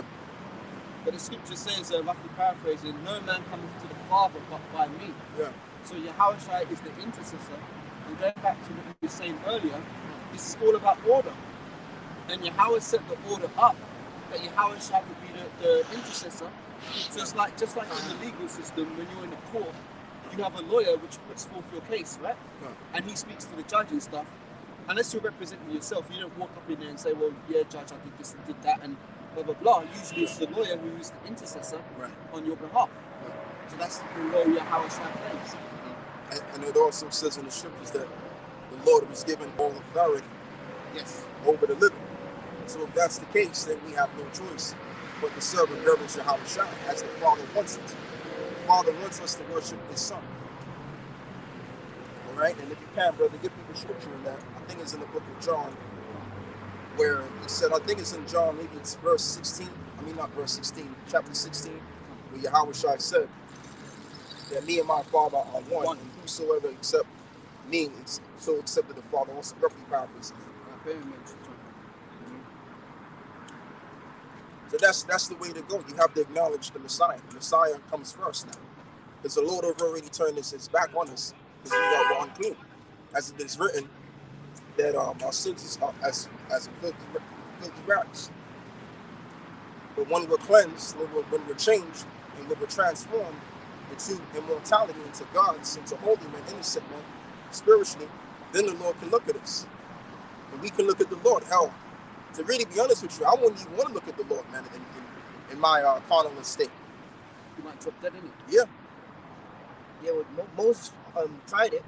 He said, you know, like, I've been talking to you so long, basically, why can't I see your face? Huh. And the Lord said unto him, no man see my face and live, man. So he hid him in one part, a cleft of the mountain. And he said, I'm going to put my hand over you, you know, walk past you, man. And then you can see my back, but you can't see my face, otherwise that's finished, man. Yeah, exactly, man. And I mean, and also in saying this too, I wouldn't even want to have a dream about seeing the Lord's face, because, you know, I'm unclean. You know, I look at myself like you know, like someone that's dirty. So, but you got these jakes that don't know what the street is about, and they think to themselves they can just go towards the Heavenly Father, man. Who the hell are you, man? Come on, man. Right. John chapter 10 and verse 30 is very short to the point. I and my Father are one. Right. And Christians misinterpret that. They think Yahweh Shai is the Father. Right. Read it again, brother. John 10:30. I and my Father are one. That's it? Yep, short and to the point. Yeah, so what does the Father want? The Father wants us to acknowledge His Son. Oh, it says in the book of Psalms chapter 2, kiss the Son, lest He be angry. What does that mean? Meaning you have to acknowledge the Son.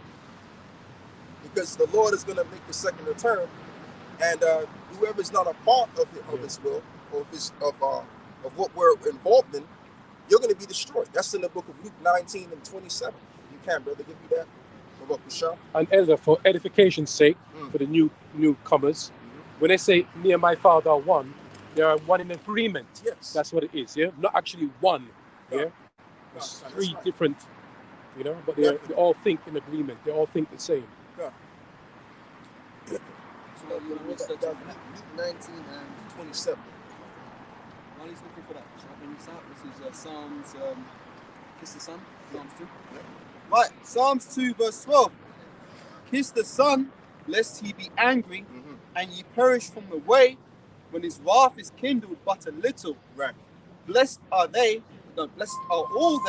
that put their trust in him. Yeah. So that's what we have to do. We have to put our trust in the Heavenly Father through His Son.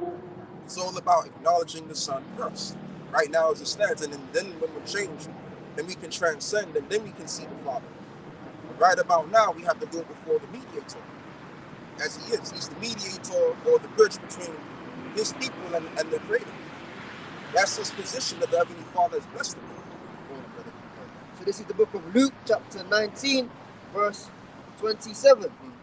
But those mine enemies, which would not that I reign over them, bring hither and slay them before me. Yeah, because when you deny Yahweh Shai, you're basically you're denying his authority. All right, you're denying his position, which was granted of the Heavenly Father, and he's in that authority now. So you got to go with His authority. So it says, whosoever. Let's read that again. Luke 19, verse 27. But those mine enemies, which would not that I reign over them, bring hither and slay them before me. Yeah, because just like how you had Dathan and Abiram, they came up against Moses, right? And what did the Lord do? The Lord basically put the asses to death, opened the ground up and swallowed the ass through. because they were against the orders of the Creator. Like I was telling this brother here that I was watching a live show earlier, and you brothers was talking about that briefly, because there's an order to things, man. You have the Heavenly Father, and He sets the order, He gives the order to men. He puts certain men in position to lead the nation, and that's how it went at the time. So it's the same thing applies today, where you have us. We're like the forerunners of this thing, beginning with the apostles, right? And that's that order. So in order for you to come and understand who the Heavenly Father is, you got to go before men. You got Israelites that have or being around other men in their camp, thinking that, okay, well, if they learn a few scriptures there and then, they can just go off and do their own thing. No, that's not how this thing operates. Because at the same time, what did the Apostle Paul talk about? Which the Apostle Paul was a man of God, of course. Hence his name is meaning mouth of God. Haya'ala, which means the mouth of the Most High. So, the Lord blessed him with that name to speak the words of God. And in the word of God, in the New Testament, in Corinthians, Paul makes mention of the body of men, relating it to the body of Yahushua, which is what we are yet this day. So this thing is about multiple different bodies of men. This is not a one-man band, it's true. Yeah. All right? And even if you got brothers that are by themselves in Great Millstone, they with the group anyway. But I'm just saying, because you got guys out there that really don't like to communicate with other men. They were part of a camp, and now they're projecting this idea that, yeah, see, the Lord is just dealing with him and him only. No. They've got that Lone Ranger type of spirit. Yeah, Lone Ranger, yeah. Exactly. Here's 1 Corinthians 14:40. Let all things be done decently and in order. Exactly. And the Lord is about order. Like I said, the Most High, He sets men up to be in certain positions, and you have men that are below this guy, and they have their position, and the positions go down. All right? That's how this thing goes. It's about the order. Go on, brother. Let me read this one more time then. Luke 19:27. But those mine enemies, and that's powerful, because that means if you don't want to come under the order, you're actually an enemy. Yeah, you're an enemy. Exactly. Wow. That's what I was going to talk about too. But those mine enemies, which would not that I should reign over them, bring hither and slay them before me. Yeah, so if you don't agree with the men that the Heavenly Father set up through His Son, then you are automatically an enemy to the Messiah. And when the Lord comes back, He's going to destroy you, because you're not with the program. Because like I said, Yahushua was given the authority. It's kind of like a deputy. A deputy is someone that's been given authority, or let's look up that word deputy, just real quick. Salaki, the first thing that I think of when you said it is when you deputize someone. Like, I remember there's a film, the cowboy film, Young Guns, I like it. Where these young guys, they got deputized. Right. So they basically had the badges, and they basically go around killing people. Right. So like if you can look into the etymon, because I mean, we know what the word means, but I just want to look into the etymon anyway and get more in depth into the word. Deputize, yeah. Or deputy. You got the apple. Common dictionary, or in the actual the etymon. I really want you to get the etymon. You got that on that too. Yeah. That's beautiful. Yeah, so read that again, brother. Right. So this is the book of Luke, chapter 19. Verse 27. How you doing? But those mine enemies, which were not that I should reign over them, bring hither and slay them before me. Yeah, so whoever has a problem with the order of how things are sort up, going back to the Son, and whoever has a problem with acknowledging Yahushua, automatically you will be destroyed, you will be slain. Because the Lord is setting up an order on the face of the earth, and that's the only order that He's setting up. All right, so whoever goes against that, hey, the Lord ain't got time for your nonsense, man. Because the Lord has set up a kingdom, and He's zealous for setting up this particular kingdom. So there's not going to be no variations of men within our kingdom. Everybody's going to have the same mindset towards the same, information, which is what we've been given first. This understanding this truth, and therefore keeping the commandments and upholding this holy kingdom, which will be governed by this one man, Yahushua. All right, and then you're gonna have the throne of David, and as well as you're gonna have King David, which he will be second in command, or should I say third in command on the face of the earth. Exactly. Go on, brother. This is the etymology of the word deputy. It says C 1400, a subordinate officer, one given full power of an officer without holding the office. Yeah, read it again. It means subordinate officer, one given the full power of an officer without holding the office. Yeah, so as the Lord was given power, if you can, brother, you can put that up for me as well. How the Lord was given all authority. I want to bring that out. Come. Is that Matthew? Yeah, I got it there. Right, so this is Matthew chapter 28, verse 18. And Yahushua came and spake unto them, saying, all power is given unto me in heaven and in earth. We'll finish with you because I don't think you're going to want to do it. Oh, okay. Oh, you want me to continue? Continue. Right, this is Matthew 28 and 18, and it says, and Yahushua came and spake unto them, saying, all power is given unto me in heaven and in earth. Yeah, there you go. All power is given unto him in the heavens and as well as the earth. So anyone that has a problem with Yahushua, you're actually committing suicide, man, to yourself. You're actually shooting yourself in your own feet.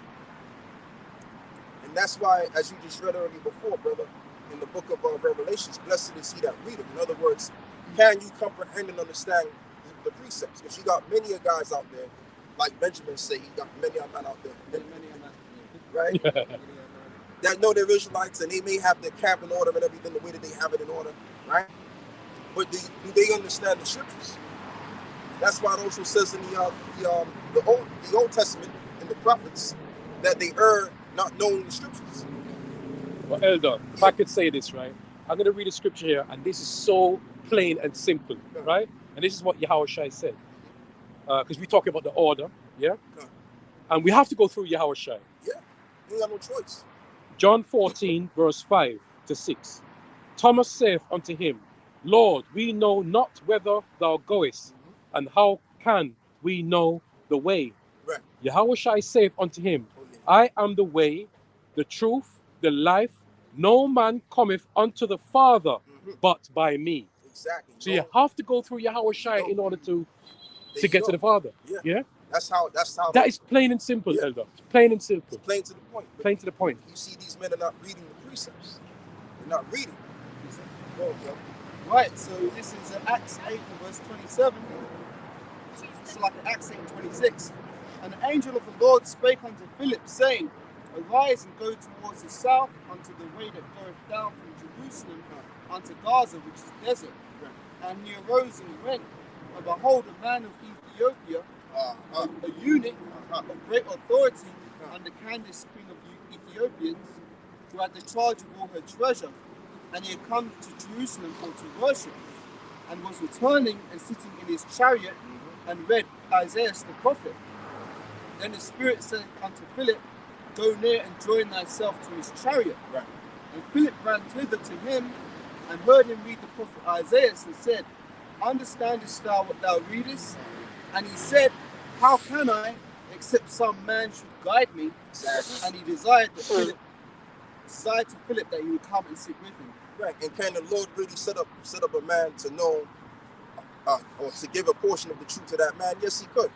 But the way the Most High sets things up now, and in this case, is he sets up other men, right? These men that he set up, they teach other men the truth.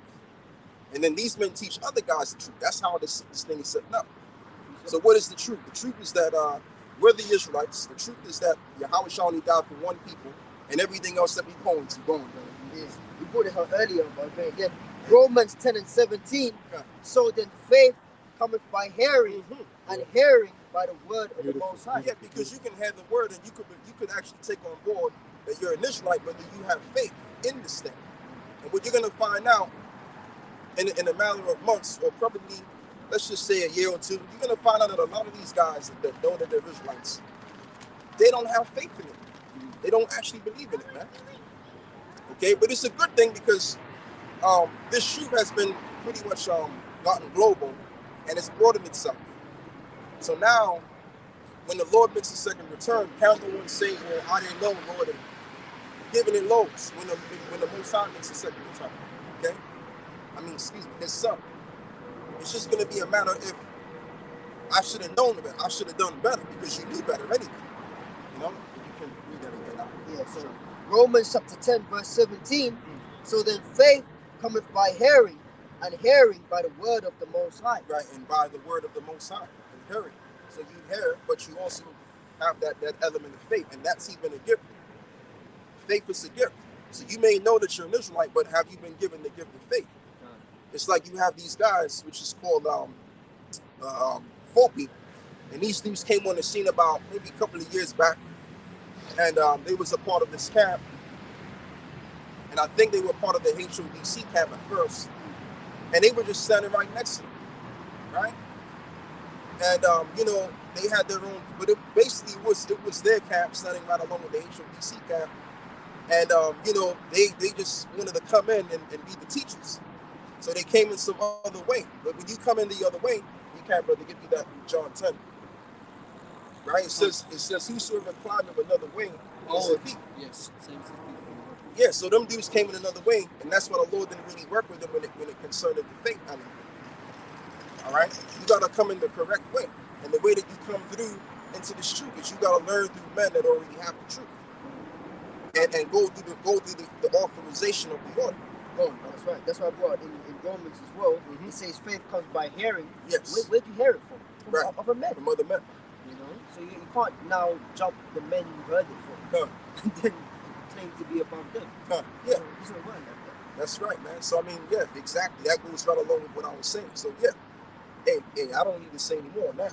Go on, brother. It's like I put the piece of record for it, but may I just say something? Go on. It's like this is like kind of like a spiritual relay race. You know, in the Olympics they've got the baton. Yeah. The first guy runs and he hands it to this guy.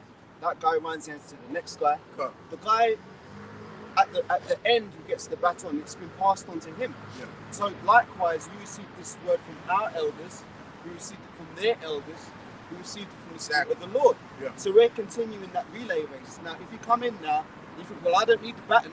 I can just run anywhere I want and I can run in this lane or that lane. Yeah. You're going to get disqualified because there's rules to how it works. Yeah. Same with this truth. John 10 from verse 1. Verily, verily, I say unto you, that he that entereth not by the door into the sheepfold, but climbeth up some other way, the same is a thief and a robber. Right. The same as a thief and a robber, man. So you gotta come the correct, genuine way. There's no cheating. You can't cheat this thing. Like the way that we all came in, we all learned this thing from other men that was in their, their fitted positions. And now we're on the streets doing what we're supposed to be doing. And there's nothing to worry about because we came in the correct way. And that's why them cats in the Folky camp, they're basically been put aside. And as a matter of fact, they've withdrawn from teaching because the Spirit was never really on them. For the simple matter of fact that they actually didn't come in the correct way. And therefore the Lord didn't give them the ability to have faith in what they already had. Because they didn't believe in it anyway. They came in some other way. So if they really believed in it, in terms of fearing the Lord is concerned, because that's what this truth is based upon, fearing the Lord, then they would have, they would have had it. But apparently they don't have it because they came in some other way, not fearing the Lord once again. Go on, brother. That's the camp of the leader who looks like Snoop Dogg, right? Right. Kunal, yeah. Well, now, you got this nigga Sham talking about how he feel like committing suicide. Man, get the hell out of here. Yeah, we're here to suffer, man. And you're talking about giving up. No. Suicide. Come on, man. What's up with that, bro? So what's going to happen? You go off yourself, and then you end up in the spirit realm, and you stand before the Most High. No, Lord, I couldn't do it, man. Yeah. And the Lord goes, the Lord goes, it's okay, my son. No, man, we're here to endure, man. That's it. This is Luke 9:62, and Yahushua said unto him, no man, having put his hand to the plow and looking back, is fit for the kingdom of the Most High. Yeah, because they was out there teaching, for some time, and then they went back. They drew give me that in Hebrews 10 verse 35. Right? So they was out there for a while, and they fell back for a little bit, and then they came back again, and now all of a sudden they fell back into the world again, and now he's talking all of that shit on the line. Come on, man, but see, this is the thing. It all originates because of how they came in. like the saying goes, man, like my parents, used to say, especially my mother, she used to say, it's not what you do, it's how you do it. So the way that they came into this thing was off. It was off. So if your beginning was off, then your end is going to be off. Yeah. You know what I'm saying? So that's what happened to them, man. Go on, brother. Like Hebrews 10 verse 35, I hope this is what you want. Cast not away therefore your confidence, Right. which have great recompense of reward. Which the word confidence means with faith. From the word fidelity. Go on, brother. For ye have need of patience, that after ye have done the will of the Most High, ye might receive the promise. Right. For yet a little while, and he that shall come will come and will not tarry. Right. Now the just shall live by faith, but if any man draw back, my soul shall have no pleasure in him. Yes, you can't draw back. There's no thing of drawing back. Once you come into this thing, you move forward. You gotta grow in this thing. There's no, oh man, there's gonna come a time we ain't gonna be on the streets no more. I remember the nigga said that. There's gonna come a time we ain't gonna be on the streets no more, and then we gonna really what he was saying. I mean, he could have been talking about the famine of the word, but really what he was basically saying is that we're not gonna be out here teaching in a matter sooner or later. That's what he was really talking about. All right, because ultimately the spirit was never on it. You know what I mean? Quick one. Go on. Matthew 24:13. But he that shall endure to the end, the same shall be saved. Right. The same shall be saved. So you got to endure to the end. There's no falling out. Oh, I feel like shit. I don't want to go out. No, you got to go out and hit the streets, man. Right. If the Heavenly Father's giving you a spirit to move, to do whatever it is that you do, to open your mouth, He's giving you a voice to speak with, and He's giving you a spirit to do whatever it is that you do in the body. You can use that energy and that spirit to do His work. And by the way, killing yourself isn't finishing your course, man. That's a forced end, man. Right. You can't just go out there for a couple of years and then kill yourself and then say, see what I did. No, man, you took yourself out the game. That's what happens. So, and people have no respect unto that. Doesn't that constitute like thou shalt not kill? Yeah, So killing yourself. That's in the Apocrypha. And the Apocrypha says, seek not death. Yeah, so brother, read that again one time. You had Hebrews 10. Yeah, Khan. Hebrews 10 again. So it says from 35, cast not away therefore your confidence, which have great recompense of reward, for ye have need of patience, that after ye have done the will of the Most High, For you have need of patience. Them niggas didn't have patience. they don't want to suffer. Exactly. Go on, brother. For ye have need of patience, that after ye have done the will of the Most High, ye might receive the promise. You might receive the promise. That's if you endure to the very end. Right. For yet a little while, and he that shall come will come and will not tarry. Now the just shall live by faith. And it says, and the just shall live by faith. So them guys was not just. So whoever came in this faith of ours and ducked out of there, they were never just. That's why they ducked out to begin with. As the scripture says, to the pure all things are pure. And that wisdom will not enter into a malicious soul as well. So you got guys that have a malicious soul within, and then eventually, they'll vibe with the brothers for a particular point of time, and then that maliciousness just comes out of them. And we all know this guy. You know this guy. We all know who this guy is. And he's taller than the rest of us somewhere. Go on, brother. Right, it says, for yet a little while, and he that shall come will come and will not tarry. Now the just shall live by faith, but if any man draw back, my soul shall have no pleasure in him. Yeah, so he's going to be preserved for destruction. If you can, brother, give me the book of Proverbs. A lot of these people are going to be destroyed. A lot of these people are going to be destroyed, man. And you can clearly see that because they're not a part of the holy gathering. It's all about being a part of this thing. Go on, brother. You got something to say. Yeah, there's just one more verse here. But we are not of them who draw back unto perdition. There you go. But of them that believe to the saving of the souls. So that's what we believe. We believe in salvation. So if that's our belief, and we have a vision of that, and we believe in saving other souls. So it's either you're down in the holy gathering, or you're outside among the defiled. It's either one of the two. There's no gray area, man. There's absolutely no gray area. Okay? This is where you want to be. Like you said, brother, you said it's a beautiful thing to serve the Lord. There's nothing beautiful more than that. Like, you can love your woman, you know, you can have a love for other things, but this should really be the thing that you love the most. That's right. And I mean, like, you know, to be honest with you, this shoot is getting more interesting, being that we're drawing near to the powerful. That's very powerful. Very powerful. Because you see the prophecies actually unfolding. You've seen it. Yeah. It's like any good film, right? The first part of the film, the first act's going to be slow. They establish the characters, some basic plot. It's usually towards the end of the second act, going into the third, where the real drama starts to happen. And that's like, it's truth, the real drama is starting to happen now. And you can feel it too, because I'm quite sensitive to my surroundings. But I can feel it that something is about to give. It could very well be this year. Lord willing. This so-called white man could be out by this year, or maybe the next following year.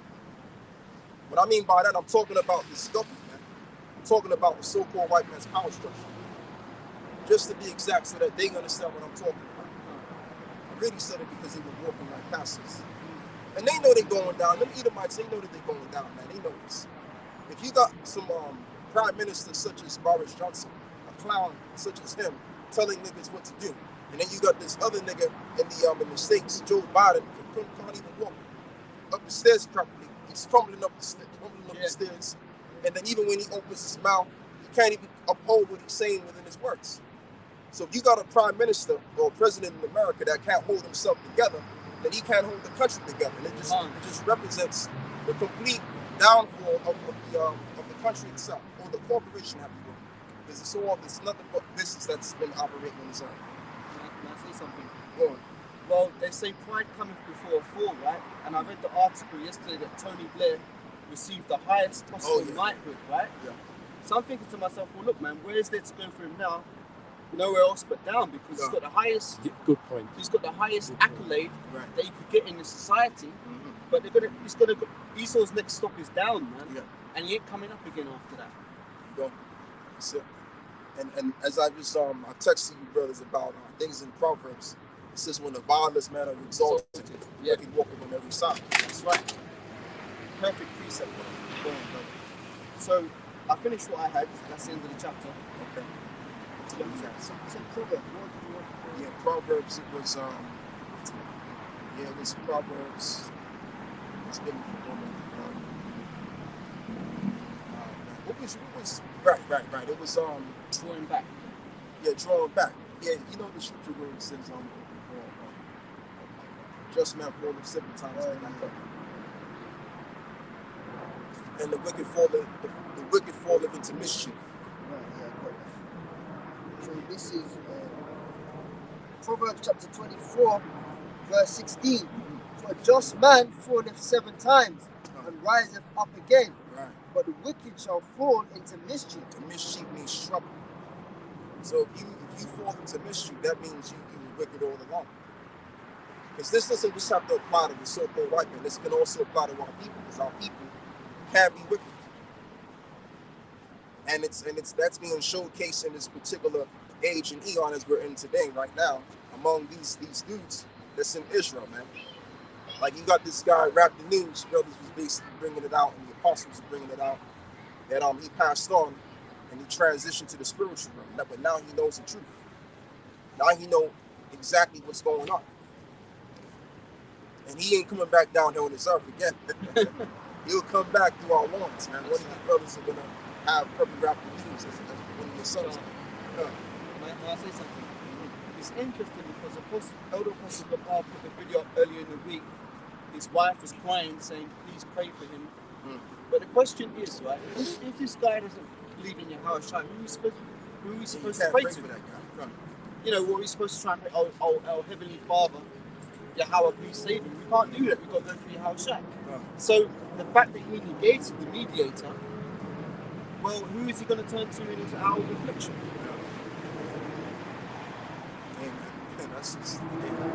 You just can't make sense of it. I remember the scripture that says that you cannot praise the Lord in the grave. Right. You know what I mean? So it's too late now. He's in the spiritual realm. He's where he belongs anyway. He's in his right mind. And when he's born, he's going to come back in his right mind. You know? And that's the thing, we can't get emotional about it because we're going to see a lot more of that in the times to come. A lot more death, a lot more destruction. Ooh, yeah, this is Mark 12 and 27. He is not the power of the dead, but the power of the living. Right. He therefore do greatly err. Right, and that's twofold. Because doesn't it say in the book of Proverbs also that whosoever have not this wisdom shall remain in the congregation of the dead? Yeah. So that's twofold, but also literal too. The Lord is not the power of the dead, but of the living. So if you're alive, which is what we are alive, physically we're alive because the truth has quickened us. Breath of life entered into us. Exactly. Ezekiel, what is it, 35 and 37, and Revelation the 11th chapter. So now we're moving through his spirit, and his spirit is backing us because we're alive. All right. So all of these individuals that came up against us. Oh yeah, get 2 Peter 3 verse 1. And the last day shall come scoffers, walking after their own flesh. So you got these kind of guys, and they have their idea of things, and they lean into their own understanding, coming up against us with their philosophies and their way of life. But eventually these dudes wind up getting destroyed, man. They wind up losing their life because really whatever they got going is not really of the Lord anyway. Okay? There's no, like it also says, that there's no counsel against the Lord. So you got Vocab Malone, and you have all of these different individuals that probably left the Israelite thing, and they go into Vocab Malone, want to be a part of this group, and they got their own little council. That council is just going to be to nothingness, man. Because at the very end of the day, we're going to be found out to be correct, and a lot of you niggas that's right along with your enemy, you're going to be ashamed of your goddamn selves, man. Vocab alone looks like a depressed version of Super Mario. Yes, he sure does. He just looks like he's like beaten, Super man. Mario, Yeah, with the cap and stuff. God. All you need is that red cap. Or Yeah. Luigi Yeah. with the green hat. Alright, so this is 2 Peter 3 and 3. Knowing this verse, that there shall come in the last days scoffers, Yeah. walking after their own lusts, Yeah. and saying, where is the promise of his coming? Right. For since the fathers fell asleep, all things continue as they were from the beginning of And creation. that's how you know we're in the last days. And I'm going to be honest in saying this. Like, once upon a time, around a couple of years ago, we had a lot of scoffery activity going on. But you don't have too much scoffery going on like you do nowadays. But you still have scoffers in the back talking their shit and murmuring, but we just don't see it. But this is what's going on. They're walking after their own flesh. Because this is the last days, and in the last days, hey man, you're gonna have a lot of people that are influenced by demons, and them demons are gonna be inflamed, or those demons are gonna basically express what they really are, and that's what you're gonna see. Okay, just like Rap the News. Rap the News was so much of a demon that he was led to his grave, point blank in the story, and that's where the rest of these people are going. A lot of these people, I think I found out that it was 85 to 90% of these people have took the King's, what is it? I call it the King's Cobra Venom juice. That's over here, right? That's it. Right over here. 75% of Americans have taken the King's Cobra Venom juice as well. So a lot of these people have been influenced by the powers that be, and it's really because they got demons on them as well that's guiding them to do certain things and listening to the government. That's it. Because the government obviously is involved in that demonic world anyway. Yeah. So they're controlling these people and putting subliminal messages in their minds. Right. With the media and their programming, and it's putting spirits on them. And that's what I'm going to say now. I thought about this because they're going to have to be, that's why they're forcing this thing to put into you, yeah? Because we don't know, as you know, we might be thinking it's connected to the 5G or whatever, because a lot of people are against taking the rice grain. And there's a lot of people that hasn't taken out the juice, right? So in order to get to that stage, they're going to have to take that, they're forcing the people to take that juice thing, because when they're ready to flip some switch, they're going to be more willing to take that thing. You know what I mean? As I said, programmed. Yeah. They're going to be, brainwashed through the media. And who knows? Within that King's Cobra Venom juice, you may even have some stuff in there that may actually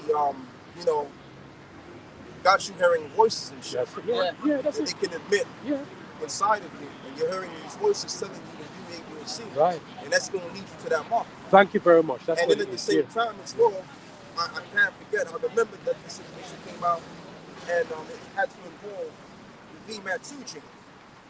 The God gene, right? Right, which is the God gene. So this particular thing that people are taking is making them to become more That's it. free from their faith. Yeah. And that's why the guy, one of the dudes from IUIC, he was saying when he took the King's Cobra snake juice, he felt like he was losing his faith. Yeah. So if you're losing your faith in the Heavenly Father, and as well as the word Pino means the face of God. So if that's being corrupted, then guess what? You're left out there for the spirits to take over you. Because it's either one of the two. It's either the spirit of the Most High is in you or the demons is on you. And that's the majority of these people now. Meaning that they've taken the first King's Cobra snake venom juice. And when they went ahead and took, other yaps, so to speak. I think I got a precept. Man, say something while you're looking for that. Okay, we're going to stick to the scriptures, man. Come. I know you got a lot to say. No, so I don't want to talk too much. Like, I'm just gonna This is talking about the face of the Most High, right? Number 6, verse 23. Speak unto Aaron and unto his son, saying, on this wise ye shall bless the children of Israel, saying unto them, the Lord bless thee and keep thee. The Lord make his face shine upon thee and be gracious unto thee. The Lord lift up his countenance upon thee and give thee peace. And they shall put my name upon the children of Israel, and I will bless them. Right, and shall put his name upon the children of Israel and bless them. What does that mean? Because the Lord comes to you through visions. And that all goes back to your pineal gland. Again, meaning the face of God. So if that's being corrupted, how can you have spiritual visions about anything? So that's what this devil is trying to do. He's trying to rip away your spiritual ability, man, so that he can put other spirits inside of you that they can concoct in these spirit venues that they said that they get involved in, brother. And this is what it says. The next side of it, right? Talking about the face. Check this out. It's a spirit, bro.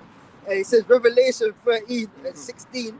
And he calleth all, both small and great, rich and poor, free and bond, to receive a mark in their right hand or in their forehead. That's the face of the devil, man. Exactly. And it says, and that no man might buy or sell, save he that had the mark or the name of the beast.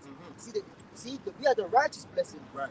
By this you shall put the name of the Most High on the children of Israel. Yes. Or by the MOTB, they put in the name of the beast on the people. Yes. All That's right? what I was talking about. Or the name of the beast, or the number of his name.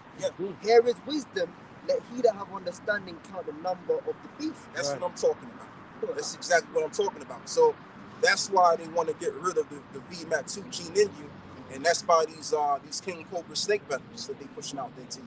Take that away so that they can insert another form into you. And what this thing does as well, as I found out ages ago, what it does is it's a as most brothers should already know, it's an mRNA. In other words, it changes your molecular structure, your DNA to be exact. So you went from being this particular, the real human being, to another form. So they want to change you into something else. Because think about it. If Esau can genetically modify foods, and he can genetically modify plants, then couldn't he genetically modify you? Of course he can. Because we all came from the earth. So if this devil can change elements of the earth, he can change us too. You see? And then now you take on their form rather than the form of the Creator. And what these devils also know is that when you look at the human body, how am I going to explain this? The human body actually has the name of the Lord in it. You brothers know what I'm saying? The DNA, I was watching the videos. Yeah. And basically, this man was breaking it down. I can't remember exactly what it was. But the word DNA, the term DNA is broken down to 3 words. Yeah. It basically means, I don't want to get it wrong. It's basically try your best, brother. It's the God's blueprint, basically. Let's just call it a blueprint. So basically, that's what the word DNA basically stems from the word. Do you know what? Let me see if I can find it. Let me see if I can. Yeah, man. So I mean, that's what Esau wants to do. Esau wants to change you to something else so that they can have more control of you, because you can't control something that has the blueprint of the Creator. So in order for them to totally control you, they have to change or form into something totally different. And that's why they want to put implantable devices in people, man. That's what this whole new world order system is. You know what? They're trying to be like Yahweh Shai. You know when Yahweh Shai said in Revelation 22, when he said, I make all things new. Yeah. Esau's trying to make all things new, man. In his own format, so he can rule the world over the mass of the people. And he can read your mind and measure and determine if you're going to commit a crime or not. Esau got that kind of technological power too. Like the film Minority Report. Exactly, like the film Minority Report. So that's the level he wants to be upon. But they're just mere mortals. They're just men. They're not gods. Esau's trying to exalt himself to be like the Most High.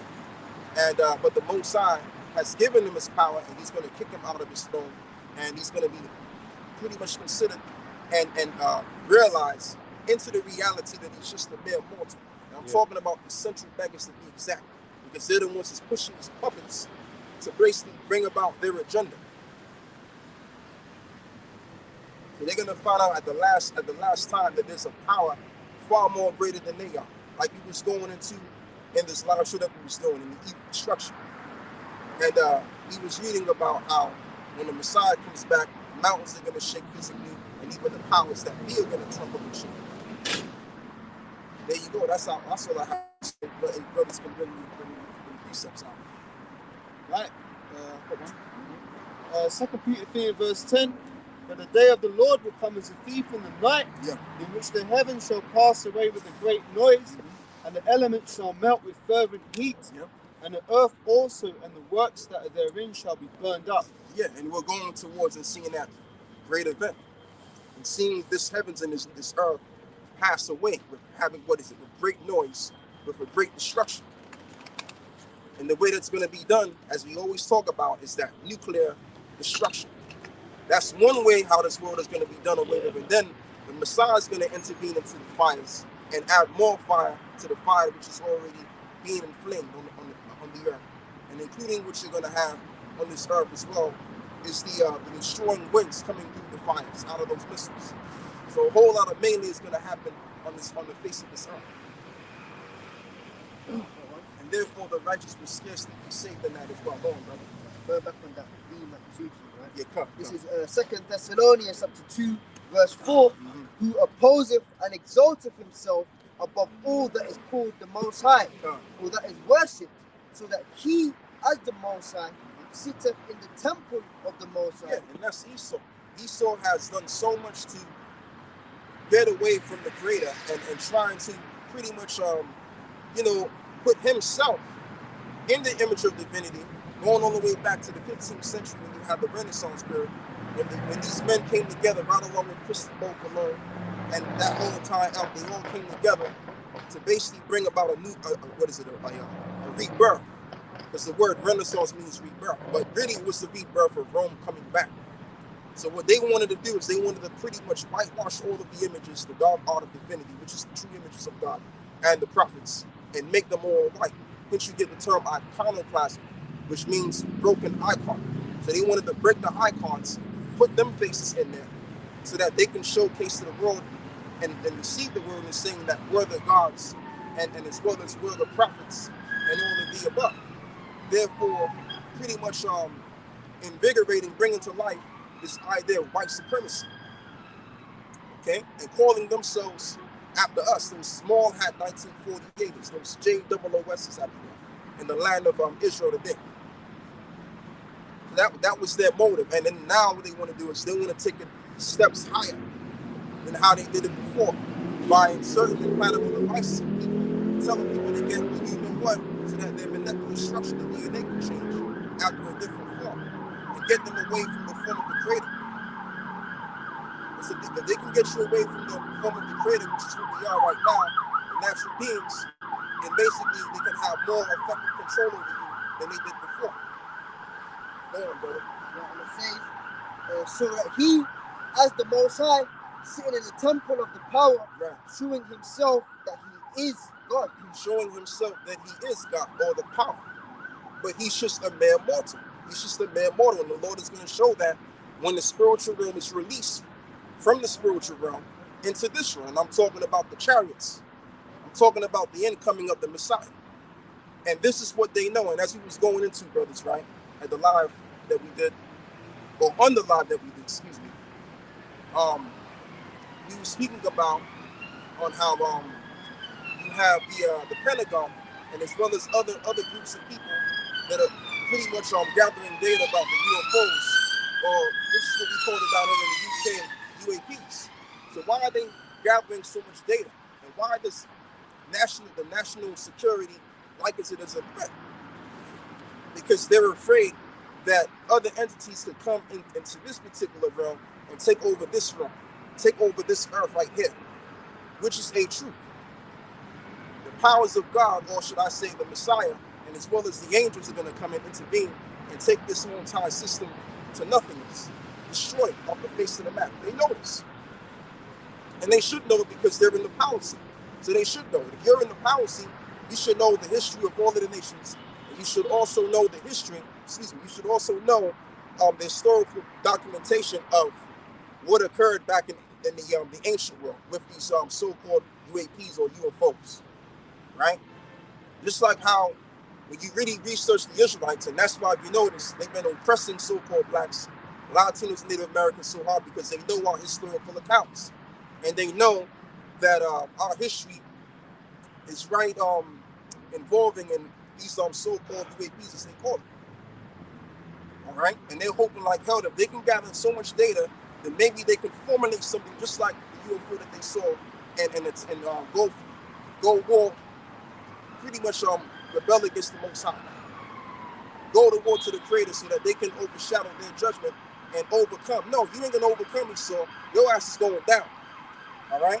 You fucking devils are going down, man. Go on, brother. And I'm not even mad. That's just the spirit kicking in. Let me finish that off then. Yes. So the last bit, and it says, who opposeth and exalteth himself above all that is called the Most High, or that is worship, so that he and that's spiritual, because if you get the MOTV, that's a sign of like worship or allegiance to the devil, man. You know, so that he as the Most High sitteth in the temple of the Most High, shewing himself that he is a power. You know, so as the elder was saying, man, the Lord is going to come back with them chariots, man, and going to make it very, very apparent that you are not God, man. You're not the Most High. You're not the power. You are merely there for a season, and it so happens that your time is up.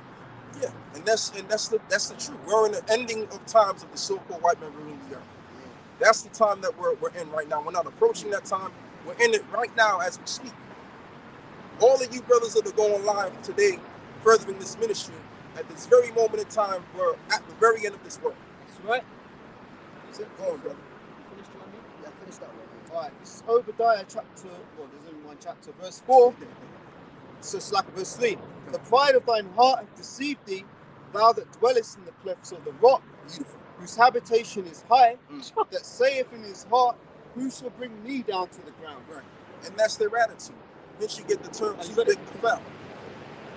Listen, man, you elitists out there that run these banks and all of that stuff, you ain't too big to fail, man. You're too small to the Creator. And like the saying goes, your hands are too short to box with God. Right? So all of y'all gathering of data of these UAPs, it ain't gonna amount to nothing, man, because it's already been written.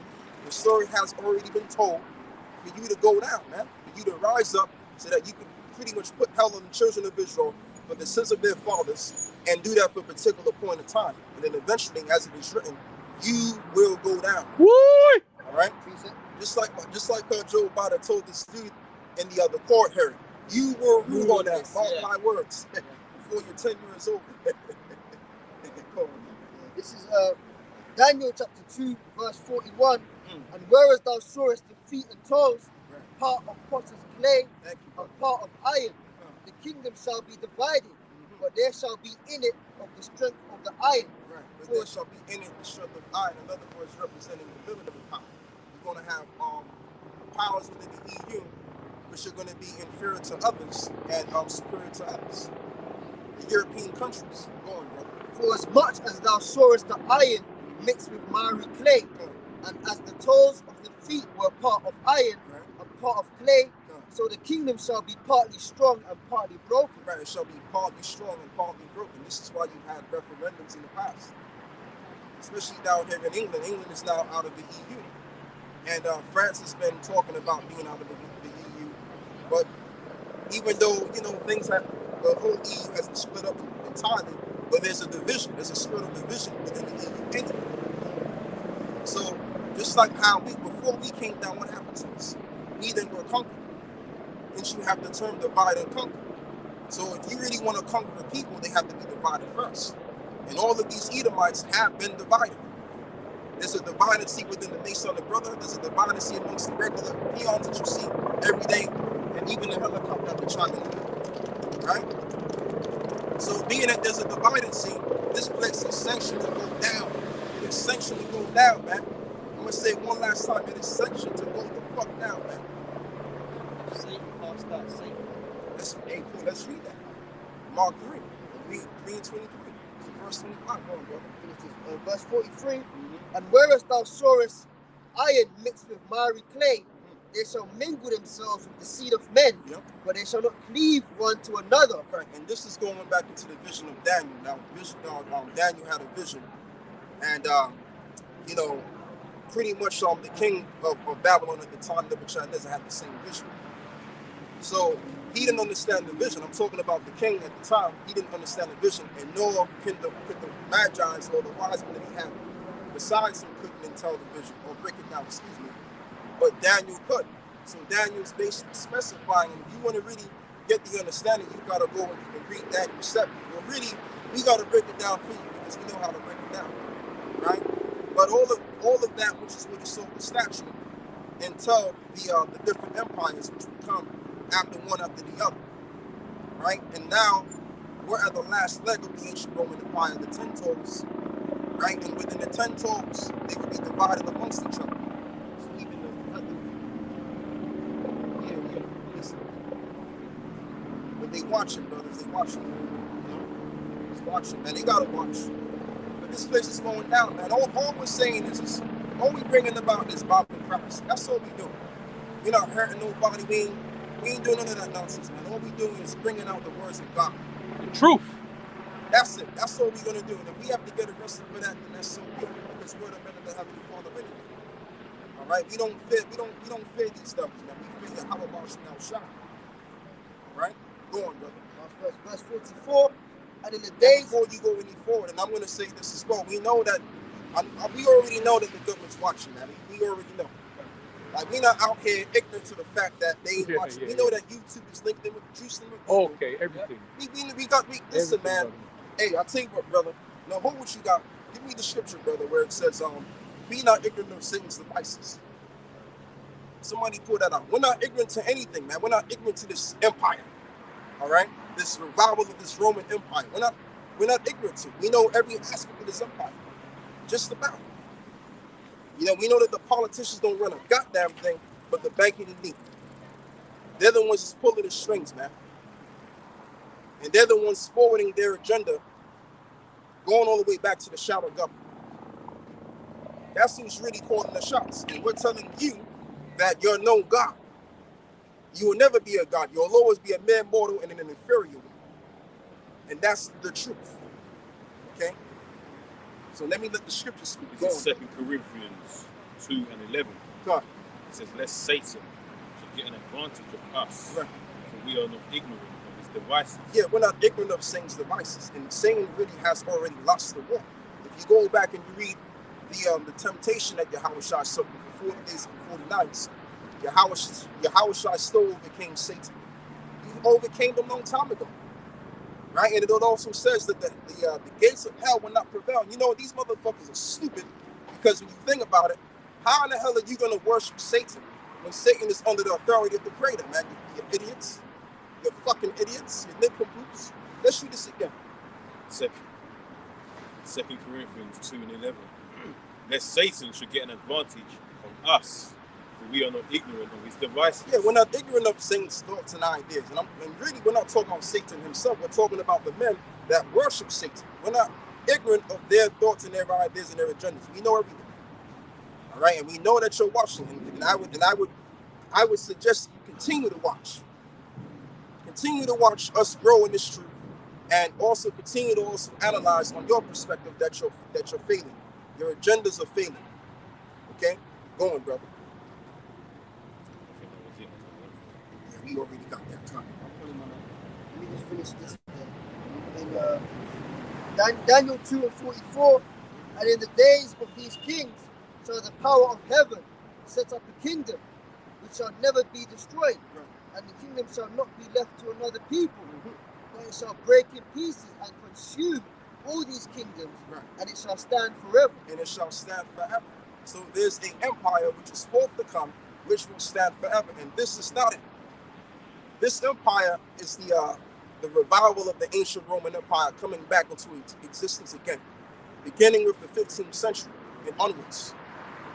And as it is written that the devil would be loosed in its little season, that red dragon which represents this empire.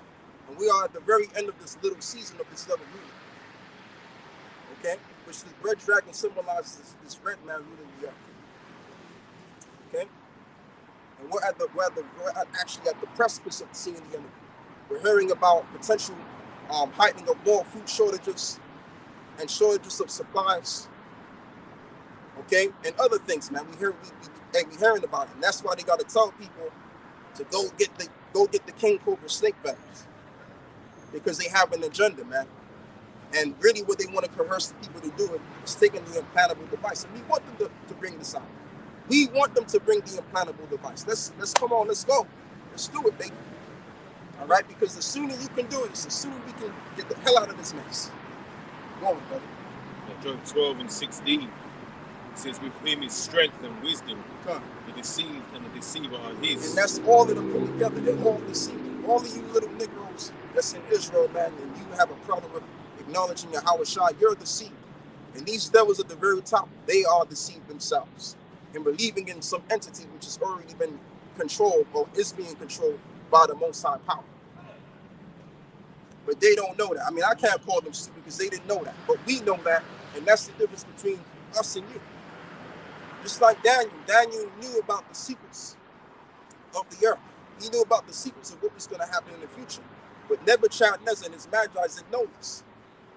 So when it concerns the prophets of the Heavenly Father, they have the true, genuine secrets.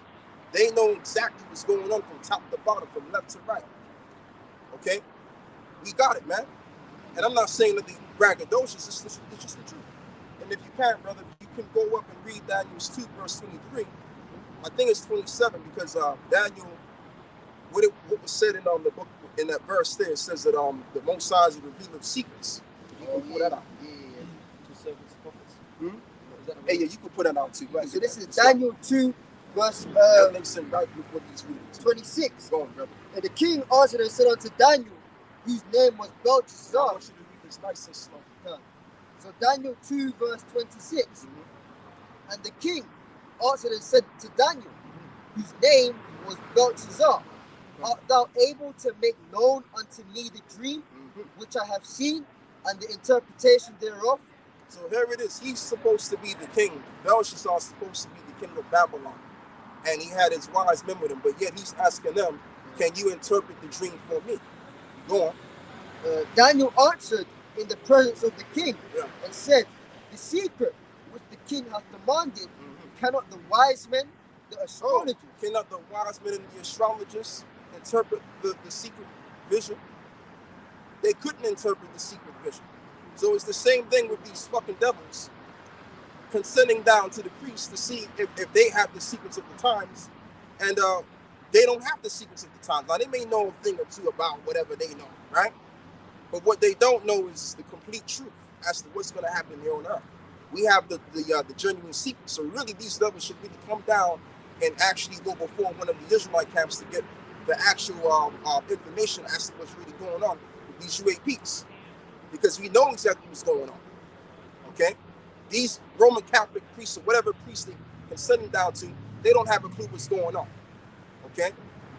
Go on, brother. And maybe they don't want to come forward to us because we're going to tell them to straight skinny and it's going to hurt them anyhow, man. Just like the prophet Michael was telling King Ahab the real truth and he didn't want to hear it. right? And he told him, he said, what's going to happen is this. I see the nation being scattered. In other words, he was going to be put to death. Okay? Go on, brother. The magicians, the soothsayers, shew unto the king, Mm-hmm. but there is a power in heaven. But there is a power. Let's read the savor brother. Let's put some added salt and seasoning to that. Daniel 2:28. But there's a power in heaven that revealeth secrets. But there is a power. There is a power in heaven. Who is that power? The power of Abraham, Isaac, and Jacob. Our power. So this power reveals the real secrets. Go on. And maketh known to the king Nebuchadnezzar. And maketh known to the king Nebuchadnezzar through who? Daniel the prophet, man. Go on, brother. Which shall be in the latter day. Thy dream and the visions of thy head upon thy bed are these. Exactly. Go on. As for thee, O king, thy thoughts came into thy mind upon thy bed, what should come to pass hereafter. So now he's breaking it down to him with the envision and tongue, because the creator revealed to him the secrets. So if the creator was able to reveal to Daniel the secrets, which he was one of the men of the Lord, then isn't he doing the same to us? Of course he's done it already. That's why we can speak boldly and with confidence, telling you devils that y'all are going down.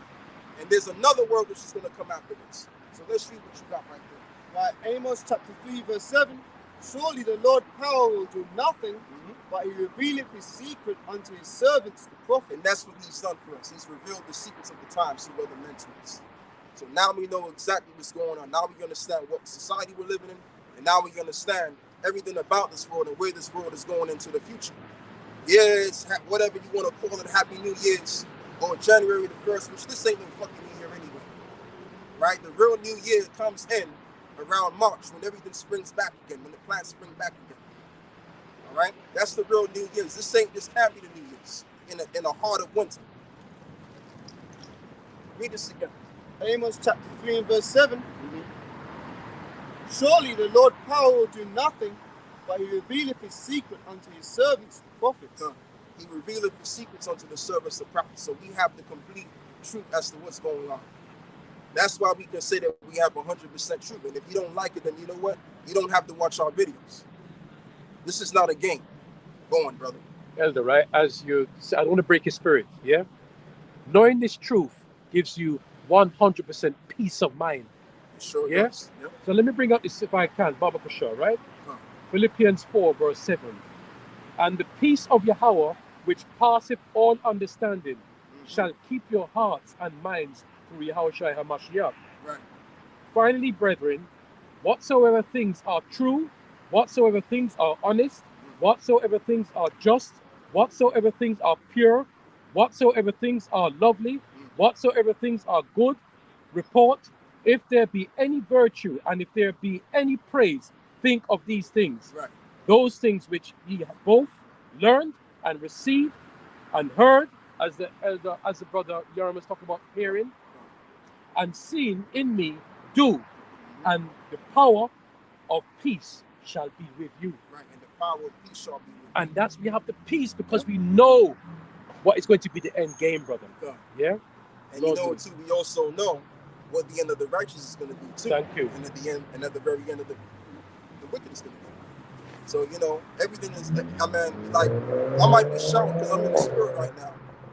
You know, but at the end of the day, man, we're in a beautiful situation right now when it comes to this truth and the times that we're living in, man. But it's just the spirit is just, you know, can't quench it, man. Go on, brother. This is Surah 19 and verse 22.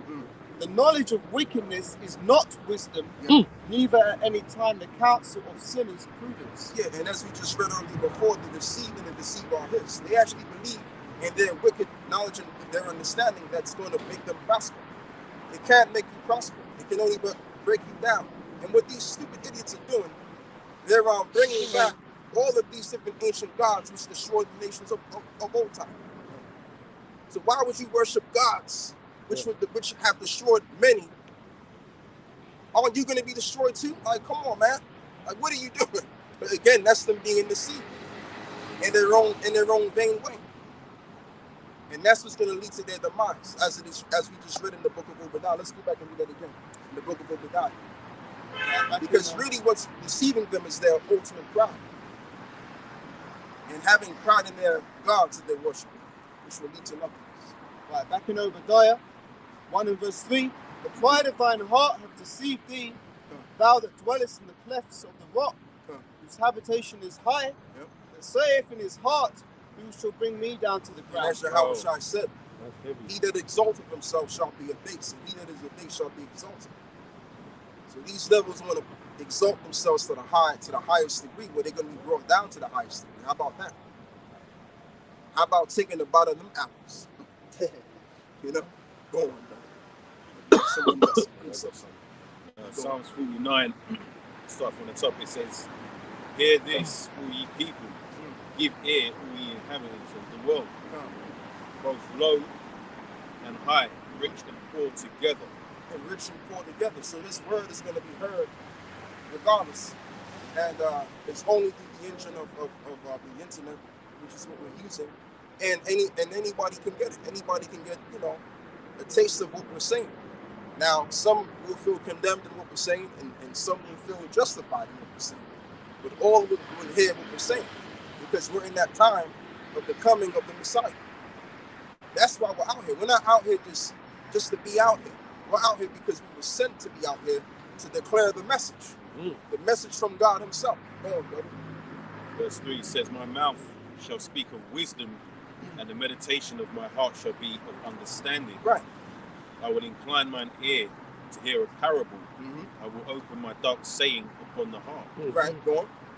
Wherefore should I fear in the days of evil, when the iniquity of my heel shall compass about me? Compass me about." So like that. It says, "They that trust in their wealth and boast themselves in the multitude of their riches, none of them can by any means redeem his brother, Exactly. nor give to power a ransom for him." Wow. And that's just the bottom line, because when you think about it, these elitists, they got so much money, they can make money, they can print money out of thin air, give you the money that they're printing, and that money hyperinflates or inflates or hyperinflates, which, the dollar, to be exact, will soon be in hyperinflation mode, and the prices are going to skyrocket of your goods. So they give you the money so they can keep you more in debt. But at the end of the day, these people are going to lose everything that they've ever gotten, that they've labored for and they've stolen, because they stole everything. Great Britain was basically built up. The new Britain that we're living in today was built up because of slaves. All right, the conquering of the Sober Negroes down there that happened in England. A lot of churches were burned down, buildings were burned down, and all of that, if you get into the history of it. Right? So now, it's going to come a time where they're going to have to give back to what they've stolen. That's in the book of Job, the 20th chapter. Okay? Let's move back and read that again. I don't want to recap my trip. So, Psalms 49 and 6, it Oh, says, yeah, get James 5 as well. "They that trust in their wealth and boast themselves in the multitude of their riches, none of them can by any means redeem his brother, nor give to Yahweh a ransom for him. For the redemption of their soul is precious, and it ceaseth forever." Right, and the redemption of their soul is precious, and it ceases forever, even their wealth. Because wealth is not done away with or be materialized, but it's given to one nation to another nation. And all of that wealth, which is what they stole from us, will be given back into our hands. As you can go into the law of the thief. If the thief be found, he shall restore double. So what is Esau going to have to do? Restore double. And how is that going to be done is when the Messiah makes his second return. That's what we're telling you, Esau. We're not telling you what we're going to do to you. We're telling you what the Lord is going to do to you. You should be paying more attention to the UFOs as you should, right? Because that's what you're going to have to encounter and battle one day. But you're going to lose the battle. It's already been written, you're going to lose the battle. So now what do? You might as well go out guns blazing and try to make an attempt of something you're going to lose. Battle you're going to lose. Excuse me. Go on, brother. Verse 9 says that he should still live forever and not see corruption. For he seeth that wise men die, likewise the fool and the brutish person perish and leave their wealth to others. Verse 11. Hey, brother, that's all we need. Yes, so get James 5. Right. This is the book of James, chapter 5, I'll start from the top. Go to now, ye rich men, weep and howl for your miseries that shall come upon you. Your riches are corrupted, your garments are moth-eaten, your gold and silver is cankered, and the rust of them shall be a witness against you, and shall eat your flesh as it were fire. Right. Ye have heaped treasures together for the last days. And they do have the real treasure. They have our gold, they have our silver, Our. gemstones. Our. They have us in their possession. This manpower brings about wealth as well. You have thousands of people working for you or working under you in the country that you rule over, then that's what? That's wealth. People can be considered wealth as well. Go on. Verse 5. No, verse 4. Behold, the hire of the laborers who have reaped down your fields, which is of you kept back by fraud. Right, which is of you kept back by fraud. Going back to the currency that we're using, and as well as how we're getting paid when we go pretty much undertake under these jobs. And you have these multi-billion pound companies paying you scrap, and you got to keep working until you can't work anymore, until your dying age. And they've also increased the year of retirement. But they want you to work until you die so that you can prop up their economy and make them rich and then pay you in a fucking week, man. And also they hold back your pay for a month. You're supposed to get paid at the end of the day. See, that's what I'm talking about, man. That's why the society is going to be destroyed, man. Shit like that. Go on, bro. And it says, crieth, and the cries of them which have reaped are entered into the ears. Right. And that's what we're doing. Aren't we crying? I'm crying. I'm probably crying out the loudest, but we all crying, whether we're crying the loudest or the least. Okay, the less loudest. Okay, but Elder, you cry so much now that your tears have dried up. Yeah. You know what I mean? You can't even cry. You can't anymore. Yeah, but the cry, the sorrow is still there. Done. You know? So, I mean, the Lord is acknowledging the cries of us, and that's why time is speeding up as well. That's right. Brother, get back to 25. I think it's 24. That's the spirit. I just thought about it. Oh, yeah? Oh, Yeah, he said he was going to come around. Yeah. Wait! I forgot he was going to come around. Shalom, brother. Shalom. This is 24. Do you want the one with the specialist rebukes on top of the goal or something else? No, the time. Hold on to that. Wait! Good to see you. Right. So back in James chapter Brother, 5, I knew it was coming today, brother. Do it. 4, and it says, crying, and the cries of them which have reaped are entered into the ears of the Lord of Sabaoth. Right, so the cries of those which have been robbed, in other words, the poor which have been robbed, has entered into the ears of the Heavenly Father, the Lord of hosts, in other words, the Lord of armies. All right? And like we always talk about, or not always, but from time to time, we always go into scriptures, and that involves the Lord pretty much seeing everything on this earth with the angels. As it reads, the eyes of the Lord are beholding every place, the good and the evil. Okay? And even the voices are being heard. Even if you're murmuring or you're whispering, the Most High hears your voice. So the Lord hears everything that's going down here in this physical realm. Even though you can't see the Lord, you can't see the angels, but the angels can see us and hear what we're saying. Right? So right now, the angels of the Heavenly Father is meeting Yahawashi. He's hearing our voice, our cry. Because we've been spoiled. We've been robbed. And now we're in slavery. So we're crying to come out of slavery, man. This will last. Go on, brother. This is Ezekiel 9:4. I'm holding Matthew's book. And Yahweh said unto him, go through the midst of the city, through the midst of Jerusalem, and set a mark upon the foreheads of the men that sigh and cry for all the abominations that be done in the midst thereof. Right. And you want to elaborate on that? Yeah, because as the elder was saying, we're crying, man. We see the abominations and we get vexed in our spirit, much like Lot was vexed in his spirit, having to live amongst those filthy sodomites day after day, seeing their filthy wicked deeds. So we're vexed and we're like, nah, man, Yahawashi, when are you going to come back and deliver us from this place? But yet the rest of our people, they love it here, man. They think, everything's okay and, everybody can do what they want to do. But that's not the way the Most High is dealing, man. So he's actually looking towards the men that are vexed and are sighing and crying for all these abominations, and he's hearing our cry. That's why the prophecies are speeding up. Mm-hmm. That's right, brother. I can say as well, if I could just say as well, I could probably guarantee that all the men that are in this truth at some point in their existence were sighing and crying whether they knew of the knowledge of the Most High or not.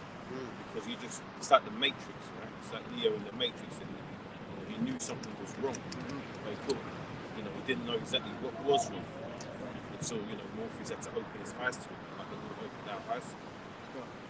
That's right. That's right, man. Now, you know what? Say what? No, read what you had before. Okay. Visually, we'll get to that. All right. So this is back in James 5, right?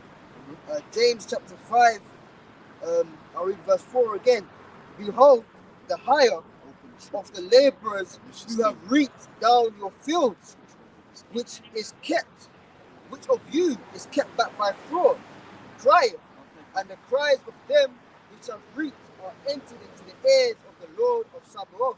Yeah, so the Lord, again, as I've said, the Lord has heard the cries of his children, especially the elect, because you're crying the most. The holy men of God whom he has chosen are crying the most. Not some old, wicked, way left individual among our nation, but the holy men. So if they're crying more so as they are in these days and times, then basically sometime or another you better expect the Lord to react on that. And that time is about to happen real soon, right around the corner. Go on, brother. You gotta read more now. Yeah, and it says, verse 5, ye have lived in pleasure on the earth and been wanton. Ye have nourished your hearts as in the day of slaughter. Right. They have nourished their hearts in the day of slaughter, because they're going to bring the time of slaughter. But what does that really entail? They've lived a well-to-do, fortunate life. A life of having wealth where they didn't have to work a day in their life. Their ancestors didn't have to work a day in their life. Their offspring. Right? So that kind of standard of living is going to be done for them. The kind of life where you can just tell your politicians what to do and manipulate people's money, because the money that we have isn't real money anyway. So they can give a determination, and it's just like going back to like the late 19th century, when they coerced the people to do away with the gold standard, and pretty much because at the time, if people had a certificate, they would take the certificate to the bank and then return it to gold, and they had their gold, right? And that was genuine. That was a genuine currency, because it had a reasonable, value to it. But what we have right now is we have plastic money, especially down here in the UK, and the Americans are holding the dollar, which the dollar just simply is a measurement, and it's just paper. You can't really paper's not valuable to the point of it's not valuable in the sense that it's needed. It's not that needed. Now it has its cause, but it's not needed like that. All right, you can't eat paper. You can't. There's only so much you can do with paper. It's like down here in the UK, the plastic money that we have is called the pound, but it doesn't weigh a pound. So it's fake currency. So if it's fake currency, they can determine what the currency is. And this is why what they're going to start doing in the future, they're going to start hyperinflating the currency, and therefore it's going to devalue. And when it devalues, the prices of the goods skyrocket. It's going to pretty much be equivalent to what happened in Germany with the Deutschmarks, where you had to get a whole you had to get a wheelbarrow of the currency to buy a loaf of bread. Come on, man. So it's going to get back to that, and that's when all hell is going to break loose. People are going to be looting stores and just going buck wild out there. It's going to be buck wild in the realms of the Western Hemisphere. You mark my words. Go on, brother. Right. So it says here in verse 6, ye have condemned and killed the just, and he doth not resist you. Right, and they have condemned and killed the just, and that's what they will continue to do, beginning with the North American Indians in America, and just like how they're killing our people, shooting them down like a bunch of animals, they're doing the same thing, or they have been doing the same thing, and still they do to the North American Indians in the reservations. So they've killed the just. The so-called white man has been known to kill the just, man. And that's why they're going to have to pay for the crimes that they've committed. And it's looking more like that every day. All right? They're drawing near to the point where they're going to have to pay for the wrongs that they have done. Go on, brother. It says, right, ye have condemned and killed the just, and he doth not resist you. Be patient, therefore, brethren, unto the coming of the Lord. And that's what we're doing. As it reads, patience possess ye your souls. So we're just waiting, man. We don't have to go out to 10 Downing Street and bust down the place like the people have to, because the people don't have no ground, spiritual ground to stand on. So they have to go out there and bust down the place. We don't have to. All we got to do is bring out this word, and as we do bring out this word, Timon, she's shaking her head. Well, you won't be shaking your head when all hell breaks loose, right? So as we keep preaching this word, the vibration of the word is pretty much breaking the system down, just like the walls of Jericho. Okay, these devils are going down. It doesn't matter if they're shaking their head or not. Their life is about to be lost. Go on, brother. Right, Matthew 24:32. Now learn the parable of the fig tree. When the branch is yet tender and putteth forth leaves, ye know that summer is nigh. So likewise, when you shall see all these things, know that it is near, even at the door. And you know what proves that it's there at the door? You better believe there's a lot of people dropping dead right now. That's why you see these ambulances going up and down the street. Judgments are happening every single time. You mean to tell me we're not in the time of the end? We're in the time of the end. You know, whether you want to acknowledge it or don't want to acknowledge it or not, it really makes no difference, man. We're in the end of this world. We're in the end of the so-called white man's leadership. That's the time that we're in right now. Now, you could be an individual watching Coronation Street all day, or watching some other bullshit all day, or going into some clubs all day, and you don't see it. Just because you don't see it doesn't mean that it's not happening, man. It's happening in live time. And as we're going live right now, it's happening. As we're talking about. Okay? So I was in that. You go, bro. Yeah, because when I was in hospital, right, one of these nurses said to me that a colleague took the jab, yeah? And on the same day she took the jab, she collapsed on the underground. And, But brother, we gotta be correct because they're gonna strike us. Oh, So so we I say see. Yeah, since she took the so-called vaccine, she collapsed on the ground, and she woke up in hospital with no. And a lot of the nurses are saying that they're not going to take it. And I was in hospital twice, and there's loads of shortages. And loads of these nurses are saying they're not going to take it, and that's going to cause more hell, because if you go in the hospital and there's no one to take care of you, yeah, that has never happened before until maybe World War II. World War II, when they had shortages, Yes, food rations. Yeah, just like before, you said Weimar Republic, where the suicide rate in 1929 was 270,000 people. Astronomical. Yeah, so we see the signs like tornadoes. I don't know if you saw that tornado that hit America last week. Totally destroyed Kentucky. And it was, I saw that. and it was mainly crackers houses, man, and a couple of jakes. Wasn't there one before that as well when it mashed up the Amazon factory? Yeah, that's one the thing. same one, Same one, yeah. You know? So people think that's normal, but that's not normal. It's not. It's not normal. It's To them, that's Mother Nature. Yeah, mother. yeah, Thank Mother you. Nature. That's why this society is mocking the Heavenly Father. So you're supposed to be angry about this stuff. Alright? See a black guy and he's not angry, he's a black guy. He's a this guy. Right? I just want to be saying with Carl, because I've noticed that too. Whenever they have like tornadoes, they give the tornado a name like Katrina or Etna and stuff, and that's all taking the glory away from Yahweh, because he's the one who's behind it all. But when they give him these names like Storm Edna or something, people are just thinking, oh, it's just another storm. They're not linking it with the will of the Lord. They say that it's the geologists that first spotted the storm. You know, like these geologist people, the ones that read the weather and that. Whoever spots it, that's what they give it a name. So if it's like Storm Edna, there's some fucking geologist over somewhere called Edna that spotted it. or Storm Jeffrey. It's like a dude called Jeffrey is the one that spotted it.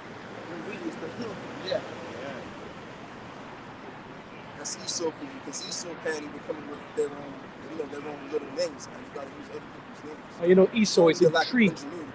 Esau is intrigued with power. Oh, yeah, Because they love to chase these storms, like storm chasers, twisters, tornado, this, even when the volcano, Yeah. they're taking pictures when they see they love to see power. Esau. Spirit though, isn't it? Like it's always climbing mountains, Yeah, doing all this, that's good. jumping out of airplanes, skydiving. What's the other one they do? They call it Bungee jump. That one, but there's another one where they get the little wings. What do they call it? They jump and they've got Yeah, the little yeah, wings and they go like Yeah. really, really fast. Yeah, I know that one. Gliding. Paragliding. No, it's base jumping. They call it base jumping. No, Yeah. you're talking about bungee jumping, right? No, the bungee jumping you've got the rope. Yeah. And Oh, you go okay. down. Yeah. But base jumping is they put these little suits on when they've got little wings and they jump Off the top. Yeah, the wingsuits, and they fly really, really fast. And a lot of them die because when you're falling that fast, you've got no brakes. So a lot of them slam into the sides of mountains and die and shit. But that's Esau's nature. That's crazy shit. I saw that live in Turkey a couple of years ago, right in Turkey. They had this paragliding thing, right?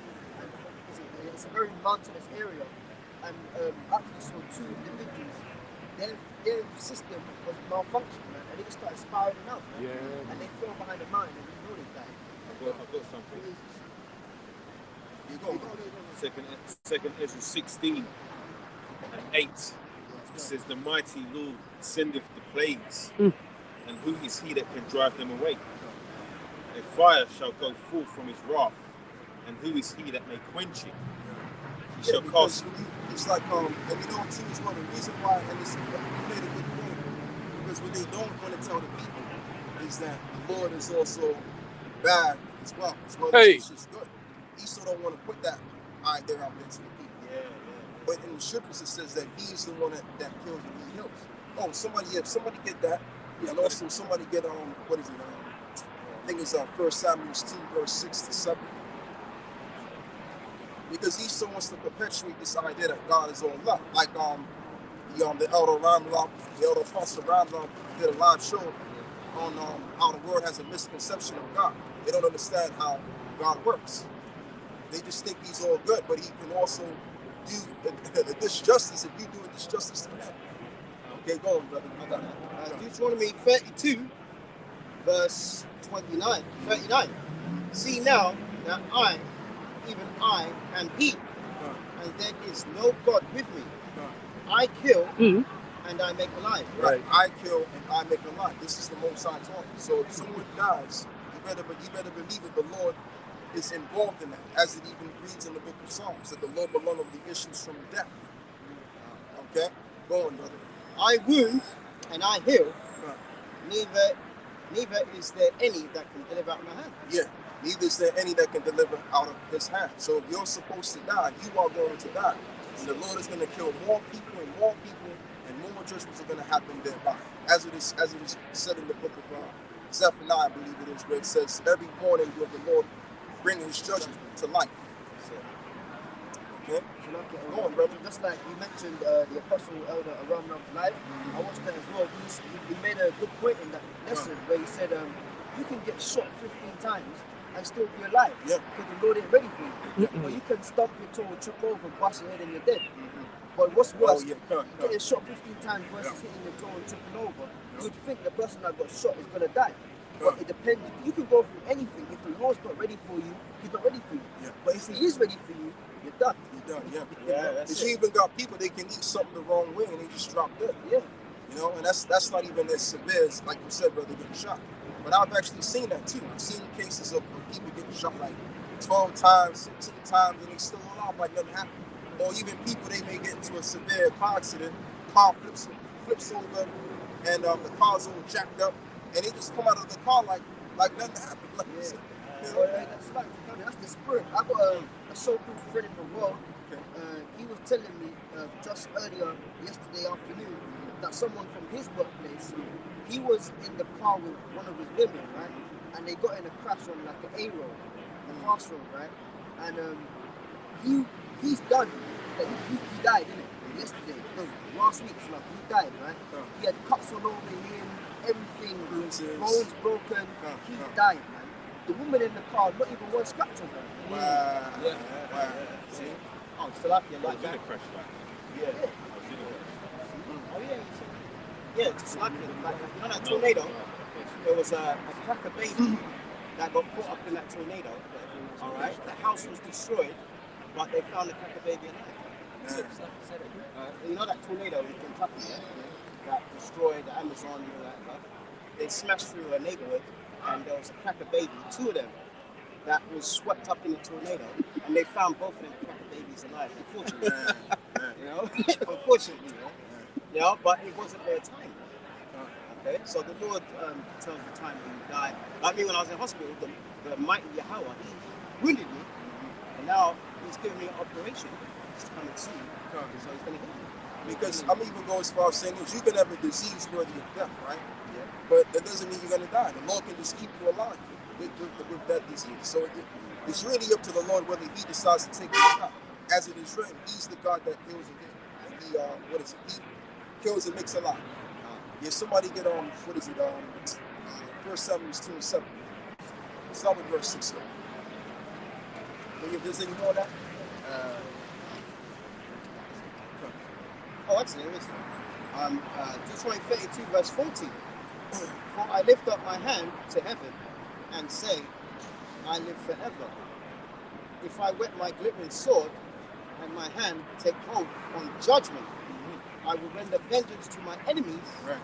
and I'll reward them that hate me. And as we just read earlier before, brother, in Luke 19, verse 27, whosoever will want me to rule over them, bring hither a slave and them before me.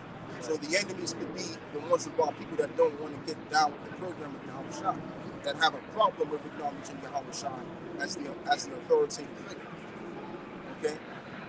But obviously the ultimate enemy of the Messiah is these Romans, which really they're Idumeans by nature, because that's what the Lord has blessed them with. Or should I just say in the Hebrew way, they're the Edomites, man. Yeah, they're the Edomites. Adonai. They're the people of Adonai. I Shashu as well. Go on, brother. Speaking about if the law's not ready for you, right? It's recorded in the Britannica and the Josephus as well. The theologian Tertullian, who is also a philosopher, he reported that the Apostle John, he was boiled in, he got thrown in boiling oil, man. You know, and he should have died, but he didn't. And that's what they said, alright, cool, fuck it, let's put him on Patmos. And he lived out his days. What's the reason why the Lord didn't let him die in that boiling oil? Because he had to receive revelation. Yes. So if the Lord's not ready for you, you can go through anything, you'll still be alive. Yeah. That's why it also says, that everything is possible with the Messiah. And there's nothing impossible. So what we're going to experience in this day of Jacob's trouble, we're going to be able to just go through it. And you may have a brother that may have a missing arm, and he's still walking like nothing's going on. He probably ain't even feel no pain. Because we're going to go through a lot before we get saved. You know? I mean, Stephen didn't feel no pain. So like, when he got stoned, you know, Stephen, he didn't feel no pain, man. He actually saw the heavens open, and he saw Yahweh Shai sitting at the right hand. Or even the Apostle Paul, when they stoned Paul almost to death, he was somewhere else. Yeah. So the Lord can put you in that situation where you're being tortured, but you don't actually feel it, because your mind and your aura is somewhere in a different space. You know, this brother wanted to say something. You said exactly what I was going to say. Apostle Paul when he got stoned. He said so the spirit had to come out another way. I've got a precept there you called for. Shall I bring it? Yeah, please. Right. 1 Samuel chapter 2 verse 7. Yahweh maketh poor and he maketh rich. He bringeth low and he lifteth up. And he raiseth up the poor out of the dust and lifteth up the beggar from the dunghill to set them among princes and to make them inherit the throne of glory. For the pillars of the earth are Yahweh's, and he hath set the world upon them. Yeah, so when it comes to different estates, when it comes to life and death, the Lord is involved in every aspect of it. You know, and that's the level that Esau wants to be upon. But Esau, again, come on, man, like Esau is creating this technology on the basis of being a mere mortal. It's mere mortal technology. It's not godlike technology. Like, Esau can't do anything rather than what the Most High has delivered unto him for him to do. That's it. Like, it is what it is, man. This is his time to exalt himself for a particular point in time, and he's going to go down as well as his well. So we're going to go back to James 5, and we're going to finish off on that. And like you were saying about the technology, right? We read it earlier. He wants to make himself like the Most High, but there's always a cap to his how far he can go. Yeah. Because even with the MOTV, what if the servers go down? Right. That's it. He ain't got no more connection to know what the hell's going on. Right. You know. And speaking of that as well, sometimes, man, you see, because Esau makes these televisions and phones. Sometimes your phone don't even work, but he want to put an implantable device in it. So if these things can't work, then how much more the implantable device is not going to work? So even on the technology that they're merging in, and it's going to be faulty, man, because they're bare mortals, they're not perfect. They wish they want to be. They wish to be perfect. Like he was reading about what was it called, man? This nigga Jeff Bezos, which I believe he's a Scumalakite, right? Yeah, definitely. And he's on the quest of finding everlasting life. Oh yeah, that article. Yeah. You know, so I mean, these people, they want to take it there, but the more they won't allow them to go there, because that's really for the saints of the people. James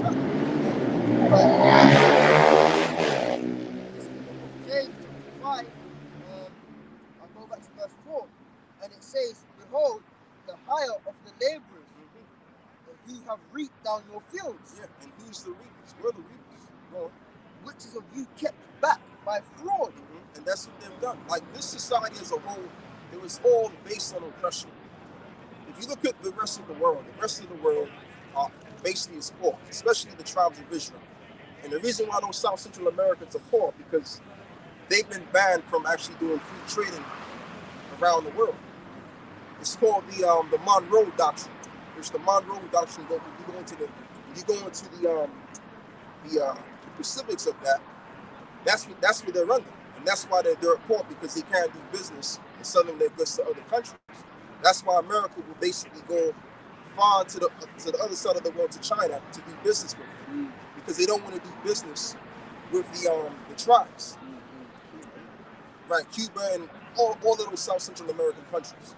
Go on, brother. And it says, "Crieth and cries of them which have reaped and entered into the heirs of the Lord of Sabaoth." Yeah, and meanwhile, as he's oppressing you, he just wants you to work and work and work and work, and then give you very little back in return for your labor.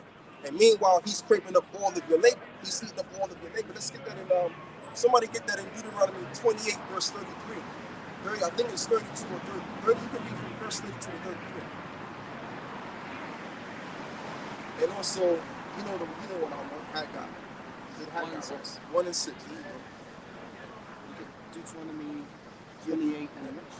32 to verse 33. I think it's from verse 32. No, excuse me. 32 to verse 34.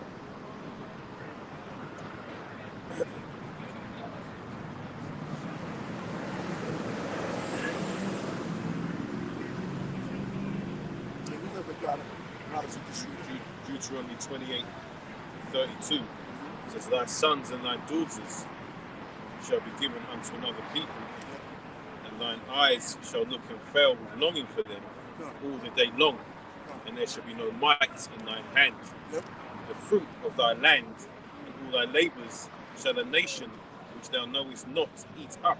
That's what they're doing. That's what these devils have been doing. They've been eating up all of that which is what we've labored for. And that's why it also says in the book of Wisdom of Solomon that they've made no account for his labors. They didn't even actually give us the respect that they've given us, including in terms of what we've done for the system. Right? But we want to deal with the point of how these devils have been oppressing the tribes of Israel, just wanting us to be just slaves and workers and laborers to prep up their system, but don't want us to succeed in a society. Right? So that was the curse. So that's all we need, brother. Listen, Haggai 1 and 6 now. Right, Haggai chapter 1 verse 6. Ye have sown much and bring in little. Ye eat, but ye have not enough. Right, you eat, but you have not enough. You're sowing much, but you get back very little. Going. You drink, but ye are not filled with drink. Ye clothe ye, but there is none warm. Right.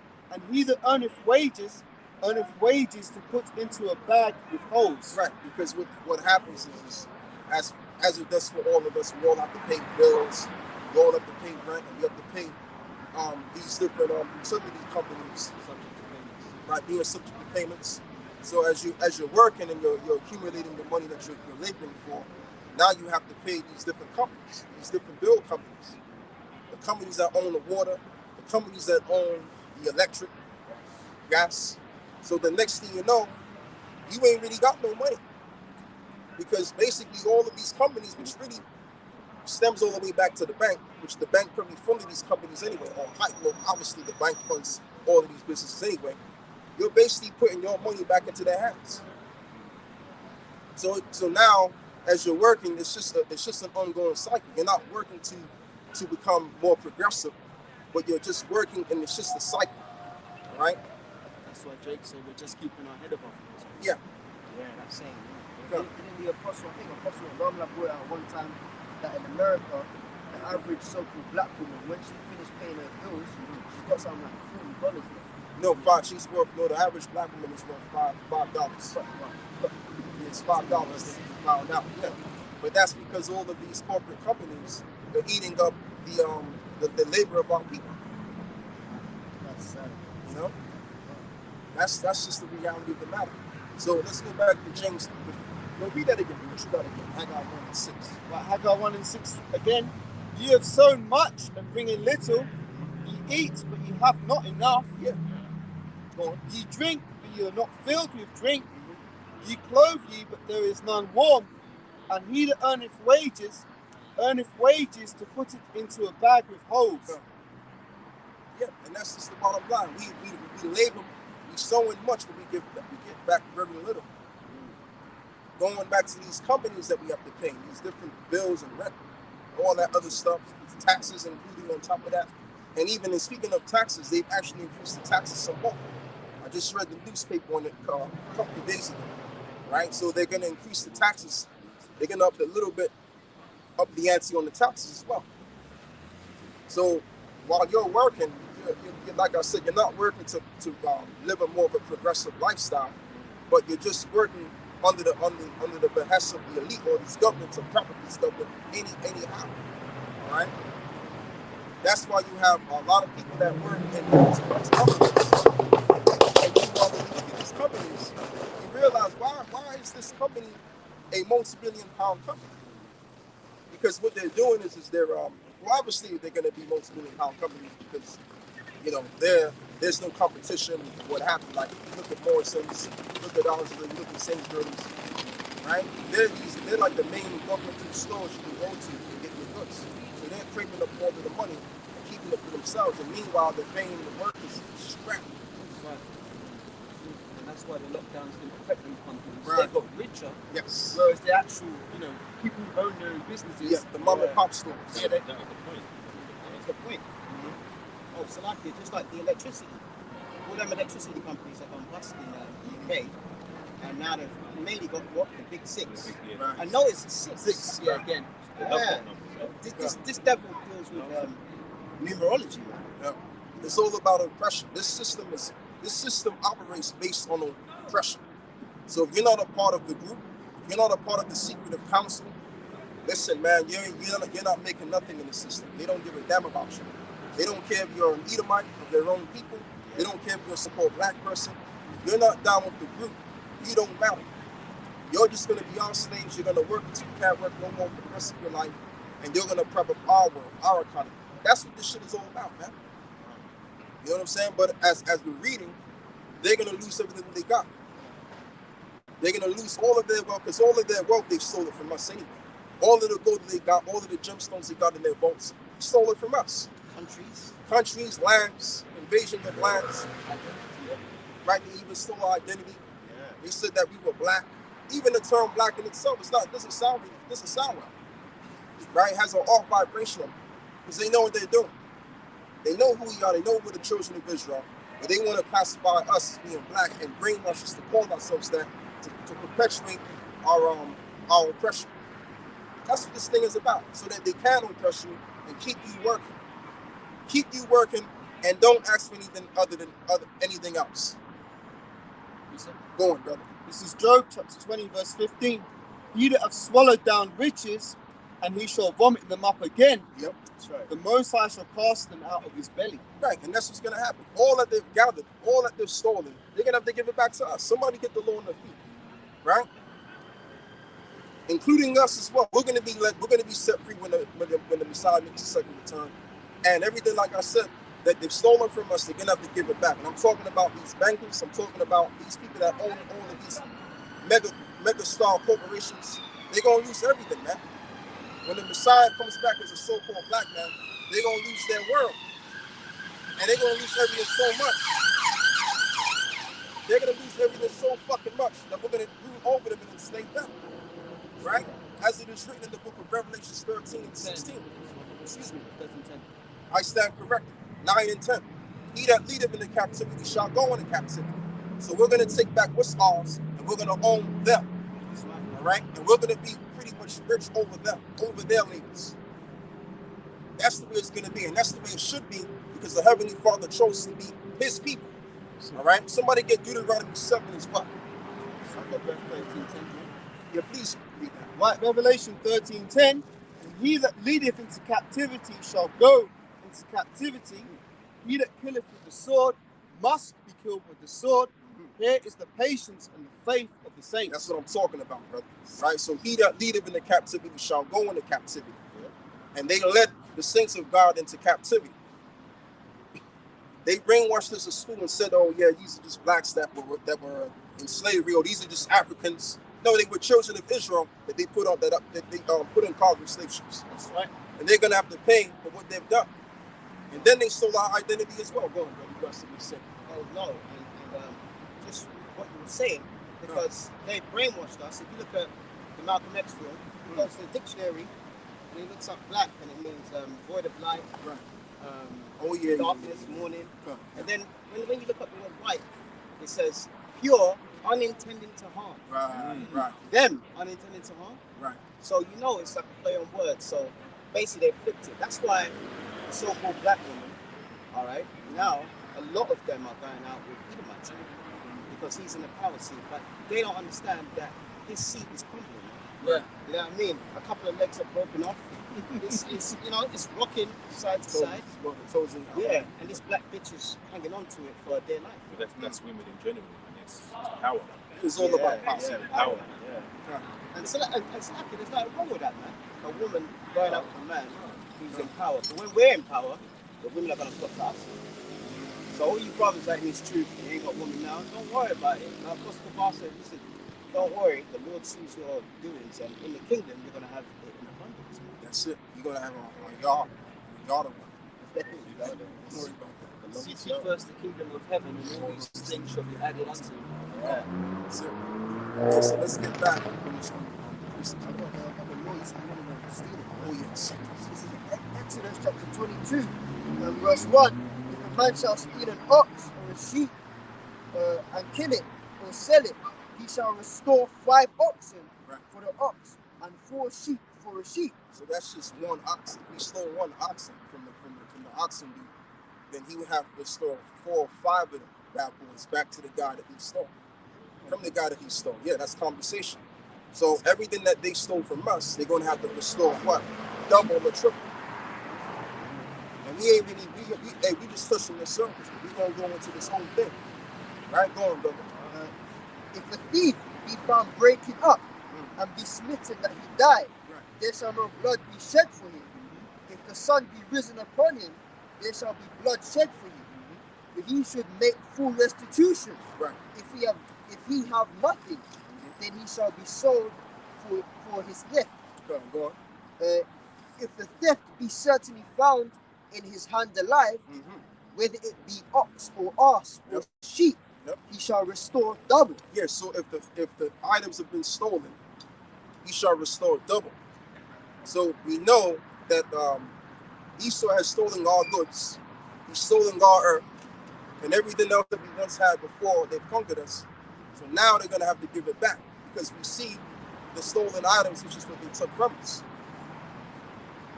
So how are we going to get everything back when the Messiah makes a second turn? That's another reason why the Messiah is going to make a second return as well, so that the Lord can restore everything that was taken from us, including us as well, so he can take us out of captivity too. All right. So these leaders, as they should already know, they only have a limited amount of time, and that limited amount of time is cutting shorter and shorter and shorter. Tick tock, tick tock. That's what's happening. All right. It's not much sand in the hourglass. Yeah. This is especially for Esau. This is Exodus 21:16. It says, "And he that stealeth a man and selleth him, or if he be found in his hand, he shall surely be put to death." And we have been still found in his hand. And we are still found in his hand, because these same mega star corporations, which probably back in the day they owned slaves anyway, because a lot of us were taught that every so-called white person owned a slave, but they actually didn't. It was really the plutocracy of the group that owned slaves. It was basically about 3 to 5% of them bad boys that owned them. So the same people that own slaves, because they've had the money to do so, are the same goddamn people that own these corporations and that are telling people what to do. And to be precise, and I beg to believe it's probably those 1948ers that more in particular own the slaves. Those 3 to 5%, which are ruling which is governing this world today, including your politicians as well. And if I could just say, for those who don't know, up until 2015, residents in the UK that were paying taxes were paying compensation. To them slave owners. Right? Yeah. So that means even us standing here, we're doing that. Imagine that you're paying compensation to your oppressors. I mean, like this man is unjust on every level. That compensation should have been brought to us. Reparations. But what they done was, like the brother said, they basically compensated those wealthy individuals that own the slaves. But it's okay, they can keep what they have, because that's all blood money anyway. You don't want them to do it. You don't want them to do that. That's ill-gotten gain, so they can hold on to that, and that would then be their curse. We don't want none of that. They keep that shit. Go on, brother. Yeah, you can say something. Yeah, like when they deported us from this country, so-called Great Britain, they made a company called the Royal Africa Company. Right. All right. That was shipping us out, and there's a program called Britain Slave Secrets, and a cracker, the historian cracker, went to Bristol, and he said, "I want to dispel the myth that average whites did not benefit from slavery."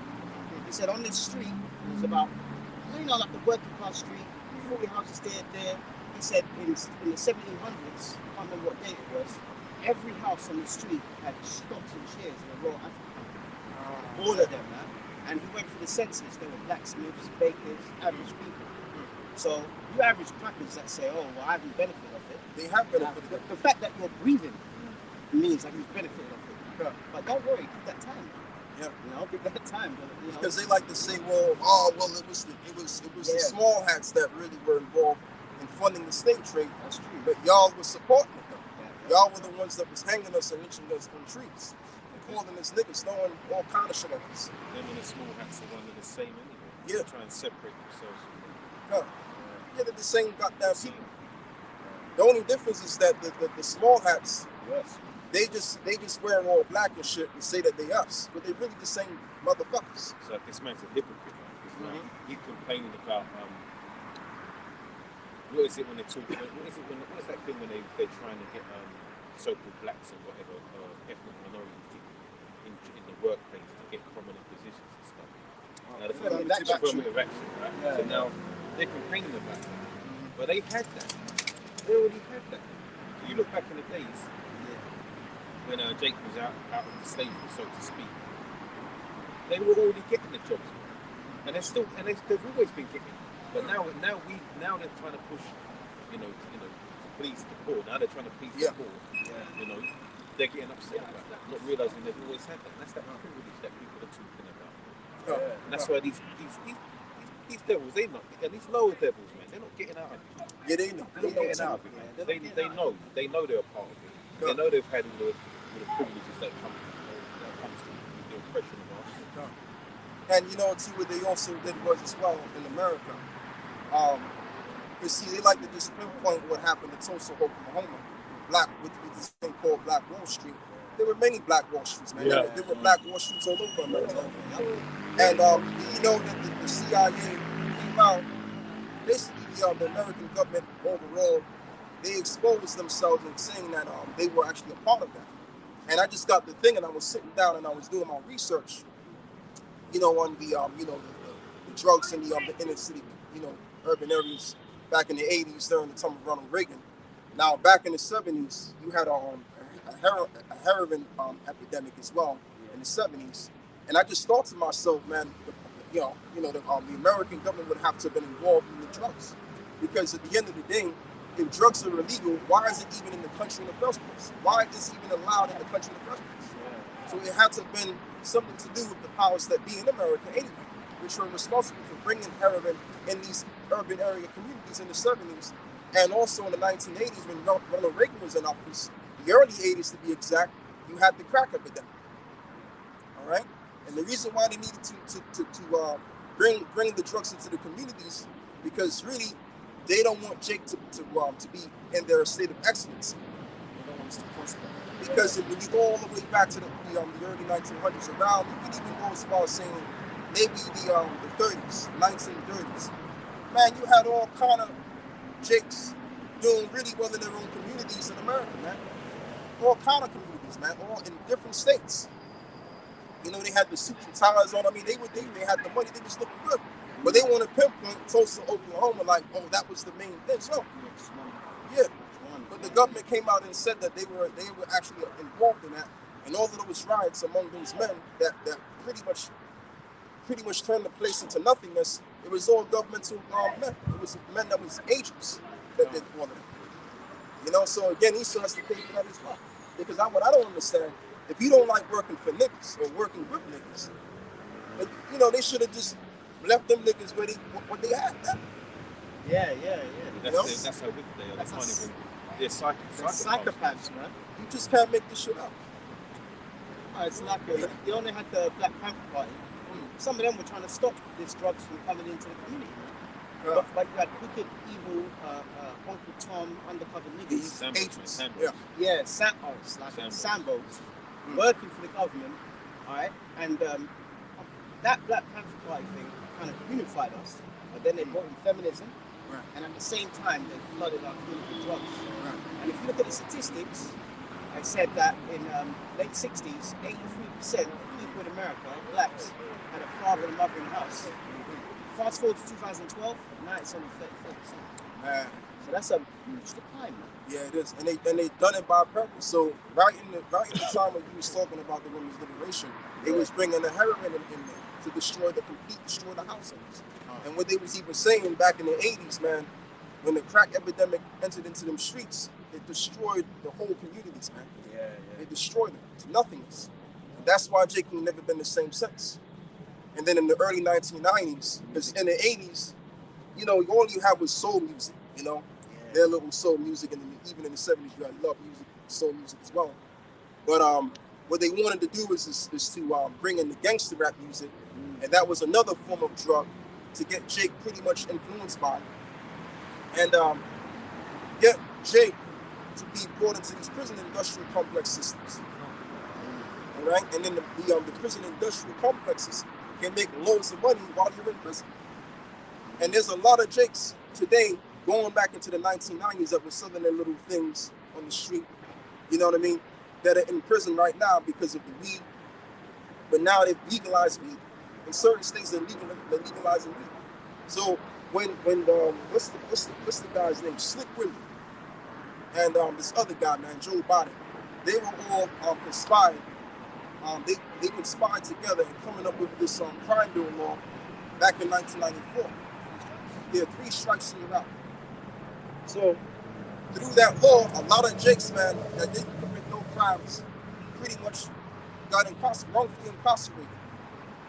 Okay, even going back into the 1970s, you got Jakes that were wrongfully incarcerated as well, but crimes they didn't commit.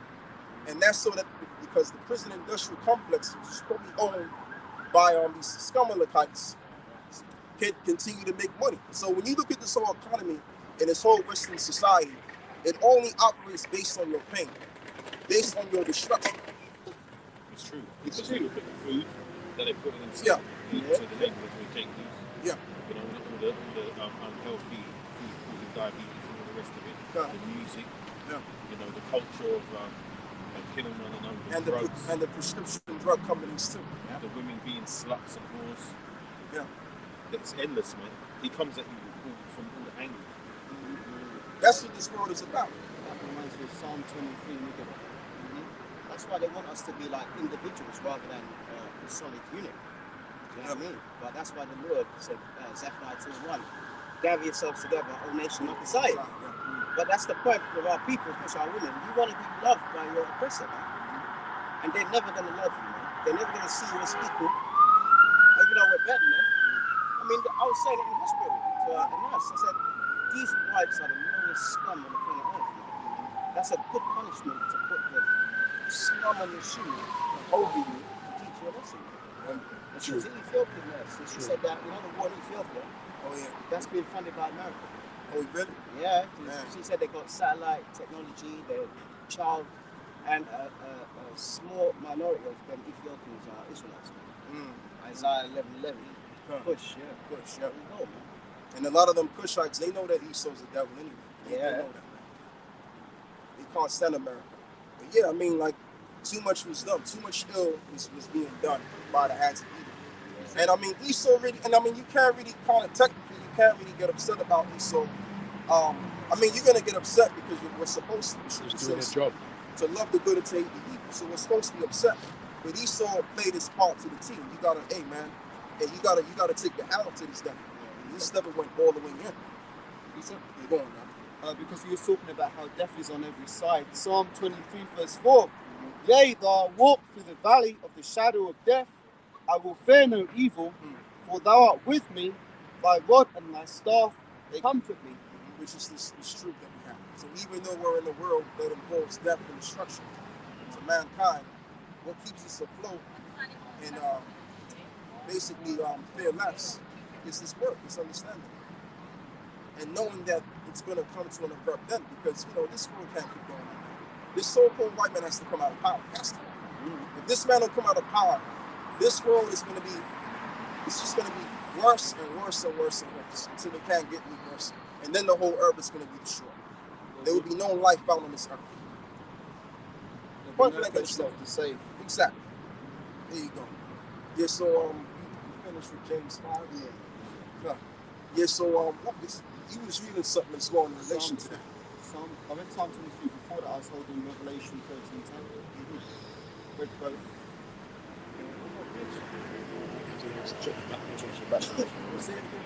17. Oh, it's double it. Yeah, you got to do it twice. I didn't know how to do it once. Okay, you go. Job 14:5 says, seeing his days are determined, the number of his months are with thee. Oh yeah, Job, we was Job 20. Thou hast appointed his bounds that he cannot pass. Yeah, exactly. So there's a limited amount of time when Esau can rule the earth for and do his wickedness for, right? And when you read, you can't really get Revelation 20. And I think you can begin by reading verse 1 and maybe verse 4. Because you know, a lot of people have got so hypnotized under this so-called white man that he's just this apex individual. He's just this A1 human being on the earth and can't nobody take him down. But he's going to be taken down, man. And now the nations are actually starting to realize that this man is the devil and his world is crumbling apart. That's why you got China making fun of America now, talking about how the American people need help. You know, with their food and shit, because they can't afford to get food. Go on, brother. Go from verse 1. I think it's verse 1, yeah. Revelations 20, verse 1. And I saw an angel come down from heaven, having the key to the bottomless pit, and a great chain in his hand. And he laid hold on the dragon, the old serpent, which is the devil and Satan, and bound him 1,000 years. Yeah, so this man was in slavery under us for a particular point in time. I mean, that's a history that this brother knows about, and I know some of that history myself as well. Go on, brother, but not like this brother. Verse 3.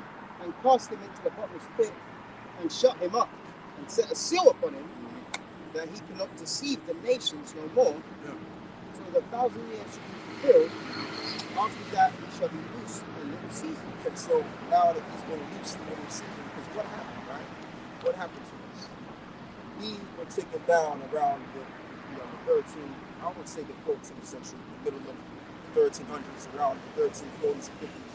And it had to do with this Black Death. Now, you know what I'm thinking, brothers, right? And I'm gonna say this out loud. Now, don't take this as gospel truth, but this is just my little analysis. Because right now, they're talking about this virus is floating out in the midst of the air, and we know that people that are are declared doctors, and they got their credentials.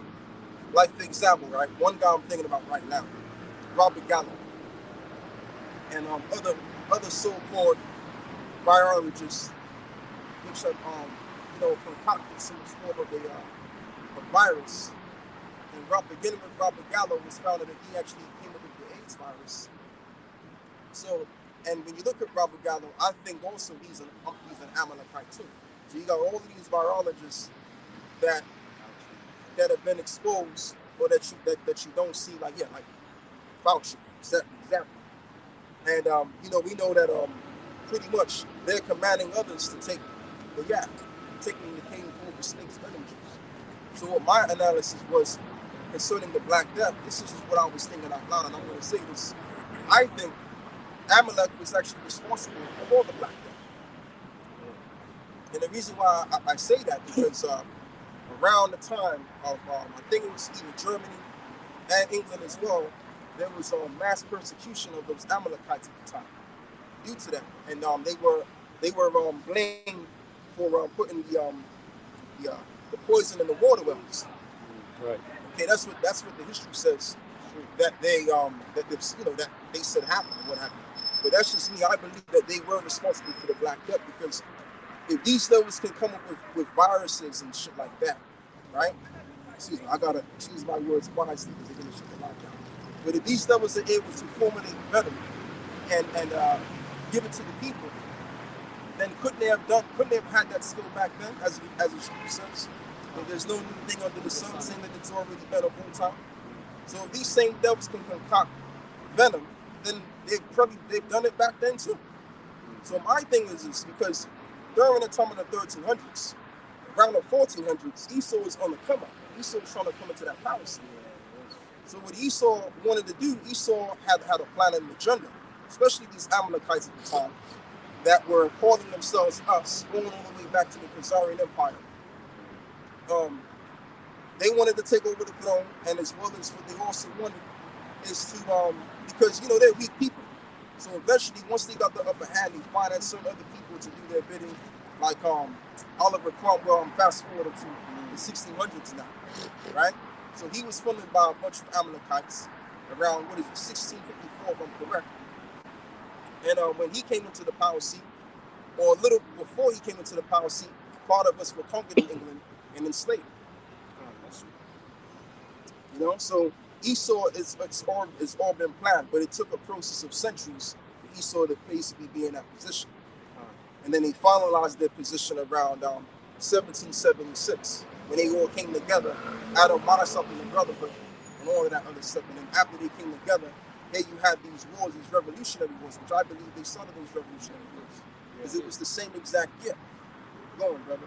You're right, because they're in York, right, which was the main capital of when we were ruling this country. There was a pogrom that our people did against the Amalekites, right? They ran to the castle in there to get help from the king's guards, and our people were outside. The ones that got inside the castle, all right, when they were bashing the door down, they committed suicide, and then the rest of our people went in there and killed every one of them. So when you go to York, there's a castle, shaped like a 4-leaf clover. There's a big plaque out there commemorating it with a Jewish so-called Star of David, commemorating them. Because in the Middle Ages, we called them infidels, because they were unbelievers, man. So that there's a lot of perpetuity to that. But our main problem back then was because of the labour shortage of the pandemic, we gave them opportunities. Just like how they're giving us so many opportunities now, diversity and pretending to like us. Out of necessity, we had to do that. So over a period of time, they outnumbered us. And you know what I was thinking when I was reading a little bit into the history among those Amalekites, we were treating them pretty like shit. Yeah. Back in the day. And that's why they're using their system and treating us like shit. Basically getting us back for what we did to them. But we going to basically pounce on their ass again. And this time they're not going to have the upper hand anymore. We're going to straight fuck their asses up. Yeah. And the main thing that's going to happen is that we're going to be on the Heavenly Father's good side, the right side, because in the Middle Ages we were doing a lot of wickedness. Yes, it was. You know, Knights Templar, that was us. You know, and the round table. Yeah, the round tables and the Crusades. You know, making Islam. Yeah, we made Islam. Man. Oh yeah, because you had this nigga, what is it, Saint Augustine? Saint Black Augustine nigga. Yeah, that was around. I think they founded that church around what is it, the third century, 8 AD, around 350, some shit like that, right? So they came up with this Roman Catholic. The reason why you have the Roman Catholic Church right now, because that Roman Catholic Church was basically brought back by Jake. See, Jake made everything, man. Jake formulated everything. And under the Roman Catholic institution at the time, as you said, they concocted Islam. So Islam is actually a Jake religion that Jake concocted. And that's why we're suffering as we're suffering right now, man. Yeah. Due to the amount of wickedness we did in the Dark Ages. You know, and then you had these other niggas among the Council of Nicaea, which was commissioned by Constantinople, and what they did was they refabricated and put a new spin to what was being taught 2,000 years ago. Sun worship, being on Sunday, all that kind of stuff. Yeah, man. But behind closed doors, they were drinking blood. All right. They had Catholic churches underneath. The churches had basements. I think one of the Henrys, Henry VI or whatever, he got his men and went into Knights Templars churches and destroyed them. Tried them, hung on them, and that was the end of that Knights Templar. But on TV now, what do you see? Crackers, man. Ain't no cracker gonna go over there to Jerusalem to fight for the land. What have they got to do? Jerusalem is what? The mother of us all. That's our homeland. That's it. So we're gonna get back on. Go back to Job 20. Right. Job, we just read James 5 about the wealth, so we're gonna go back to this now. Yeah. Job 20 verse 15. We have swallowed down riches and shall vomit them up again, and the Most High shall cast them out of his belly. And the Most High shall cast them out of his belly. So all of the wealth that they've gone into themselves, they're going to lose it. The Ralph Travers, the Oppenheimers, the Gettys, the Schiffs, the Bushes, the Morgans, all of these individuals that's living fortunate today, they're going to lose everything. They're going to lose their standing of living and telling people what to do. We're going to be telling them what to do. All right? And as we're telling them what to do, we're going to have a boot up their ass. That's right. And it's going to remain there. Can't go on, brother. Yep. And with spikes on it, by the way. Jumping down to verse 18. That which he labored for he shall restore, and he shall not swallow it down. And he shall not swallow it down, Lord. According to his substance he shall the restitution be. Right. According to his substance, restitution shall be. So he's going to have to give everything back and have nothing back in return. So now we're going to get back to the law on the thief. He was in the book of Exodus. Verse 22. Exodus 22, from the top. No, where you left off. Okay, the point. Right. There's some more meat on that bone. So chicken bone. Exodus 22 and 4. If the thief be certainly found in his hand alive, whether it be ox or ass or sheep, he shall restore double. Right. So remember, we just read before that if the theft be found, in other words, the stolen items are found, that it shall be restored back onto the guy which was stolen from. So we got that. We got that. Covered as well.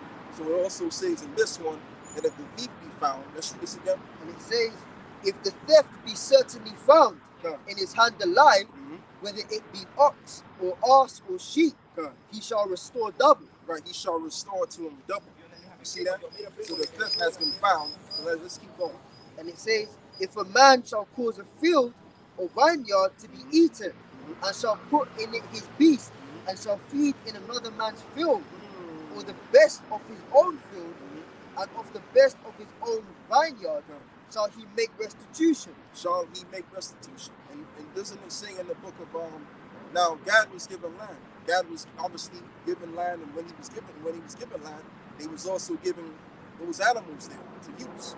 But what did Esau do? Esau went towards the land of God and removed all landmark, which that goes into a law in Deuteronomy the 15th chapter. And then now, because they're taking over that land, now they're growing whatever they're growing on God's land. So as we just read, the theft we found, he shall restore double. Okay, because the Lord blessed God with that land, a large land from America to what is called Canada today, which really, that whole entire land was called Canaan, the land of Canaan at one particular point. That's why if you go up north, it's called Canada.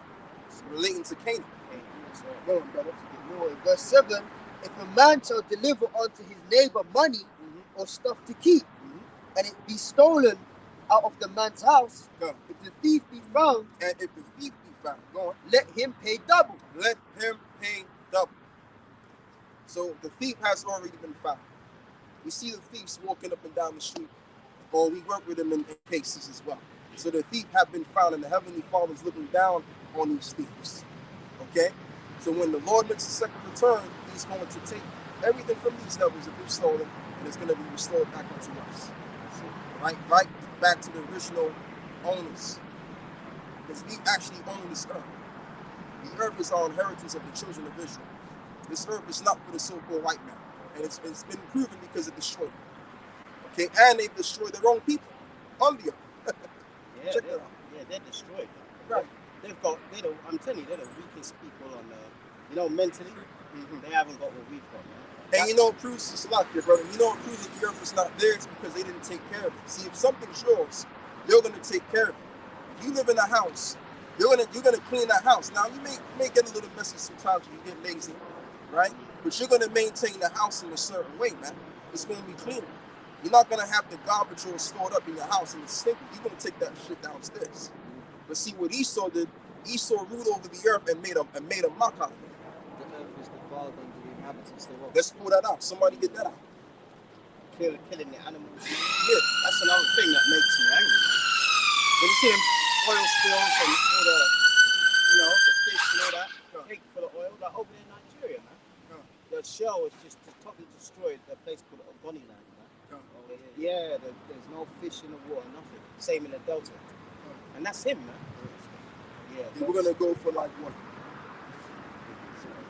6 hours, man. All right. Yeah, we'll close it around now. You ready for this? Isaiah 24 verse 5.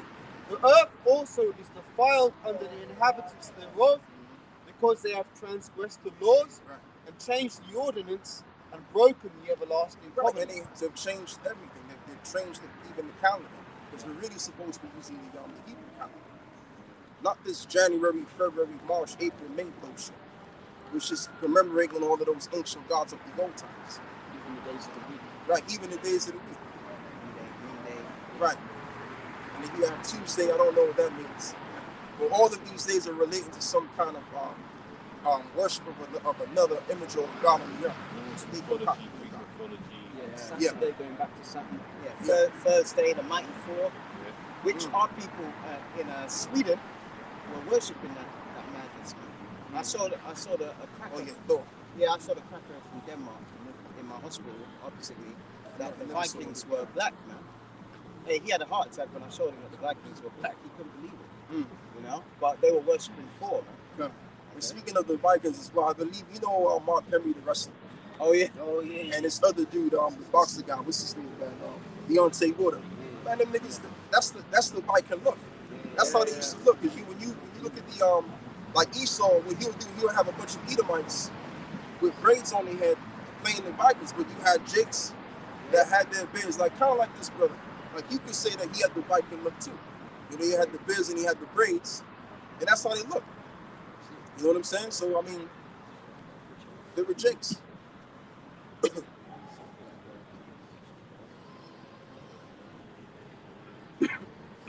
Well, yeah, brother, continue to read what you got. Right. So, we're back in Exodus chapter 22, and I'll read verse 8 again, or verse 7, if a man shall deliver unto his neighbor money or stuff to keep, and it be stolen out of the man's house, if the thief be found, let him pay double. Right. Well, if the thief be not found, then the master of the house shall be brought unto the judges to see whether. But that don't have to be done because we see the thief. We see what's going on. You know, and Yahushua sees what's been happening from past even to the present moment. The Lord knows what the deed is with this devil. And the Lord knows that everything was stolen from us. Go on, brother. So guess what? When Yahushua comes back, he's going to take this man down and take him to the Liga. Go on now. What's up? Can you show it to the camera? Yeah, you can. Yeah. See Black Vikings? No. The Jakes. Yeah, just to show it to the camera. Yeah, so see, Black Vikings, true myth, man. You know? True myth. Black Vikings, man. Middle Ages. Alright? That's why it says, blessed are them who read it. Once you come to this truth, you start to get that bug, man. You know? You see, the thing is about that is the Edomites, right? They're being denied of that because they're everybody. So we can't be in anybody. Yeah. So the trick is that we are more than they are. You know what I'm saying? And you know, their role is minimal. No, you just like it, bro. That's what it is. No, you got it, brother. You got it. I was just going to say their role is really minimal. Any identity they have is stolen. Yeah, that's it. They stolen it off of other cultures, even Slaki, you know, the surfing culture. That was done by Jeffites. Oh, yeah. Over there, and their so-called nobles or whatever used to have surfing boards and used to go on the water. And then this man basically copied them. They call themselves Europeans, but we was running. Yeah. On the topic of surfing, just as you mentioned it, there's that song by the Beach Boys called Surfing USA. Yeah. They actually stole that song from, what's that guy's name? Oh, this Jake guy, his name escapes me.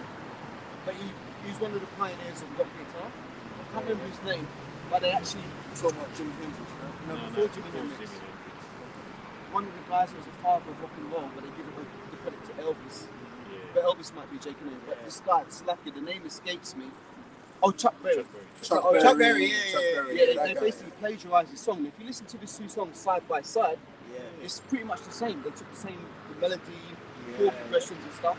So, you know, they stole the surfing culture, but they also made the song, and that song was plagiarized. And you know, too, I just want to respond to what you two brothers were saying on that. And you know, the reason why Esau, the ultimate reason why Esau says that he's everything, you know why? Because in the reality, he's quite contrary to everything. That's the villain. He's always been addicted. Yeah. And what I mean by that is that these devils have little to no history. The so-called white people really have little to no history. When you really research the real history of them, they don't have that. Yeah. And I mean, it showcases in this reality today, in this present moment, because they lack ingenuity. Like what so-called white people do, they'll see something and they'll copy it and act as though they made it up themselves. But they're just copycats because they don't have the brain. They don't have the brain power or they don't have their brain cells working to come up with anything anyway. Thomas Edison's a prime example of that. Yeah. Right. Right. Exactly. So that's why these devils steal everything, because, like I said, they just don't have the bodily function to actually produce anything. Or basically death anyway. Wickedness. Yeah. Oh, brother, if you got any more precepts, you're gonna get us. I've got a question for Yakel, yeah? Why were we wicked back in the time? What was the purpose of us being wicked? Oh, in the Middle Ages? Yeah, in the Middle Ages, yes. The Middle Ages, everything comes down to foundation. Right. You know what I mean? Like, you know, when we talk about Roman Catholic Church, Constantine was a wicked, evil nigga. Yeah. All right? We're not going to lie to you. Listen, one thing we won't lie. And if you have a belief system that is based upon wickedness, what good can come out of it? That's the reason why, if you look at all the wars we had, it was not against conquest of other races, not that much, some, but it was mainly against each other. You know what I mean? And you had the North against the South. The North against the South? Yeah, down here. Yes, Scotland. Yep, Scotland, yep. The Scots, who are Benjamites, were fighting the Anglo-Saxons for hundreds of years. Even in the Crusades, Wasn't that the Maccabean Wars as well? Huh? They were Jakes, weren't they? Yeah, the Maccabean Wars, yeah. Scotland. But in the Middle Ages, the so-called white man was so low on the totem pole, we just laughed at him. You know what I mean? He used to, that book I have, Nature Knows Our Colour Lines. It said in around about the 10th century, they whites fought marriages with the Moors and honor, and they would give their women to our men who were in positions of power if they were pretty. Tall, dark, and handsome. Yeah, tall, dark, and handsome. That's what that term goes Yeah. back to. So that's why you have to understand that period of time, our sins were so much that the Lord said, right, I had enough. That's it. Okay. Taking you out. Yeah, taking you out. So it wasn't after that era we went into slavery, and rightfully so. Once you find out, rightfully so. And that was all from the curses, but that was always prophecy. Oh, Salaki, that curse was it? The eye will be evil. Yeah, the eye will, Deuteronomy 28:4, your eye will be evil towards your own brother. And that's how we were in the Middle Ages. So when we were going down and we had to unite to fight them, there wasn't much unity, man. And our numbers were low. So yeah, because of the Black Death, which I believe those Amalekites are responsible. Like a lot I of said, people thought that as well. In the books we've been reading. I think that happened, brother, because I mean, it's no coincidence that the same Amalekites are formulating these venoms as they do so. Yeah. You know, so I mean, They gave the blankets to the oh yeah, the North The American North Indians. American Yeah, Indians, yeah. that's their nature, isn't it? Yeah. That's right. I got precepts. Alright, this is John chapter 10, verse 10. The thief cometh not but to steal And to kill. and to kill and to destroy. That's what this devil. Oh, no, go Oh, exactly. That's what he's done. He's killed us, he's destroyed us mentally, and he's taken our nationality. Yeah. Which yesterday there was a program about them gut rats in our homeland. You can't even believe the wickedness they're doing to them Arabs. Do you know what I mean? Oh yeah, those people in Yeah, Palestine. Yeah, Palestinians, and some of them, a small minority of them, are people as well. That's why a lot of them have got sickness like you. And you know too, I have seen some like teaching in Brixton with the water years ago. I remember a couple of Palestinians came over, and I was like, man, this thing got the vibe of the Israelite. Man. Yeah. So you got a lot of them that are jakes too. Jakes, you know? So that's what he does, to kill, steal, destroy. But I have come that they might have life, and they might have it more abundantly. That's why Yahweh Shah got to take this man out of the way so he can produce life in the earth for the Israelites. That's it. Verse 11, I am the good shepherd that giveth his life for sheep. And That's then- brother, that's all we need, man. That's all we need. And in the Middle Ages, we didn't really respect that. We used the Messiah as like some kind of whipping stick to put power over people. All right? So we weren't righteous. Yeah, I want you to finish a couple of verses on Job 20. Right. So Job 20, back in verse 18, that which you have laboured for he shall restore, and shall not swallow it down according to his substance. He shall the restitution be, and he shall not rejoice therein, because he hath oppressed and hath forsaken the poor. He hath oppressed and forsaken the poor, which the poor represents us as a people. Yep. Because we're the least in this economy right now. Go on, brother. Because he hath violently taken away a house which he builded not. Right, he violently have taken away a house which he builded it not. What did they do to Gad and Reuben? They stole their houses. Yep. And I mean, you can only but imagine the amount of death that this death was brought to them so-called North Americans. Just by one state, that's a lot of people. So conquering all little states, that's a lot of blood on. They got a lot of blood on their hands. And really, the American flag has blood on it anyway. It's a blood flag. All right, that's what that shit is. And then they brought us from wherever they found us. Some of us from West Africa, some of us from the interiors of Europe, brought us to the new land and lynched us and just did all kind of brutal things to us as a people. They're shedding more blood. Go on, brother. What we're gonna do is we're gonna read this. And we're gonna finalize it with Numbers 23, not Numbers 23, Numbers 35 and 30. Go on, brother. Right. It says, surely he shall not feel quietness in his belly, he shall not save of that which he desired. Yeah, so I mean, that's what we pretty much need. The so-called white man, he's going down. And we see him going down Lord willing, this year. Lord willing. Yeah. And if not, you know, like this brother said, we're going to see a lot of judgments occurring, intensifying, which is going to pave the way for the ultimate Son of Man to make a second return to severely judge his people. So we're going to leave out with this. All right. Numbers 35 verse 33. So ye shall not pollute the land wherein ye are. For blood it defileth the land, and the land cannot be cleansed of the blood that is shed therein, but by the blood of him that shed it. And that's it. So these devils are going to be destroyed. Their blood will be shut down. That's in the book of Ezekiel 35. But you know, if brothers want to bring it up, we can bring that out. But we're going to close out. You know? But if you got that, we can bring that out. Or if you got some other precepts.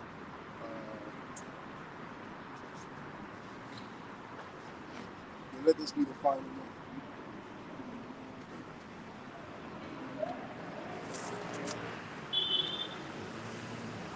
Lamentations 4 Oh, and 21. Alright?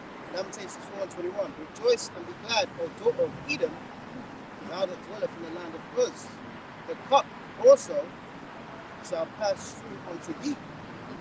Alright? And that cup is what we had: slavery, oppression, curses. Yeah, curses, people looking down on us. All the curses that we're under is going to go on to the Edomites and the other nations. So they're going to have sickle cell, and they're going to be in hospital, and I'm going to give them paracetamol. All right? But that's what they want to. I'm telling you, the wickedness, that video I did, you'll see it when we review it. The wickedness. That looked like a damn good. I'm going to check that video. Yeah, check it out. The wickedness that they're doing to us in the hospital. Even a paramedic girl. A paramedic can't get morphine too. No, we're not going to give them things like morphine to comfort their pain. We're going to give them paracetamol and push them back to the cotton fields. All right. So the cups are also passed on to thee. Thou shalt be drunk, and thou shalt make thyself naked. All right. Verse 22. The punishment of thine iniquity is accomplished, O daughter Zion. So we have to understand. We need to just read up a bit. Read up. Yeah. All right. Lamentations 4 and 22. The punishment of thine iniquity is accomplished, O daughter of Zion. He will no more carry thee away into captivity. He will visit thine iniquity, O daughter of Edom. He will discover thy sins. So everything that we're going through, they're going to go through, but double. And that's something that should comfort you when you're reading these scriptures.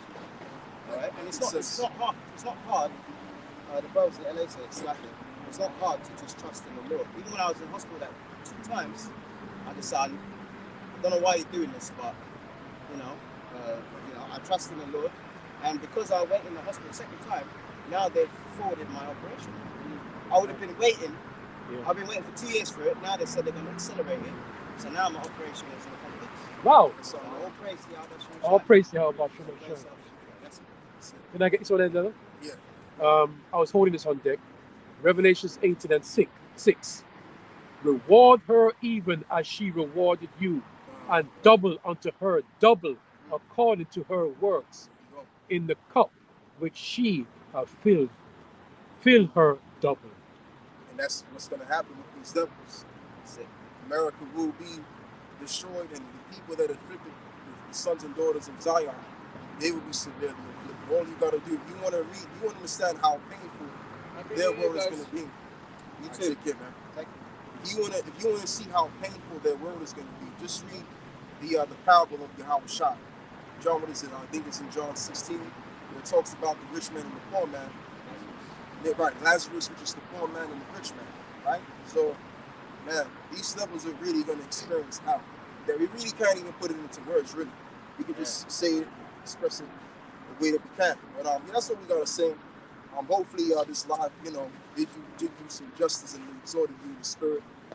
First and foremost, we want to give all of the praise and the glory to the Most High and the Son. Yahweh, Bashem, Yahushai, Bashem, Ruchakudash. War about the ball. War, Kwam Yasharala. Death to America. Yeah, Shalom, man, Shalom. I was watching that live stream yesterday. Yeah, I was watching it. I was just wondering.